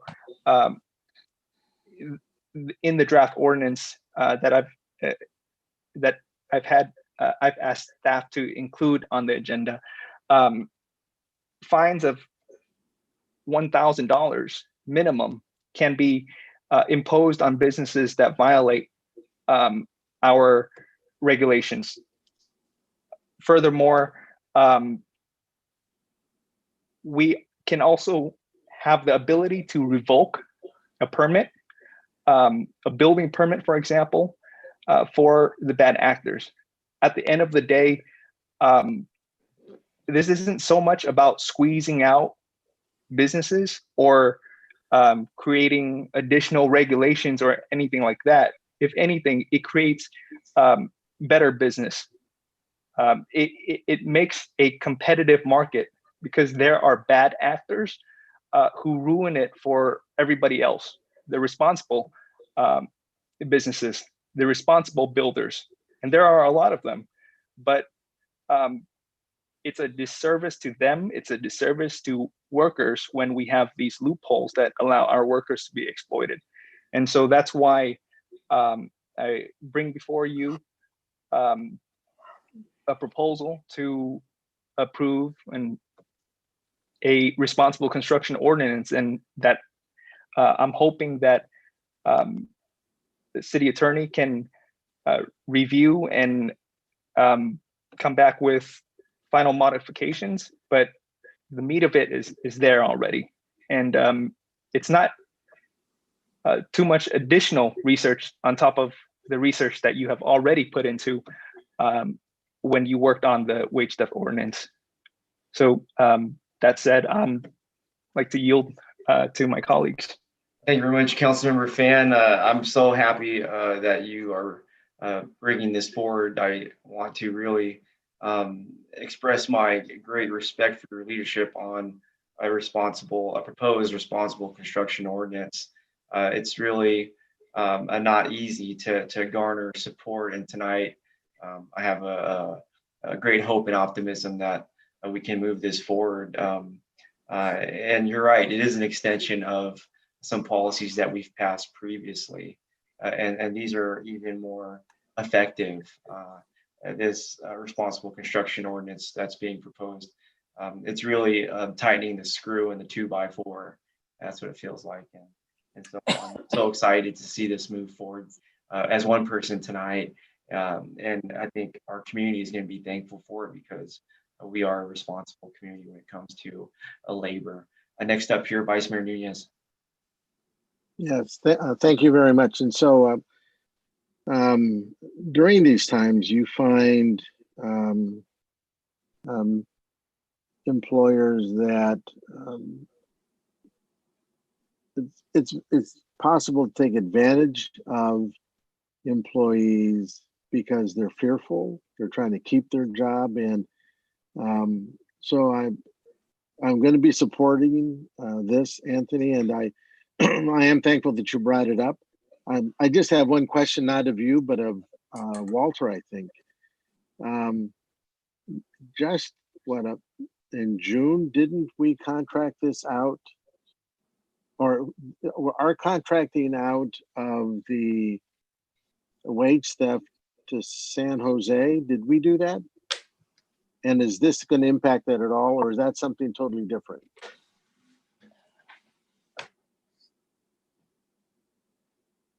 We can't hear you. Who's up here? Walter. Oh, Walter. Okay. Yeah, I see his lips moving still, but I still can't quite hear. Okay, I just got unmuted. Perfect. Good, so thank you. Staff had to just had to unmute me. So yes, there was a council direction through the budget to contract with San Jose for the wage theft ordinance as well as compliance for minimum wage. So this is under work, so working on the contract with them right now.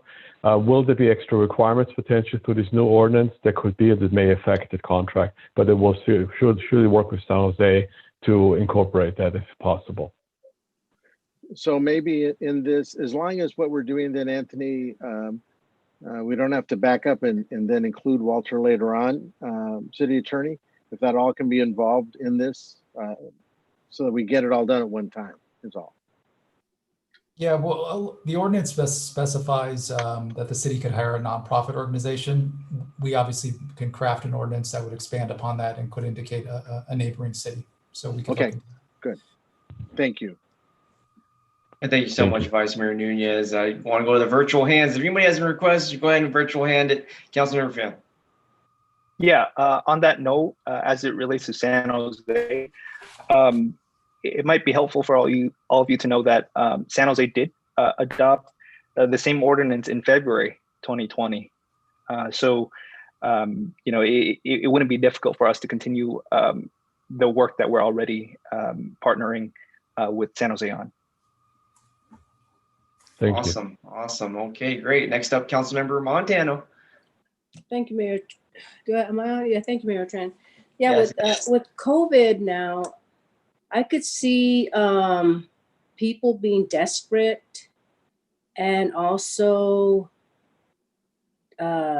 developers taking advantage of that desperation. So I would agree with having staff work for 4 hours to do more research and bring this forward again. Yes. So is that very thoughtful, very thoughtful. Absolutely, great point there.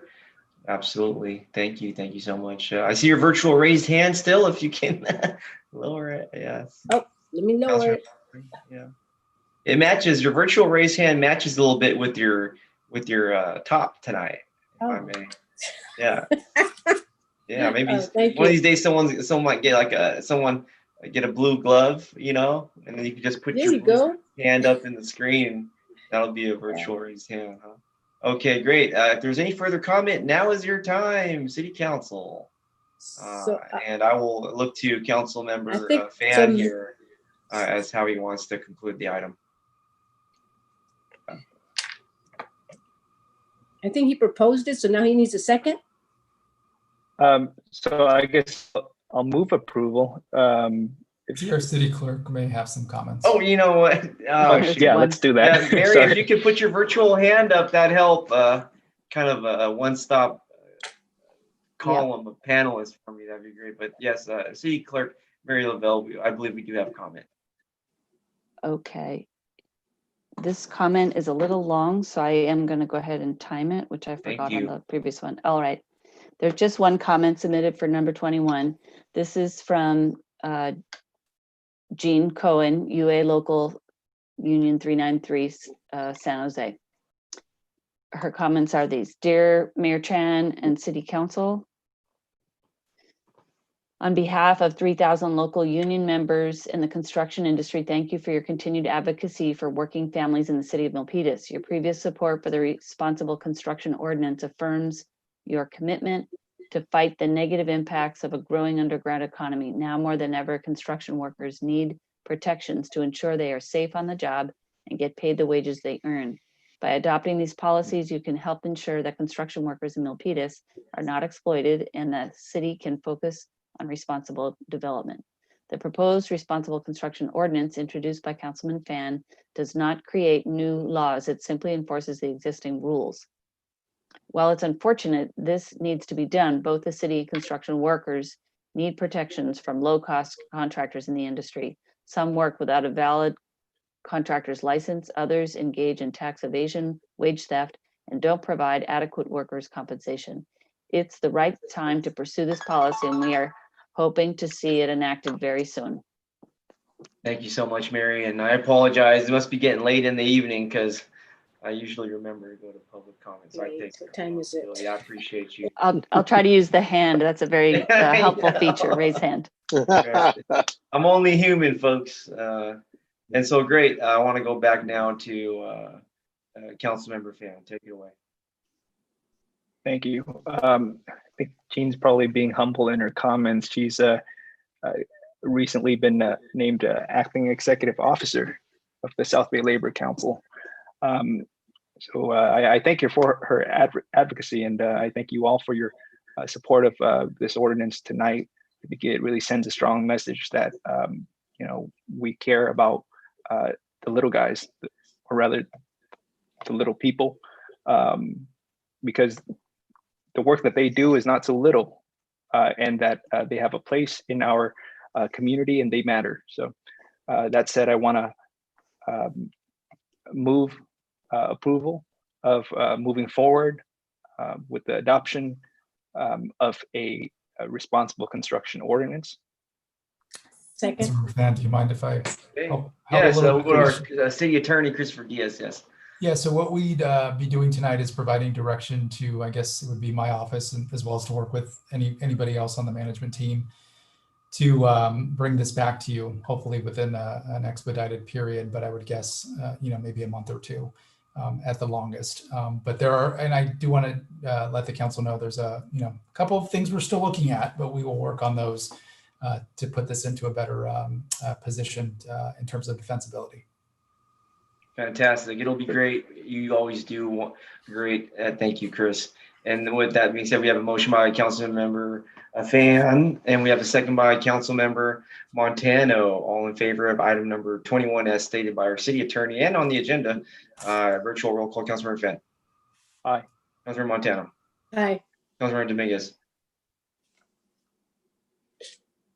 Aye. Vice Mayor Nunez.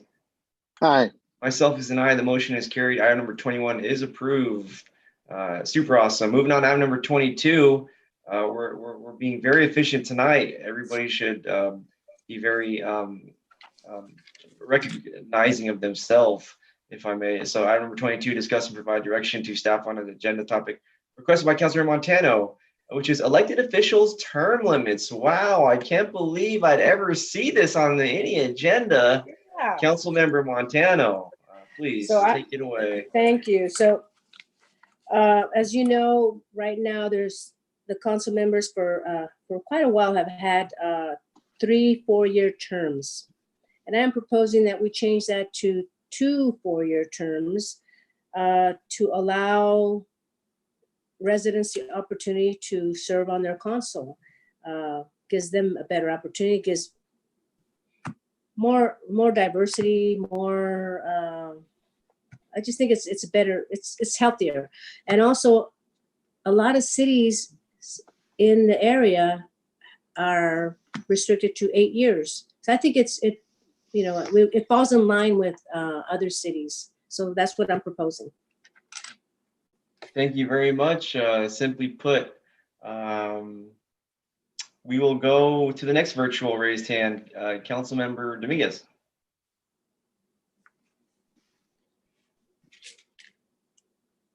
Thank you very much, Mayor. Thank you very much, Councilmember, for putting forward this idea. I actually have a couple of questions. I'm sure that we have all seen what's going on in San Jose, or what's going on in San Jose. And I definitely do not want to move in that direction of what they got themselves into, because it just divided the council. It felt the community was left out. It definitely was no process of oversight. And so I just want to understand, maybe City Attorney, you could help me. Our charter, does it have like an oversight community group that puts forward these ideas when we come to talk about either extending the terms or extending a mayor's strong city or any of that stuff? Is there anything like that in our charter where there's actually a citizen's oversight that works on these ideas? Because I truly believe, well, I'll let you answer that first, and then I'll put some thoughts. No, thank you, Councilmember Dominguez. So our code is where, our municipal code is where the term limits provision exist. I did want to note for the council that the term limits were imposed by the voters, which means if you wanted to change that, it would have to go to the voters. Which means the voters would actually make the change, even if the council proposes it to them. Okay.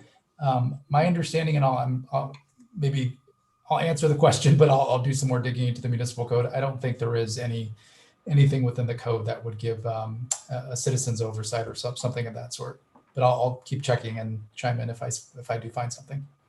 Perfect. Thank you so much. I definitely want to emphasize how important this conversation should be for us to include community. This community has not changed their charter in a really long time. I think that's another conversation that needs to happen. And so I do believe that there should be an oversight citizens group that dictates these conversations. So if they want to go ahead and propose some sort of ballot language, that it comes out, the language comes out of this group versus elected officials. I don't feel comfortable in moving one way or the other in deciding my own term limits. I feel that I work for the community, and the community should be the ones telling me what they would like to see. I know there's members here who may serve 12 years. And so I think that's another conversation that needs to happen, right? What happens to those who have served and potentially could serve 12 years? What happens to those terms? And so that's just one of many questions that I personally do not feel comfortable in having because of two reasons. I feel that we are all moving forward. We just had a really tough and challenging conversation where we all came together, and I feel pretty good that we're going to be moving forward as a team. And I feel this is one of those conversations that could go ahead and divide this council completely because we all have different perspectives. Most importantly, I believe this conversation needs to be guided by the community because they are essentially our supervisors. We work for them. And so I am proposing, council member, a friendly amendment because this needs to come back to the voters and has to go back to the voters anyways. Would you kindly consider creating an oversight board of community members in order for them to lead these discussions that could potentially also include a revision to the charter?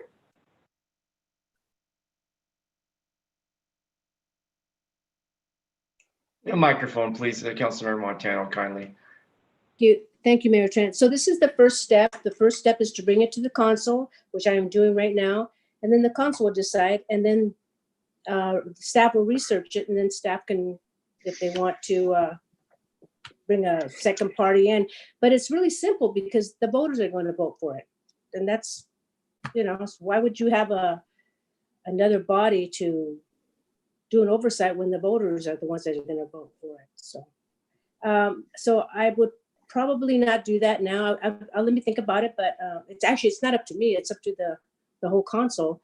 The first step is to decide whether to go from 12 years to 8 years.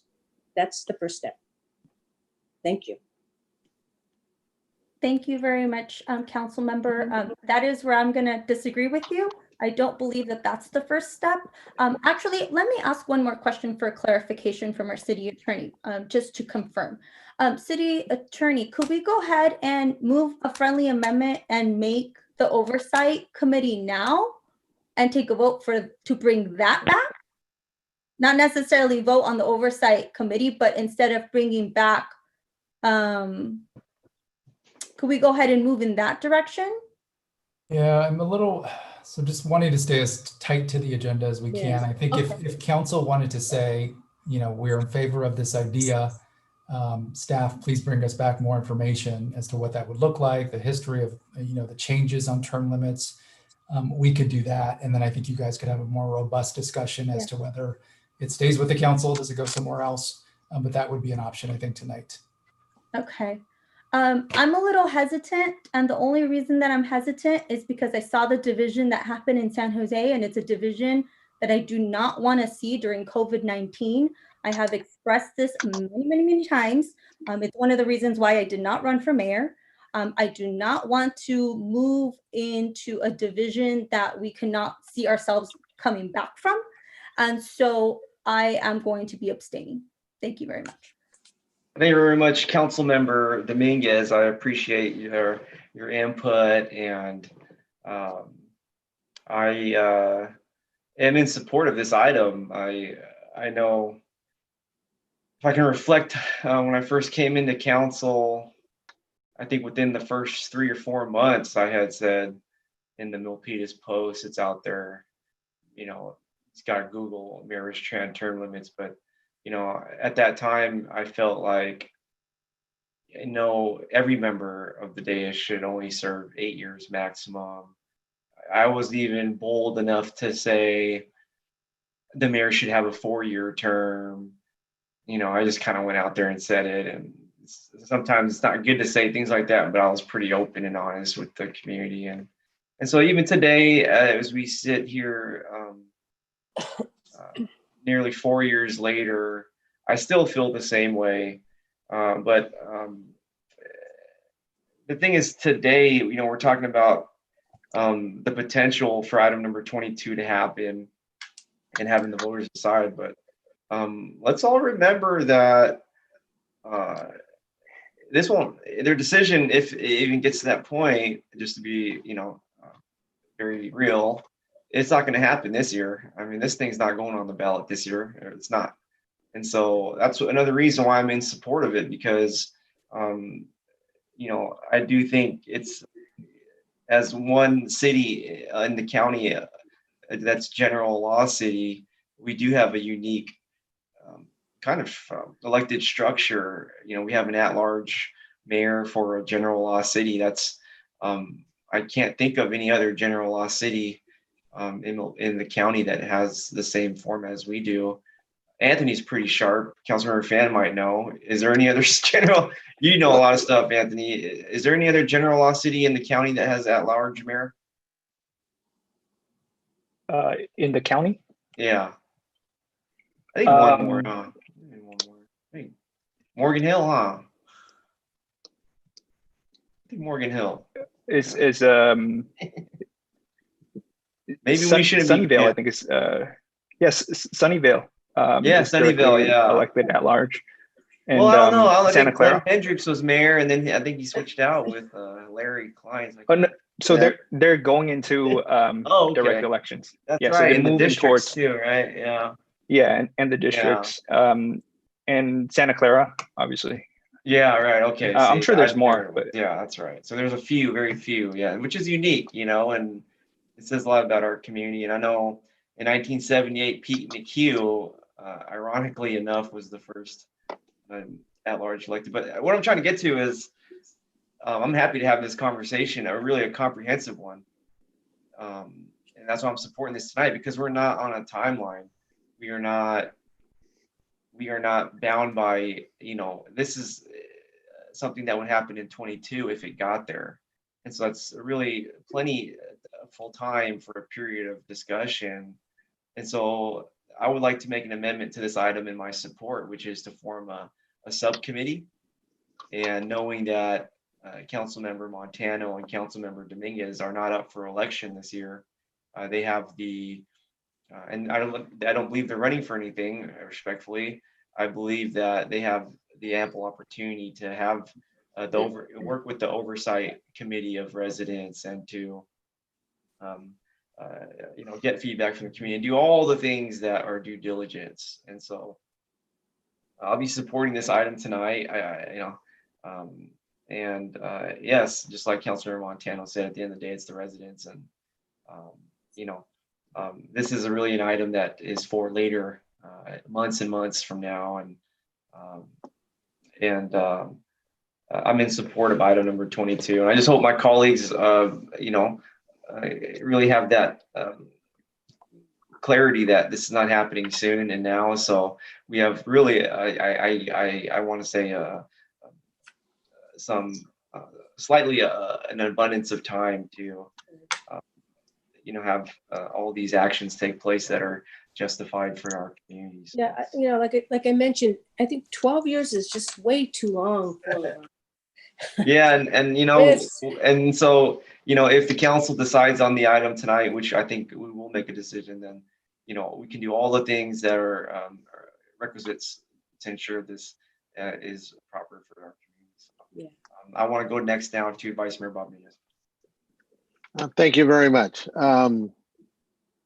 So I noticed, I have a couple of questions. First, I noticed in the body of request, it says that Mayor, you had requested or recommended that the discussion include all elected officials, which was the mayor's position. So I just wanted to make sure we all understood it's every elected position. That was number one. Yes. Number two, I think it was the year before I was elected, there was some type of committee I was on that dealt with campaign reform or something. I was on something with. Yeah, I remember that. Yeah. Yeah. And then suddenly we all did all this work, and I'm not sure it ever saw the light of day, but there was something that we did. But I listened to Chris, and being a teacher at heart, I always believe that you first educate before you try to change anything. Get all the information out. What really is truth? The truth today. What's today's truth?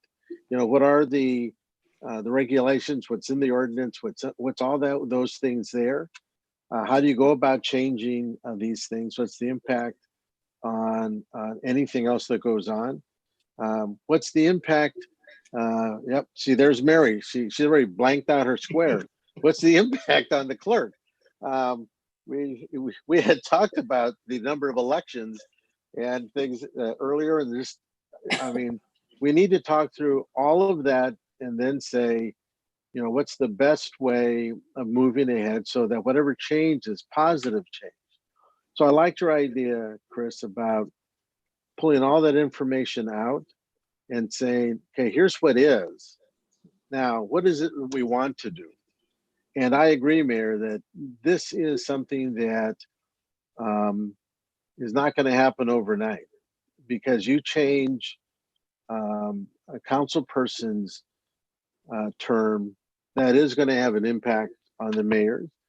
But it also has an impact on commissioners, because a lot of the changes in their terms were based on what council persons' term limits were. We try to make them the same. So I want to make sure that in this, I'm fine with subcommittee working on it, understanding that there is no immediate timeline to get it right. I like the idea of community, because those persons that are really involved right now in what we do day to day need to be there. This is also an opportunity to get those persons that have never been involved in the city of Milpitas, get them involved in what's going on. So I think getting that started, letting them start with an education about what is, and then get periodic reports back is a good way to make sure we don't end up with a box of material that somebody puts in a locker someplace, because that's really what I felt happened to the work we were doing. But that there might be incremental change until you do a major change, but at least you understand what we're doing, that group is doing, and they can report back. And so I just want to make sure we don't lose what Chris said. First educate everybody on what is. And to what Councilmember Dominguez said, I have been following what's been happening in San Jose. It is, to me anyway, I admire so many of those persons, and I think those relationships are going to take a long time to be rebuilt, so that who suffers, they will suffer themselves, but the community each one represents is going to suffer, because they won't be able to get to a point where they will get work done. And I think if we start off on the right foot, that doesn't have to happen here. So those are just my thoughts. Thank you. That's all I have to say. Thank you so much. I appreciate you. And Vice Mayor Nunez, I do see you shining on the earlobe. If my eyes are, oh, okay, that's what that is. I thought I seen a glimmer, a sparkle, but it must be getting late. It must be getting late. Yeah. Yeah, maybe it's me. I need to get my earrings back in. But, so what I'm asking is to propose the 4 hours. I know. I'll get to you. You got to put your virtual raised hand up. I just want to be fair. So we can. But yeah, definitely. I just want to say for the public that's watching, I'm not trying to extend my term. I am not trying to extend my term. And so, next up, Councilmember Fan, because that's what they're doing in San Jose. Okay. Anthony, yes. Yes. I know this is a tricky conversation to have as a council member, as I'm sure for you, Mr. Mayor, as the mayor, because we all have the privilege of being on the council, right? But I think it's hubris if we think that just by being on the council that we can stay here forever. That, you know, the rule of law doesn't affect us and that we're not vulnerable. All of us here are vulnerable. And our time, all of us, our time on the council is temporary. We're temporary occupants of this office. And we have these things called elections. And we have them pretty often. And we don't actually have extra regulations on anybody who wants to run. And so we have seen people step up. We've seen you step up and run, Mr. Mayor, right? In a field of folks who have been around for a while. We've seen people beat the odds, probably more often lately than not than in previous years. We've seen incumbents being knocked off their seats. So all of us here, you know, our time is temporary, and we absolutely shouldn't take it for granted. But I don't think that us being here and us having term limits is limiting other people's odds at getting on the council. At the end of the day, folks are, anybody can run, and if they're skilled enough, or if they live, I don't know, if they resonate with the voters, they have a better message, if they campaign better, who knows, you know. But at the end of the day, it's not the term limits that I think define the decision-making process in the city.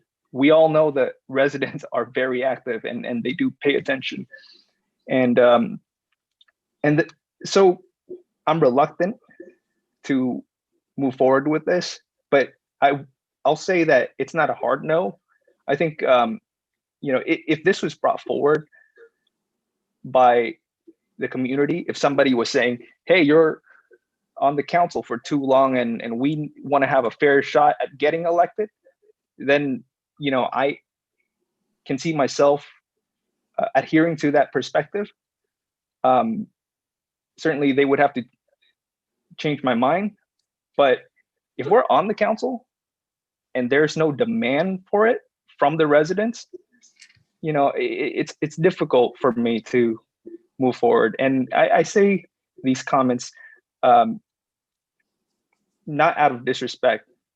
I say this actually to recognize the accomplishments of my colleagues on the council who, you know, have beat the odds. And it's something that's very valued. And I think that in time, we will continue to see new folks step up. It's very heartening, I think, to see every year the amount of new people who are now paying attention in Milpitas. I think every year we welcome new faces. I'm excited to see where we will be in the next, you know, 10 years, 20 years. You know, I don't know if, well, I know for sure that I'm not going to be on the council, but, you know, that long ahead, but I'll be here. My cat. But at the end of the day, though, I think one of the things that I want to bring it back towards is, it's not a hard no, but it really should be coming from the community. It really should be, there should be a demand for it. And I was going to say something else, but I can't seem to remember it. Maybe that'll lose me the election now. I don't know. It's getting late. I got it. 12 years, the defined term length, 12 years. It's actually a fairly standard length. The state assembly and the state senate combined their term limits to up to 12 years, no more than 12 years. County supervisors, board of supervisors, Santa Clara County, 12 years. And we've seen a lot of good things come out of experienced folks. I think that depth of experience, but by the end of that third term, or by the end, like the longer that you're doing the policy work, it really shows in terms of the results. I think, I'm just wrapping up my wrapping up my first year, but the amount of work, I think policy wise, where I'm at least for me, I feel very comfortable navigating with that experience. And I know that that will only grow in time. And if that experience isn't enough, then voters are going to kick me out. But, I do think at the end of the day, 12 years is fine on the council for me, if that is helpful for the conversation. Thank you very much, Councilmember Fan. And I think that's really what we need is a balanced conversation, and you bring a different perspective, which I appreciate, and which is what our discussion is all about. So we're going to continue the conversation here among the council. We've heard from everybody. We're going to go back around and hear from everybody again. But before we do that, I'd like to go to our city clerk, Mary LaBelle, for some comments. Thank you, Mayor. There are two comments for the council on this topic. First one is from Urvish Mehta, P.O. Box address in Milpitas. To city council members, as per the California Voting Rights Act, the elected term could only be changed with public's discussion. Changing it without is violation of the act. The change could only be approved with Superior Court's approval without public discussion. Sincerely, Urvish Mehta. Appreciate it. Yes, next. Next one is from Voltaire Montemayor, 669 Penitencia Street. The mayor, the vice mayor, members of the city council, the city manager, and staff. There may have been established rationales compromising reasons for the term limits. It is a great idea, though one rationale is the alternatingly electing 2 council members in every election. There is reinforcement or new ideas or retained good personalities and deeds.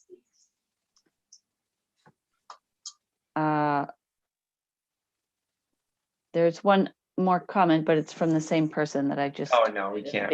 So just opportunities here. Okay. Yes, thank you so much, Mary. Okay, back to our council. Next up here with the, Chris, is that you? Yeah, please. Okay, yes, please. As the council starts discussing, I know there was a subcommittee idea thrown out. I just want to make sure the council stays as close to the agenda description, and I would not want you to form the subcommittee. Right, one step at a time. You're right. Gotcha. Okay. All right. And so we're moving forward here with the conversation, the discussion. A virtual raised hand. We have Councilmember Dominguez, as indicated. Thank you very much, Mayor. So One of my hesitations, like I said, is just the division that this conversation has. That is not something that I want. Secondly, I want the community to be highly involved. I feel that if we move this conversation, as both you, Mayor, respectfully, and the Vice Mayor has both said, the leaders of our community have stated, this is not going to happen in for a while, right? I mean, it has to come back to the voters in 2022. I just feel, what if the maker of the motion is willing to bring back this item in the beginning of 2021? It would still give us an ample of time to digress all of the great work that sounds like has already been done in a committee, allows the city attorney to bring forward that information. My hesitation is, we are in the midst of a pandemic. That should be our focus. And I've heard my name get brought up, and I know we don't want to go back to that committee conversation, but I've been very clear that my focus, I want to focus on COVID recovery. If we add any additional conversations, I feel that's going to digress us from that focus, and we're going to be doing a disservice to our community. Not saying that it's a strong no at all, because I do believe this conversation needs to happen. I know, Mayor, you said you don't want to extend your term, but you could run for council in 2022, and that would extend your term. Speculation, all speculation. I'm just putting it out there. So I just want to make sure that as we're having these conversations, that we stay focused on COVID-19 recovery. I think our plates right now, each one of us, we are full. I mean, I know we have subcommittees, we have commissions, we have outgroups because of COVID-19 and the intensity that this pandemic is taking from all of us. I feel it would be a disservice to have that conversation this year, especially we can't even do anything with it. It's going to cause division. We're not going to be able to get to our objective, because technically the time, we can't bring forward anything until 2022 during the election anyways. So I just feel that in order for our team to stay focused on COVID-19 recovery, if we could kindly bring back this conversation in the beginning of next year, when we already know or have hopefully a better sense of direction of where all this is going, and we could really put our focus into the priority needs of our community, which right now is COVID-19 recovery. Thank you very much for your consideration. Thank you very much. Thank you very much, Councilmember Dominguez. I appreciate you, and you are correct. You know, it is nothing compares to the public service really regarding the pandemic, and I will always look to move the city forward. And as one person, I want to nudge this item forward with no specific timeline until appropriate. And I think that's really clearly general knowledge and understood. In no way are we going to put this item above anything that is related to the pandemic. It's just not even a question about it. And nothing else is really, not any other agenda item, just the pandemic. That's all we need to focus on. And so I do want to continue to nudge this, because it has been a topic of discussion since my first year. And to have an opportunity finally to nudge it for the appropriate time, I have to really seize the moment. It doesn't mean we're having meetings. It doesn't mean there's a committee. It doesn't mean we're making changes. It just means that we are nudging an item that may be supported by the council. I don't want to get too far ahead now. And that's all I see tonight. Okay. That's all. It's just opening it up. That's all. And yeah, and I really didn't anticipate spending too much time on this item discussion tonight anyways, because I think nudging this forward would initiate that lengthier conversation at the appropriate time. So I just wanted to say that, and I'll look to Councilmember Montano if she'd like to make So I want to call for the motion. Okay, we have a motion by Councilmember Montano. I don't see any further requests or virtual hands. I know it's getting a little bit past midnight. We're almost there, folks. We got a motion by Councilmember Montano for item number 22 as stated on the agenda. Chris, was there anything else that I think as stated on the agenda is fine, right? Perfect. That's perfect, Mayor. Yeah, so I second it. We got a second by Vice Mayor Nunez. All in favor, virtual roll call. Councilmember Finn. Nay. Councilmember Montano. Aye. Councilmember Dominguez. No. Vice Mayor Nunez. Aye. For myself is an aye. The motion is carried. And we will move on here to item number 23. Let's discuss and provide direction to staff on agenda topic requested by Councilmember Fan. Campaign finance and open government. We're doing great, everybody. Let's continue to serve here for our community. Councilmember Fan, go ahead, take it away. Sure. I think a lot of the items that I bring forward, I try to address closing loopholes. That's what we did with the responsible construction ordinance. I think this item should be viewed in a similar fashion because the influence of corporations on politics, the influence of money in politics, has been a topic of debate throughout the years. Unfortunately, our campaign finance ordinance has not been updated for a very long time. And the purpose of this is to level the playing field. As you know, candidates for mayor or council are capped at $250 per individual donor contribution. However, tax independent expenditures do not have individual contributions. So anybody can create a PAC, finance it by billionaires, millionaires, corporations, and it would forego that $250 limit that everyday candidates would have to adhere to by. That said, that limit that we have right now contrasts starkly with that of neighboring cities, our counterparts. For example, in San Jose, the limit is $600. However, they require stricter enforcements in terms of expenditures and regulations of expenditures. Fremont, for example, $640 per individual. And now we move on to Santa Clara. And I want to introduce you to this this idea of a expenditure ceiling. And so in Santa Clara, they have a $310 limit per individual. With that limit, though, they can raise as much money as they want. It's just in $310 amounts.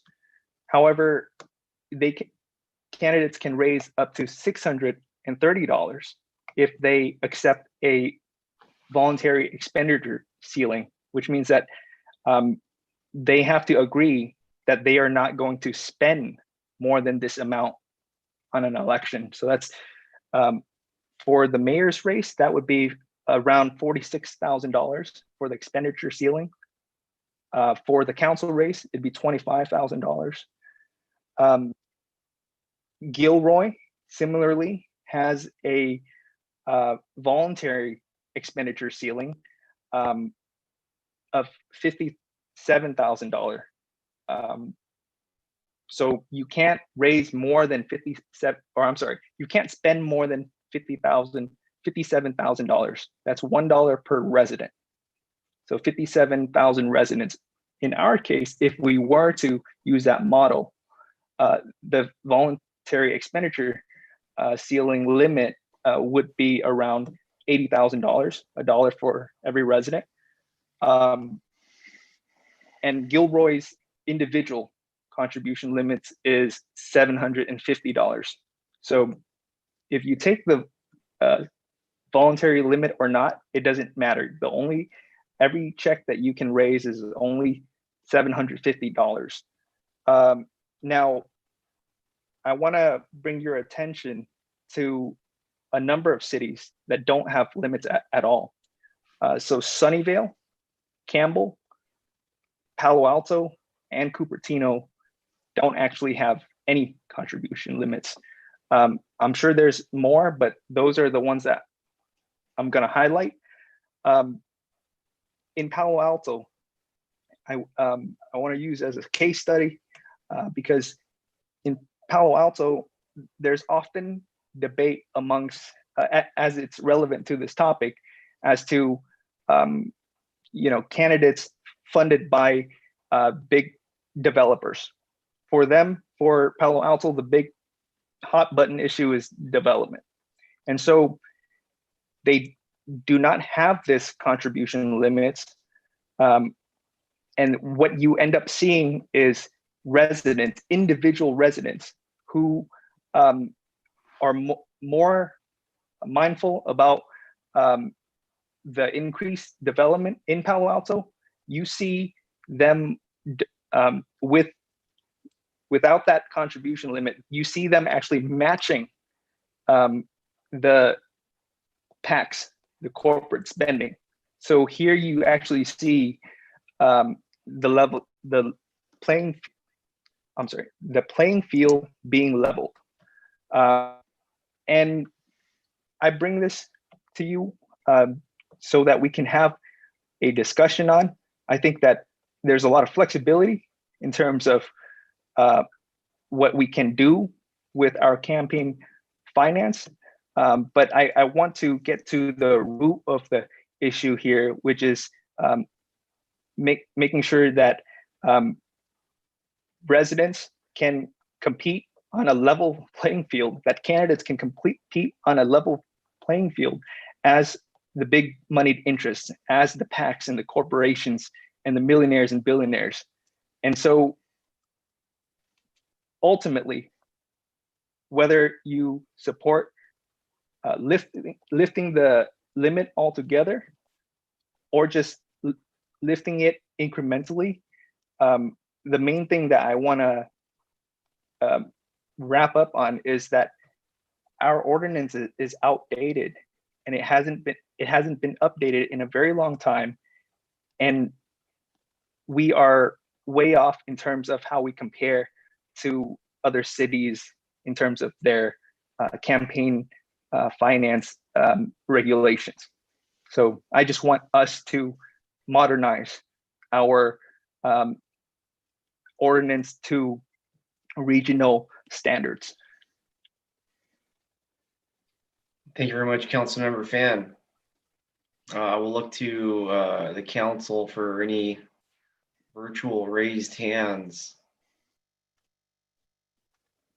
Okay, I see some hands go up. I will go down the order that is chronological. Councilmember Montano.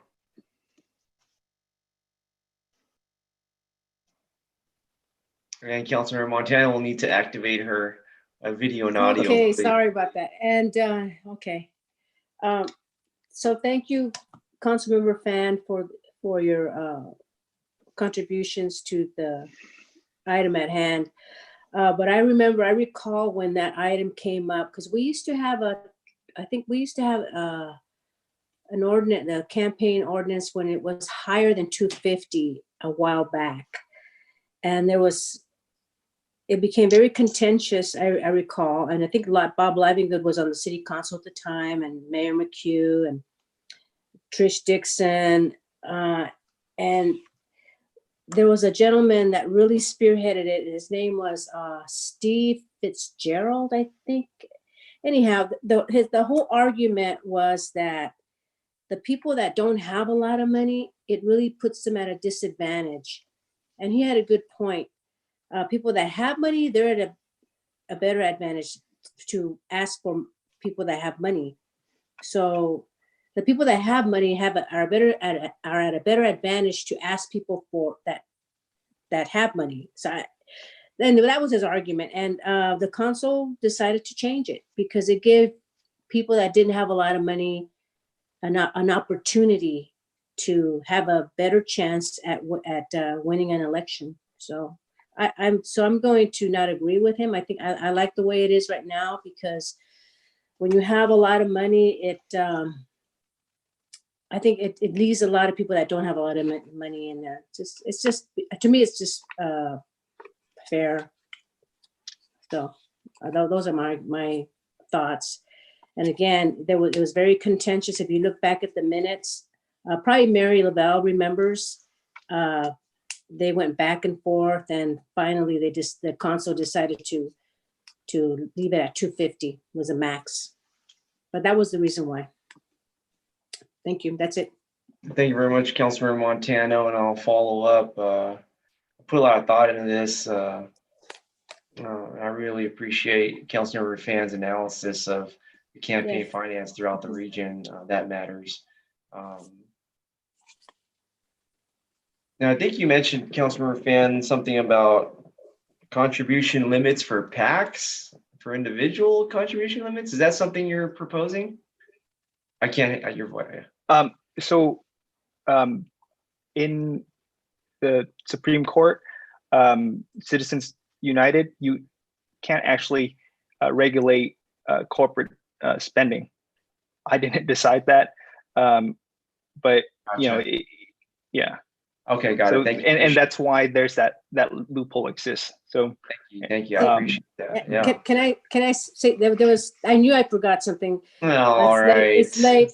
So that's what we should be focusing on is the PACs. I mean, they're the ones that are. But we're not the Supreme Court. I know.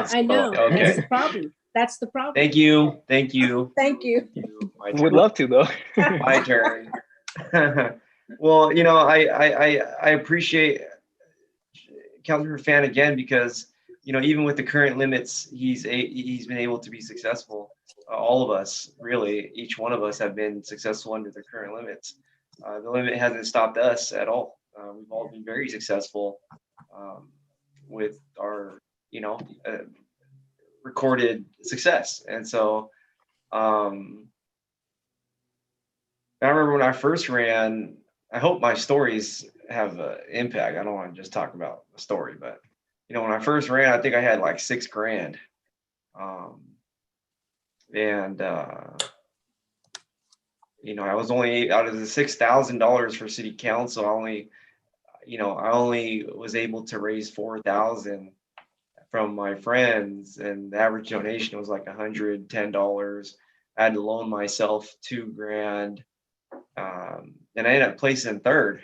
And so, money, it doesn't really dictate to success, and all of us are really in the community. And I think that's really the testament to everybody's success. I see everybody everywhere. Everybody's always connecting. I see Anthony Fan commenting on Facebook about chickens.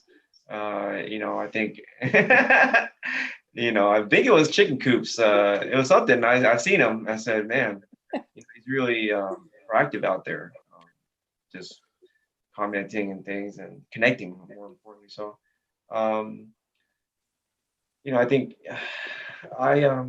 and because of that, it goes back to the history, like Councilmember Montano said, it provides grassroots people an opportunity. I do believe grassroots is really needed in campaigning and campaign finance. And I abstained on this item the last time, and I think tonight I have to take a stance for tonight, and I'm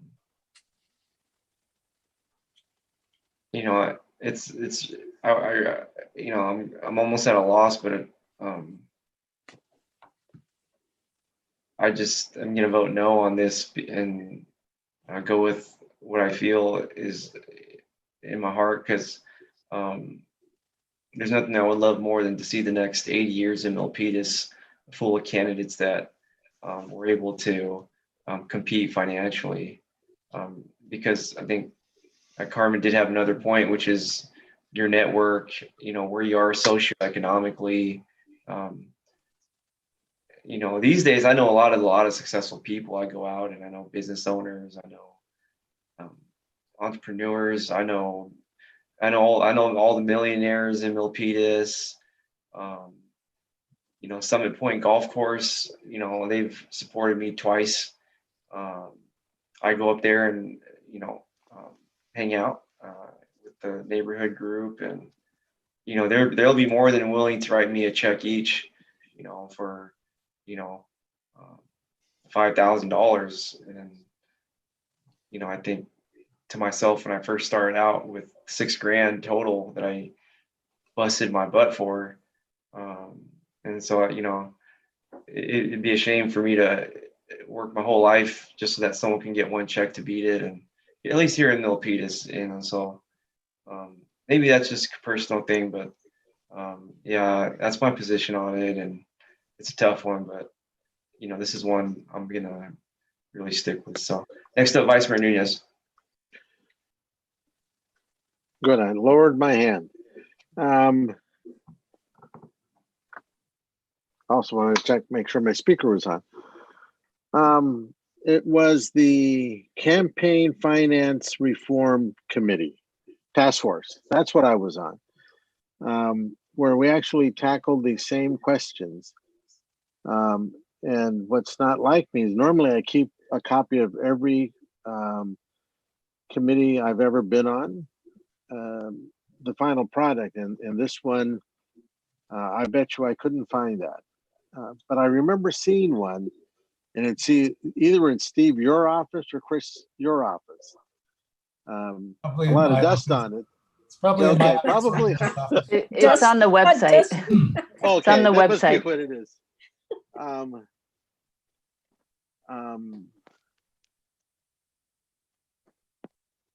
So I'm I have my own philosophy about why you set dollar amounts for persons, and then a whole other group that you don't bother to set dollar caps on, and I'll keep that to myself, because if you can't do anything about it, why complain about it or why cheer about it? What I will say is that what we have talked about tonight is a lot of campaign reform, a lot of candidate changes we'd like to see. I'm willing to go wherever the council would like to go, but at the end of the day,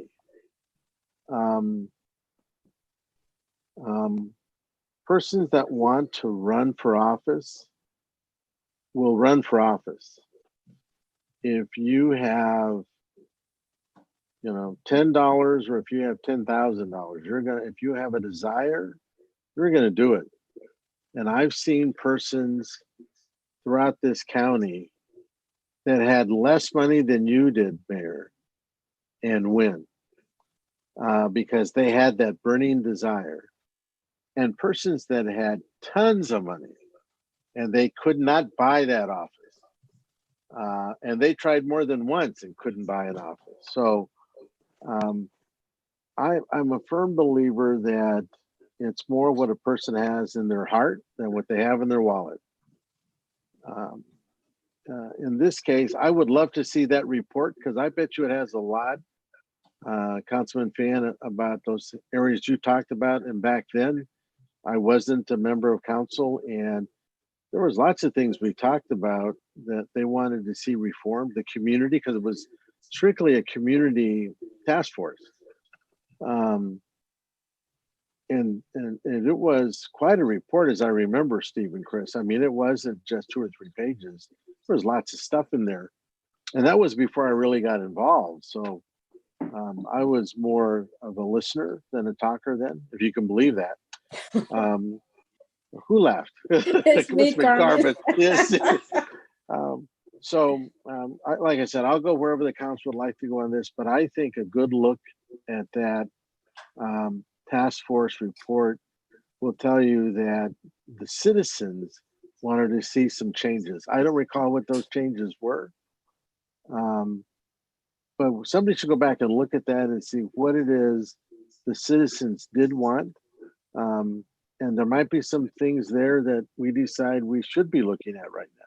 So those are my thoughts. And if a group, 4 years ago, 4.5 years ago, wanted some changes, it may not be bad to go back and look right now and see if there's something we could do, or after November, take another look at it and see if some of those citizens are still here.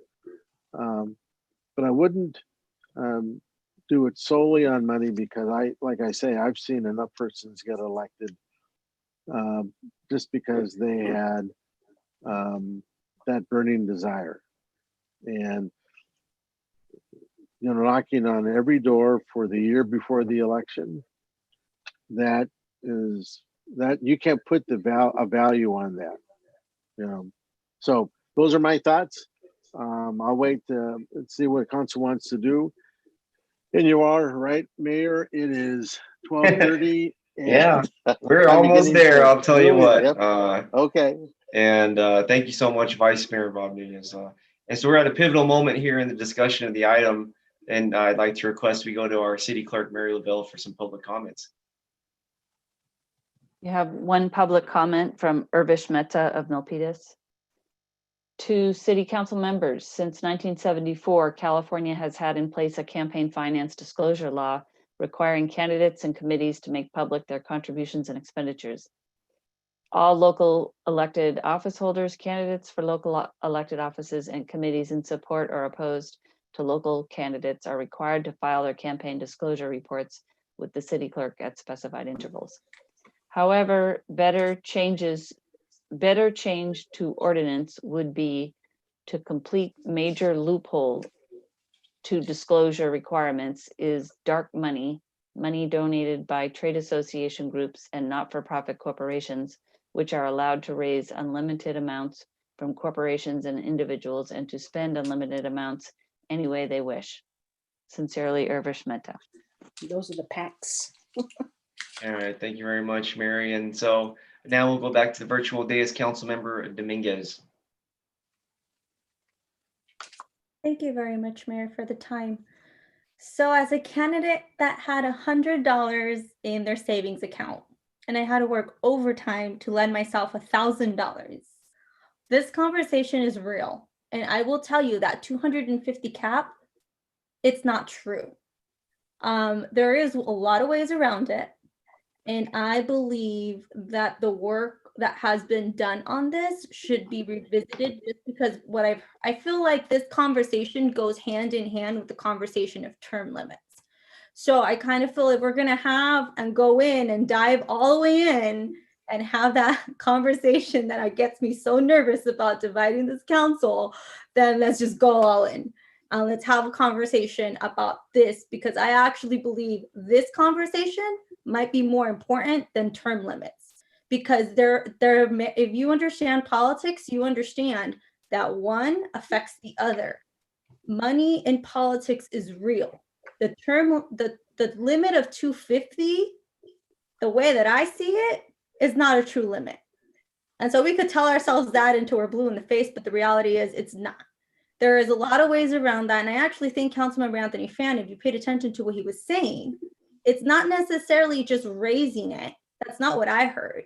I heard he wants to explore it, to see what is an equitable place for candidates, to make it equitable, and to ensure that if candidates want to run for office, that it's going to be accessible financially for them. So that's what I heard from him. I didn't hear that he wanted to raise the cap, because if you really look at the other loopholes, that 250 cap is not a 250 cap. So I think this is an opportunity for us to visit that, to have a really real conversation. And so if this conversation is making you nervous, I could best assure you we need to gather ourselves, because this conversation is going to get a lot worse.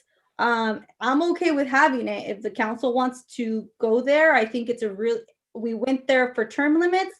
So I feel it's time for us to have this conversation, because as a grassroots candidate who door knocked until 2 in the morning, literally sometimes, I know that there is no equity in politics.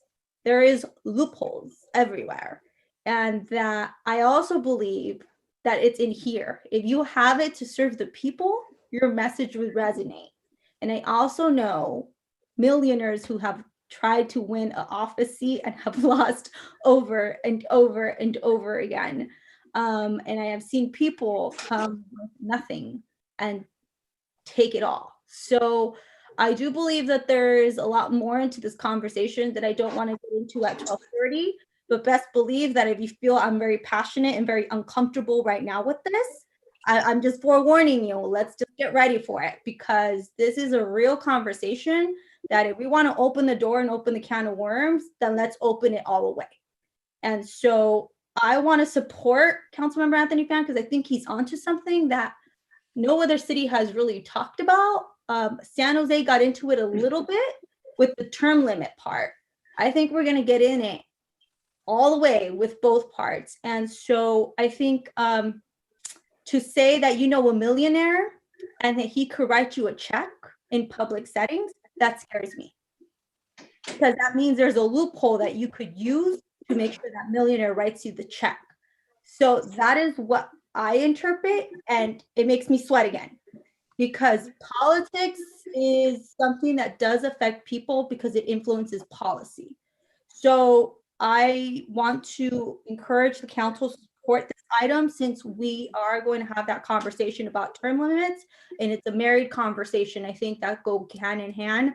So if we're going to be having that difficult discussion, I say let's just go all in and let's just have the difficult discussion. That way it brings a more equitable platform for future candidates to represent our city. So I will be supporting the motion of the council member. Thank you. Thank you very much, Councilmember Dominguez. I just want to ask you for some clarity on record here for the public and answer how I'm not here to influence you. I just want to understand your position. Are you in favor of raising the individual campaign contribution limit for the city of Milpitas? You know, I think that's part of the discussion. I guess that's the same question I could ask you. Are you willing to take that multi-million-dollar check that you talked to about a millionaire?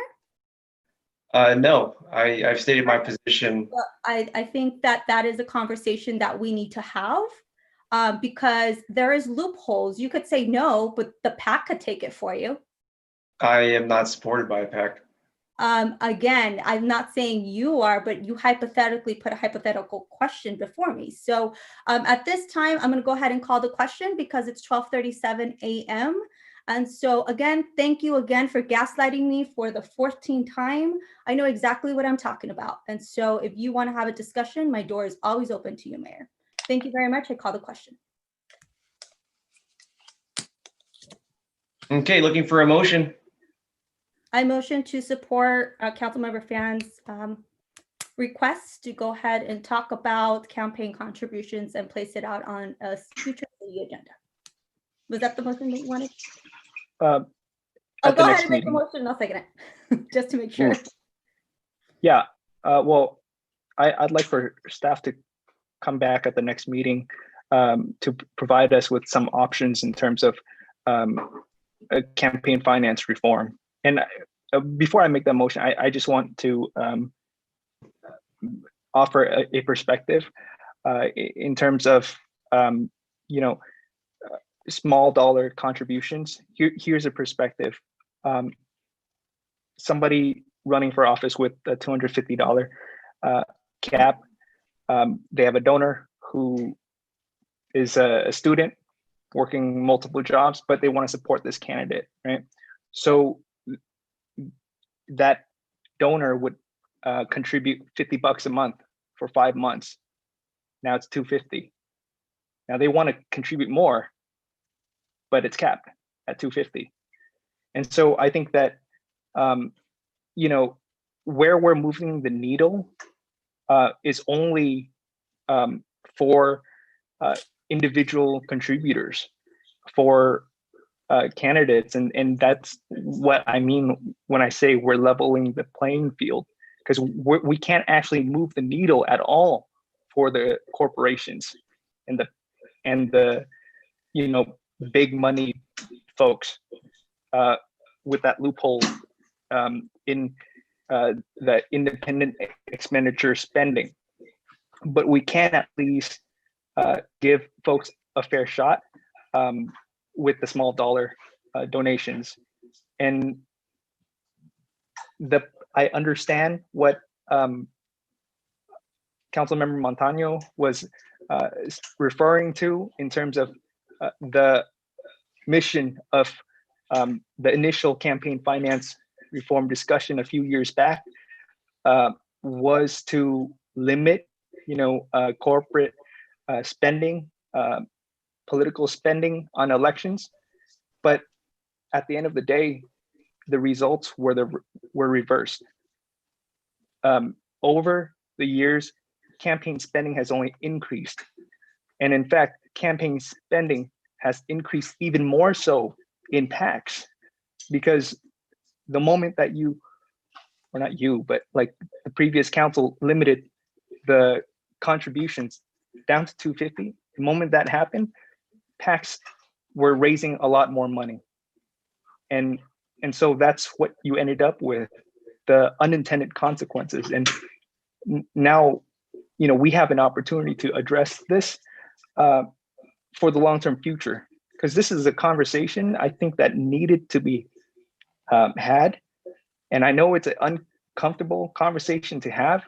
And I know it's awkward in an election year for me to, put this forward.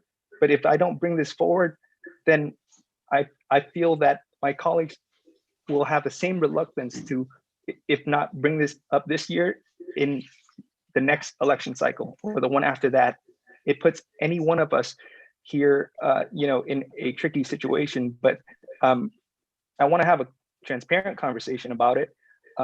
And I think ultimately the transparency aspect is still going to be there. The folks who are going to be donating and whatnot, they still have to report their amounts. They still have to report their professions, their identities. But when you don't have this direction, then what you see is folks further taking advantage of the loopholes for PACs when they donate through dark money, having third parties contribute to PACs, and then you have no way of telling who the money came from at all. So, at the end of the day, I want to make it a transparent conversation, an equitable conversation, but a conversation nonetheless. So I want to make sure that staff understands what the motion is, and that's really for staff to come back with some options for the council to vote on in terms of campaign finance at the next regularly scheduled meeting. So if I may just chime in, I just want the council to be aware that I don't know if it's feasible for us to come back with a full set of options at the next meeting, because literally we'd be having to do the work tomorrow and produce something in a week. I think it might be more feasible for us to produce something at the meeting after that, but let me know if Sure, that's fine. Yeah. Thank you. I guess I'll follow up, Chris. So if there's a potential for campaign finance for this ordinance update, and let's say it's approved, how many readings would we need to have? Or would this ordinance update, let's just say it raised the individual campaign contribution limit, would it be effective prior to this election? So it is an ordinance. Our campaign contribution limit is in our municipal code, which will require 2 readings. And I would need to research whether you can actually change the limit during an election cycle or pending election cycle.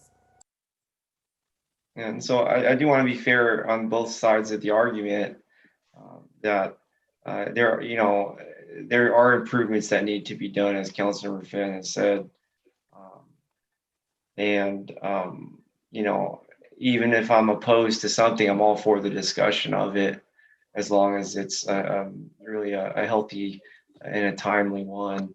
I'm afraid of the optics of this occurring right before the election. I know the media here in the local media is going to pick it up, and it's just going to have a really bad optics. I want to really ensure that we look after ourselves here,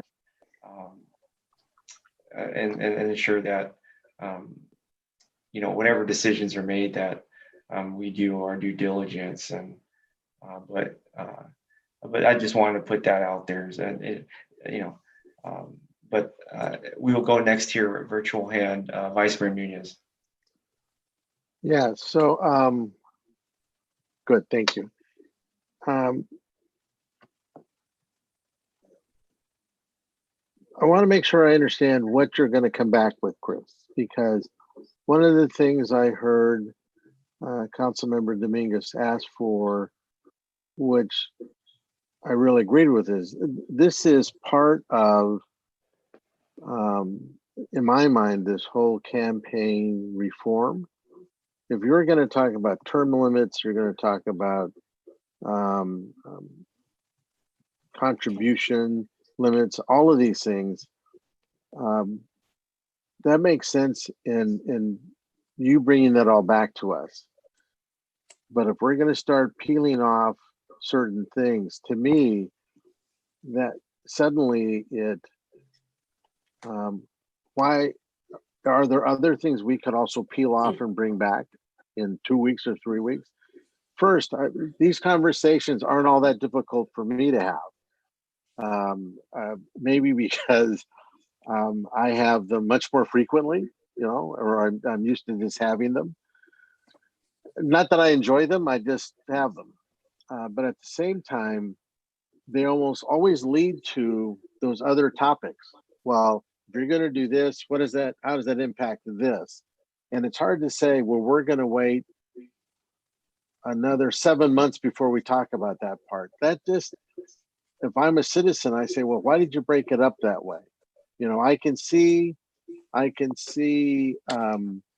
raising or lowering the campaign contribution based on the term limit. If you're going to go 4 years, then that makes sense. Or if you don't do anything with it, no, not so much, because of history that Carmen could bring up. So are you going to bring back something that takes into account pushing it all together so every aspect is covered? Because I happen to like that idea. If you're going to have that hard conversation, let's have them all at once. When we say, okay, let's at least start them all at one time, so there's 6 things really are in that pot. Is that what you're going to bring back? So that would be after the election then. Well, I don't know. I'm just trying to make sure I understand what I'm voting on now. You're I just voting happen on, to. you're voting on what's exactly on the agenda. Too easy, Chris. You have this late. I don't even have it up right now in front of me because it's lost behind all your faces. So, if you can read it to me, then. So I happen to have liked the way that Councilman Dominguez said it. If we're going to have the difficult discussion, let's start it with all the aspects that are going to be there. But it's 2 separate agenda items, and I don't think we could merge them. Well, that's what I'm asking. But he's going to bring them both back. What are you doing with the other one then? I think that's at council's discretion. Yeah, I feel like, these are 2 items that are categorized under elections or elections related, really. To see one, put forward at the appropriate time, and to see one being a priority all of a sudden, why is one waiting for the appropriate time after the pandemic, and why is one a priority? So is that how you see what they are, Chris? So knowing how we are, I want to be real clear what I'm voting on. So if what we're saying is for the first one, it is sometime after the pandemic, and this other one is going to be brought back in I two thought it was after the meetings. election, not after the pandemic. Oh, I'm sorry. That's the word I heard. So after the election, and the other one is going to be after Next month, in I two think. meetings. Yeah, next month. Is that what you're hearing? Is that what you're doing, Chris? Is that your interpretation of what we're doing? So for the term limit item, I don't think the council gave clear direction as to when that should come back. So I think staff is taking some liberty with that to decide when we can get it together to bring it back to you. I think on the campaign finance, I haven't heard a motion yet as to when you want this to come back. But if it was the next meeting, I would just ask we get a reprieve for one additional meeting. Okay. Thank you. Okay, So going down here, the virtual hands, please. Councilmember Finn. Yeah, so I earlier in the night I made an attempt to bring everybody together from a no to a yes. I'm gonna try to attempt to do that here with this item, even though it is a contentious item, right? That said, I hear everybody's concerns, and I'll make a compromise. We can bring this back after the election in terms of ordinance, if we do an ordinance. But I think that we can make progress on that up until then.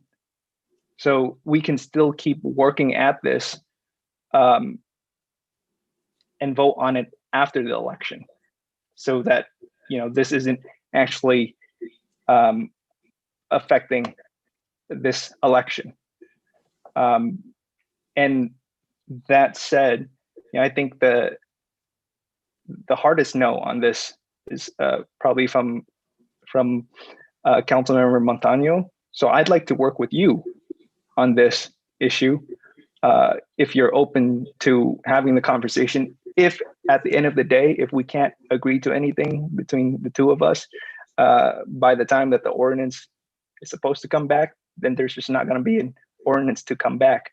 I want to bring forward an ordinance that you can actually support in terms of reasonable changes and reform with our campaign finance. That said, in the past we have had, sorry, one second. In the past, we have had subcommittees, to address this issue. I think you mentioned that earlier. We can probably have a campaign finance and electoral reform / open governance subcommittee, in that way, we wouldn't be limited so much as to the topics of discussion. We can discuss electoral reform, term limits, if you want to address that through that medium. But at the end of the day, we can make some recommendations that result in some reasonable policy results, even though it's probably going to take some compromise. So that's what I'm willing to do. Well, from my understanding, Chris mentioned that he has to do the research to see if it can be passed before the election. So that's number one. And I think it can't be passed before the election. Is that the ordinance? And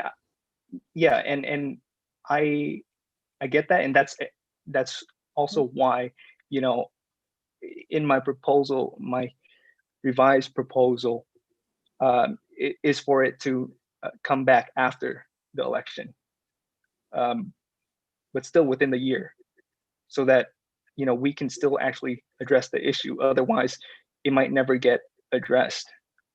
Well, I would just wait for you to propose that till after the election.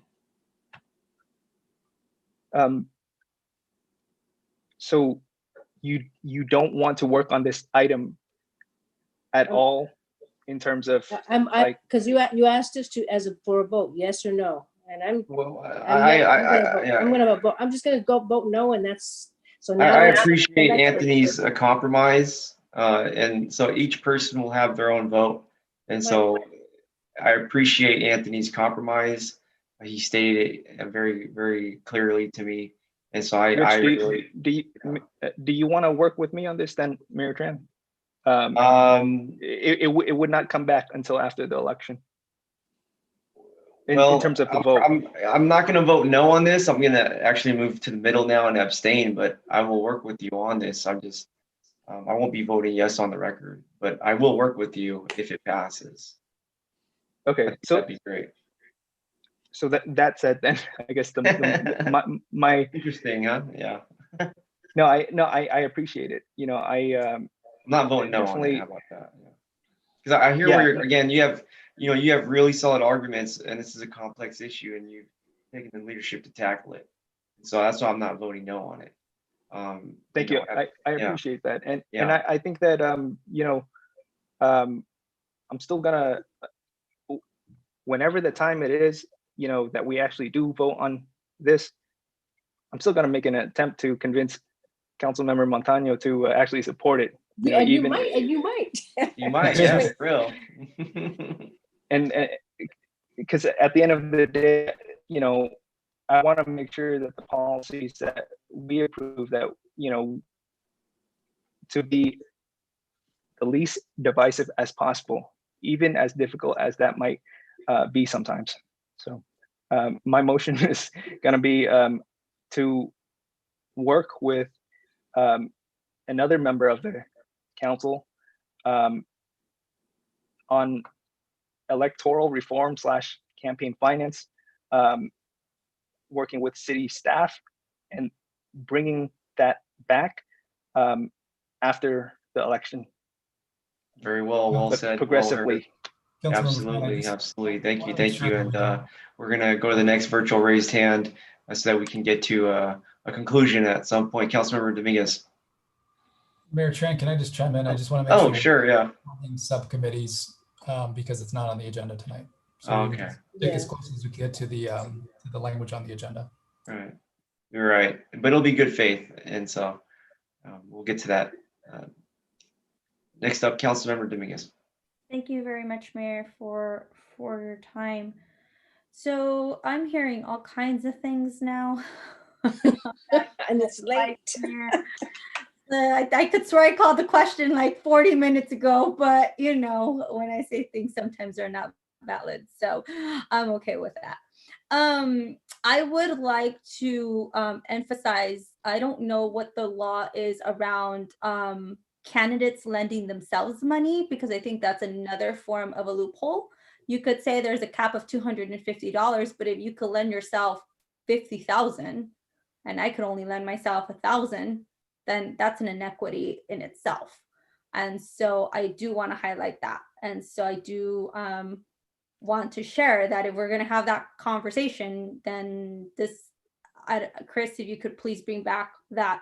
I don't know where this rule comes from. I don't know if it comes from the state. I don't know if it comes from us. I don't know where it comes from. But if we want to really limit campaign contributions, then we need to look at our own assets. And our assets here are very different. And so I will have that conversation. And so with that, I am more than willing to support, again, a conversation, because we're supporting a conversation about the other one. So I am okay with supporting a conversation about this one. And so I'm having some trouble of when it's going to come to council. I don't know if it's coming before or if it's going to come after, because that may influence when I run after elections. Well, that may influence, because then that puts two of us in one. So this is where that uncomfortable conversation comes, where it's like, are you making the rules for certain members, or are you making the rules for yourself? And that is why I don't like these conversations coming out of the council. They should be coming out of the community. So I don't know why excuse me, that's where I'm a little bit confused, because I don't know why it got merged. My proposal was so totally separate, and so was Anthony Phan's, and now you guys are merging them to make it more complicated. Well, because one, I think, influences the other. So I think no, it doesn't. It doesn't. No, I think it does, Carmen. And so that's your perspective, and I respect it. My perspective is that it does influence, and I guess when it moves forward, we could have those in-depth conversations. Yeah, and that's where our city attorney should be the one telling us if it 'cause it's one agenda item and there's another agenda item. So why are we mixing the two agenda items? I just don't understand, Ms. Yeah. Chris. I hear your concern, council member. I think what's happening is we're not merging them. We're just bringing them back in the same time frame. That's how I'm perceiving this conversation, that there's still two separate entities, two separate conversations, but that they're going to come back and onto the agenda around the same time. That's not what Anthony Fan had proposed. So So anyway, if I can so speak Chris, for myself. so Chris, No, you need to direct, give us some better direction here. Yeah, I don't think Chris is doing they are anything two wrong. agenda items, and it's really at the discretion of the council how you want these to come back. So, But you two know, separate items. if I may, I only brought up electoral reform because I was a no on the electoral reform, and I'm trying to compromise as, you know, part of the job. That's what you're supposed to do. But I understand if you don't want to compromise, if you don't want to have that conversation, I'll make it separate, and I'll just make the conversation about campaign finance reform, you know, Yeah, and I'll respect that. And so, you know, Anthony has made a great compromise. We've all heard it. I think that's really the most, if I may, the most we're going to get. I think it was a great compromise. It changed my line of position. And I think that folks that are on this council that believe in Anthony and really the compromises he's made, because it's part of his job and that's what he does. I think we may be ready to vote on this, if I may, just because it hit 1 a.m. It just hit 1 a.m. So it did, but yes, the virtual raised hand is actually still with Councilmember Dominguez, and so I want to refocus the discussion to Councilmember Dominguez. Thank you. So I just have a question, Mayor. What was it that Councilmember Fan said that redirected you? He made a compromise. I'm going to paraphrase him, that he would look to explore this item after the election. So is that because it affects you? It wouldn't affect you? Is that why now you're a yes? Well, quite frankly, it would affect me in a affect Carmen and me. So I guess this is where this conversation, before you weren't for it because it might impact you. But now that it's not going to impact you, now you're supporting it. So this is why I do not feel, and Vice Mayor, I understand you feel very comfortable with these conversations. I don't, because I want this to be a true team. And I know that these conversations bring that self-interest into play. We want it or not. I would like to answer it. If you're asking me a question, I would like to answer it. Okay, go ahead. I think is that okay? Will you accept that? Can I answer a question that you asked me? I mean, you never ask me, you always talk over me anyway, so. No, that's not true. That's not true. So does it matter? And well, if you're gonna ask me a question, you're not gonna let me answer it. Go then ahead. What's the point?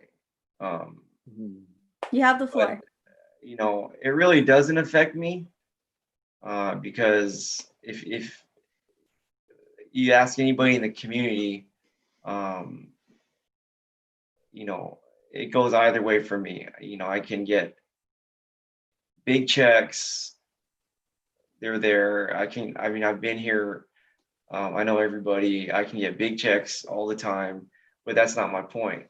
You know, or I can do what I do, what everybody knows me for, is to be everywhere. And so it doesn't really affect me. It doesn't at all. Now, so you would be okay. Pardon me, excuse me, I'm not finished. Excuse me, I'm not finished. Excuse me. And pardon me, I'm not done. Excuse me. One person talking, please. Respectfully, thank you. Robert rules, please. Robert rules. You do that to me. You don't do that to anybody. Robert rules of order. Point of order. 14 gaslighting. It is my turn to speak. And so I have the right to speak. Thank you. And so I think my concern, to answer your question actually that you asked me, I'm just responding to your inquiry. I just don't feel that as one person, my position is I don't feel that there should be a significant change occurring right before the election on a topic that is of concern to the community. We've had subcommittees for this, and Councilmember Dominguez, I believe you told the truth that you're an advocate for community input and meetings and such. And so it's just, those are my thoughts and my beliefs as to why I take my position. Thank you for your questioning. So you would be okay with only loaning yourself $1,000 for your race? I'm asking you a question. May I respond? Absolutely. Okay, so your original question was about individual campaign contributions. Now you're asking me a new question about, now you're asking me a new question about a personal loan. And that's an easy answer. What kind of question is that? Let's go to our city attorney, Christopher Diaz. That is a gas. So Pardon me, point of order. No, this point is of order. This is the equity. I'm referring to our legal expert. Point of order. Point of order. Point of order. Point of order. No, I'm not going to order. Point of order. I'm going to our city attorney. You're stopping me from legal advice. Yes. I'm going to our city attorney. You're stopping me from asking the attorney a question. Please. Chris, can you explain the Supreme Court decision based on personal loans? Yeah, Mayor, I'll be honest, I don't have all the answers tonight. This is just a discussion topic for the council, but that's something we can bring back to you as an answer. Okay, yeah, feel free to send us all an email as you do in your excellence. I appreciate that. And so I don't make up these rules. These are decisions made by the highest courts of one of the three branches of our government, the judicial system. And so that is the answer to your question. Thank you kindly. So question.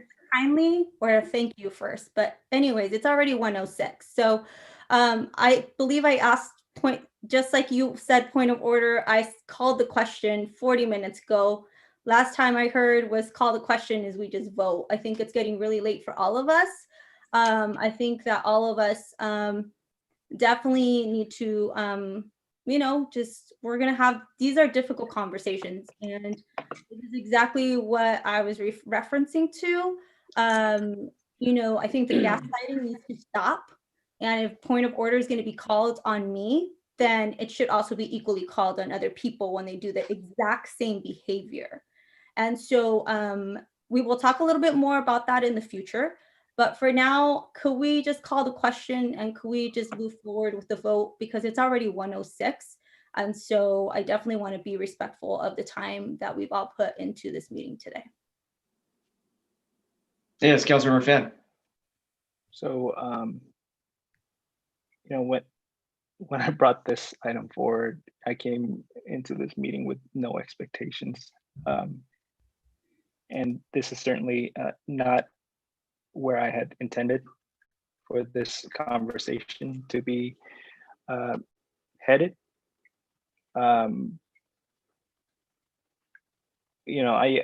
As part of that compromise, I think I would have been fine if it was after the election, but before the end of the year, because I think at the end of the day, I don't want to make it about who it affects, but rather the fact that it's going to have an effect long term. That said, though, I understand the concerns of every single one of you, and I'll take the loss, and I'm just going to retract my proposal in the interest of ending this council meeting with some sense of peace and unity here, because I just wanted to create public policy. So yeah, I'm not gonna continue this item at this time. I mean, if anybody else wants to bring it up at any point, you know, I'm happy to have that conversation again later on. But I think we're at a point in the meeting where we just need to stop and conclude and celebrate the policy accomplishments earlier in the night. Thank you very much, Councilmember Fan. I really admire your leadership at this moment, and I thank you for your leadership in making your decision. And so next up here, item number 24, receive list of anticipated agenda items for next regular city council meeting on August 18th, 2020. I think folks have received that in your packet. Are we okay with that one? Okay, great. All right, moving on here. We're going to adjourn this meeting. You know, it was a really, if you look at it relative to all the meetings we've had, this is actually an outstanding performance by everybody. Let's not focus on one item, which wasn't, that didn't fail, really, but didn't pass. And so let's focus on amazing things that we made decisions on throughout the evening. A lot of things for our support for labor, if I may, a big generational decision on a proposed sales tax, and the Microenterprise grant program, which is going to be the most exciting time for us to support our local businesses, really the truly small businesses, as we see those applications come in and we see our businesses that we know and love throughout town get the support they need, as the PPP program on the federal level is nearing an end with no guaranteed business federal secured or subsidized loan program coming out anytime soon. Maybe the timing is right for now to support local businesses as we've moved through these last several months. So I want to go to our city manager, Steve McHarris, to end the meeting for us all. What I would like to say is thank you and good night. Good night. I love it. This meeting's adjourned. This meeting's adjourned.